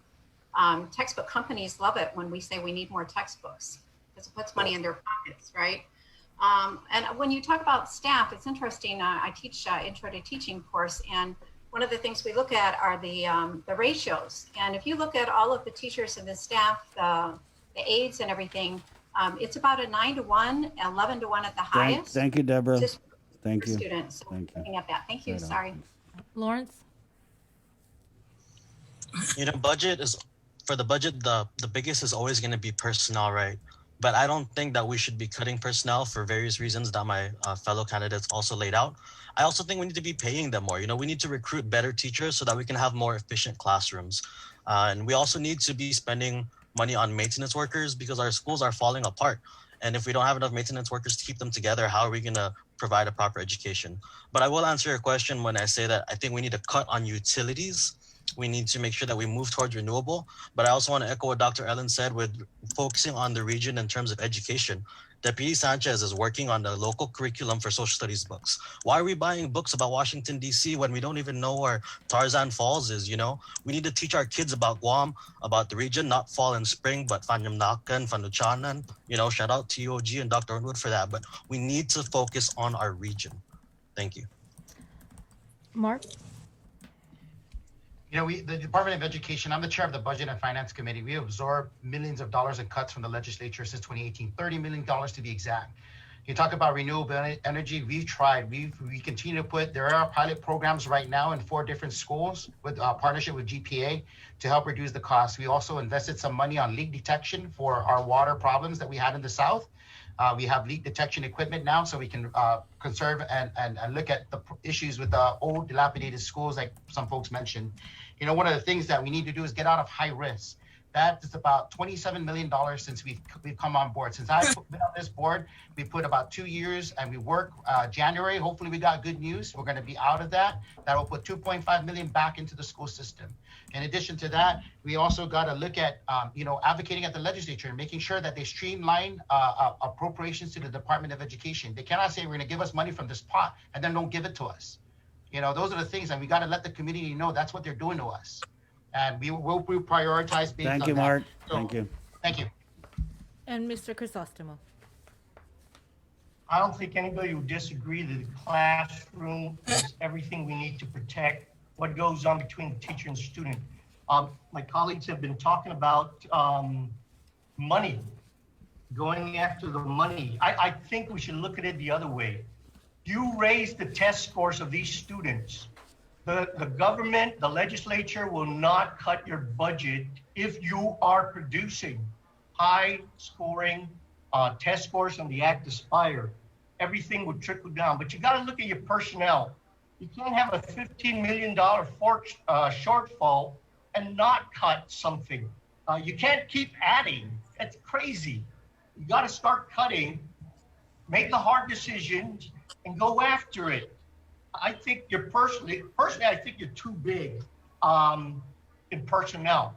That's my assessment, my opinion. If you want more money, raise the test scores. That's what I think the public is saying. Thank you, Robert. Thank you. Was that everybody? Yes. Okay, we now move on to our closing statements. Each have 1 minute to address the people. We'll go ahead and start with Dr. Mary Okada. 1 minute starts now. I want to say thank you to all who have taken this challenge to run for the Guam Education Board. I look forward to working with several of you. I ask for everyone's support of my candidacy to this board. I believe I have a great financial foundation, and I have success that we've been able to share with the community for many years. And I'd like to share that with the Guam Education Board by being a member of a great team. Sidus Maasi, thank you again. Thank you. Alexander? All right, so basically, like I said with my platform, I want to advocate for financial literacy in classrooms and technological literacy to give students an earlier start for a broader base or type of skills that they can take throughout their entire life. I want to provide additional support to the Department of Education in terms of finance, and that's just extra eyes, extra ears. And finally, I want to advocate for teachers and administrative staff to have extra support because they are DOE's frontliners. They are the ones who are out there. And that's basically my platform. That's what I would really like to do if elected, if the people would have me. My name is Alexander Duenas. Once again, I'm number 4 on the ballot. Thank you very much and good luck to all. Thank you. Mark Mendiola, 1 minute to issue your closing statement starting now. I'm very excited about this election. 2 years ago, there was hardly anybody that was willing to run for the board. Now we got a good slate of candidates that are running for the board, a good cross-section. I agree with a lot of the comments that was made here. One thing you're going to get from me is that I'm willing to work with everybody. And the board acts as one unit. And even if there's a dissension, if the board takes action, we got to act as one unit. No surprises from the Department of Education. We're going to continue to be transparent, give the information out so people know work with people, our stakeholders, get them involved at the front end rather than the tail end and putting things down their throat that they may not be willing to accept. We got to continue to provide stability in the leadership of the Department of Education, continue the track record of clean audits, financial audits that the Department of Education has got itself out of, and really work on this high-risk status so we can get immediate cash infusion back into the classroom. I look forward to working with everybody. Number 3 on the ballot, Mark Mendiola. My loyalty lies with the children, lies with the Department of Education. God bless. Thank you, Mark. Lou Beneventi, 1 minute starts now. Yes, thank you. We'd like to continue to serve the Department of Education, and been a ride at the changes. And like Mr. Mendola said, we are one unit. Everybody here, I know just about everyone here, and we work together and as one, and I would support and listen and do what we need to do. And we may agree to disagree, and lots of things that we probably do. And but I would just like to work together and move on and just continue to do what we're doing and learn together, and I guess being transparent and doing everything. Thank you. Thank you, Lou. Lawrence J. El Cairo, 1 minute. Some of my friends and family, even in GDOE, are just saying, just say that you're the youngest candidate. But I know that being new isn't enough because I still have to work and learn from the people with experience on the board.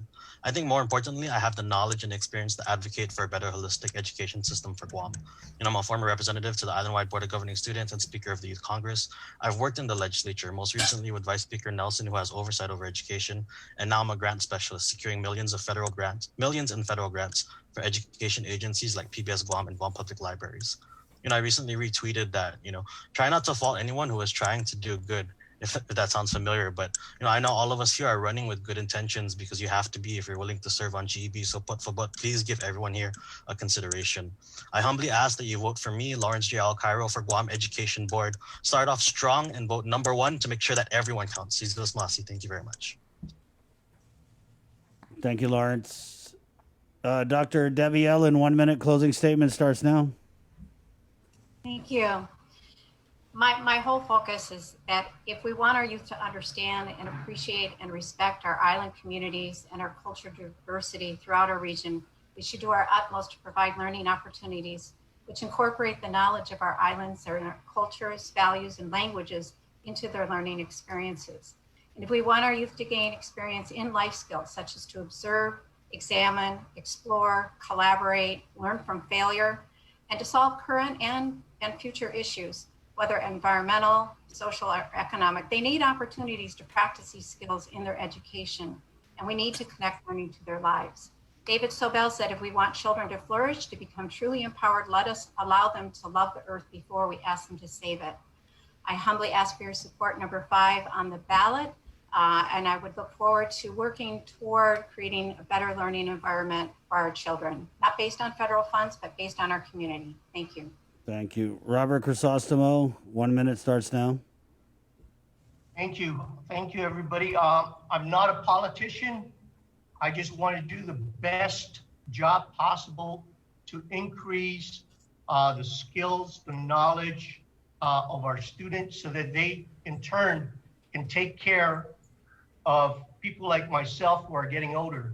The future, if we don't do it right now, if we don't teach them right, is going to come back to haunt us. That's what I don't want. I look forward to working with everybody if I am elected. I'm sorry, I'm not gonna say I won't work with you, but I'm very focused on what I think is right, and we'll agree to disagree. So if I get on there, please, I wanna apologize now. You might be very upset with me during the 2 years. So people of Guam, please vote number 8. Thank you, Robert. Thank you, Robert. Thank you. Thank you. Miss Maria, last word, 1 minute closing statement starts now. I know that the people of Guam, employees, parents, students, teachers know who I am. And I'm proud to say that ever since I ran, I've never lost an election. And it was through the encouragement that I decided to continue running this year. I think my record speaks for my support to the Department of Education, the education of kids, with my National Distinguished Service Award that I just got from the National State Board of Education. But I asked my supporters to continue to vote for me. I will continue to advocate for all of you. Vote number 2, Maria Atalik Gutierrez. Thank you. Thank you, Miss Maria. Thank you, Robert. Thank you, Lou, Lawrence, Dr. Debbie, Mark Mendiola, Alexander Duenas, and Dr. Mary. Thank you guys so much for participating in this very insightful and informative forum. And that's it. Thank you. Good luck. Yes. That's Good luck. Bye. We'll see you guys. Thank you. Okay. Guys, grab some virtual empanada on your way out. Good luck. Good luck. Bye-bye. Okay, thank you. Again, our Guam Education Board candidates, thanks for coming on. Very enlightening discussion there. 1021, Bree? No, I was actually very impressed to hear from everybody. Yeah. Way better than a lot of the senatorial candidates. I'm like, you sure some of you guys don't want to like switch running GEB to go run for the legislature? And really, the Guam Education Board, I think it is one of the, if not the most important election, because they are dealing with the future of our children. And so really consider these candidates seriously. Replay this interview so you can hear from them. Go onto their Facebook pages. There's all their social media. Do your research and vote. Thank you. We got to take care of this before we go, Bree. It's part of our Pepsi giveaway here. Mm-hmm. And trivia question for today. So easy. We'll take the first correct caller, 637-0094. You will win a $25 gift certificate to Panda Express. Wow. Hey. And a 2-liter Pepsi. All you got to do is tell us, what does PGB stand for? Again, this contest brought to you by Pepsi Guam Bottling. So tell us, what does PGB stand for? We'll take the first correct caller, and you will win $25 at Panda Express and a 2-liter Pepsi. Again, the number 637-0094. Okay? So go ahead and call in. We'll take that. Let's just go ahead and do it now. The link. Hi, who's this? This is Jay. Hi, Jay. Hi, Jay. So can you tell me, what does PGB stand for? It's got to mean Pepsi Guam Bottling, right? Wow, nice. Wow. Congratulations. We have $25 at Panda Express and a 2-liter Pepsi for you. And congratulations. Hey, just want to say thanks for having those candidates on. Help me decide who I'm going to vote for. nice. That's what we're doing it for. We're trying to help you decide who to vote for and who not to vote for. Who stood out? Who stood out to you? What's that? Which candidate stood out for you? Lawrence definitely stood out. That was pretty impressive. And then also Dr. Ellen, I think that she, with her experience around, Micronesia and everything, I think that that'll bring a lot to our kids here. But also very impressed by Dr. Okada, of course, and then my uncle, Mark Mendiola. So, yeah, looking forward to it. All right. Well, there you go. Thank you. Congratulations. Yeah, and hold on, Kay, and we'll get all your info offline. Okay. Okay, that's that. 1025. Good job today, Bree. Good job, Chris. Good job, Joe, sir. Good job, Jason. Master Control, Kengineer. Remember, we got your 6 with the KUAM News team, our primetime newscast. Yeah, that's tonight at 6. I'm sorry. I just was looking at you. Do you have anything you want to tell these people before we go? No, just be safe. Right. Do your part. Remember, it doesn't matter if you're the vector, the victim, or the virus or whatever. Just let's do what we got to do, Guam. I mean, it's still out there, widespread. Okay? And like the governor says, well, she doesn't say this part, but it's called safer at home. Mm-hmm. Because you're actually safer at home. Even though everything's open, safest place for you to be is at home. Okay? Thank you guys so much for your support today. My name is Chris. I'm Sabrina. We're going to leave you guys with this one from Fantasia. One day, this will all be over. It's 10:26. Está. Adios! Sometimes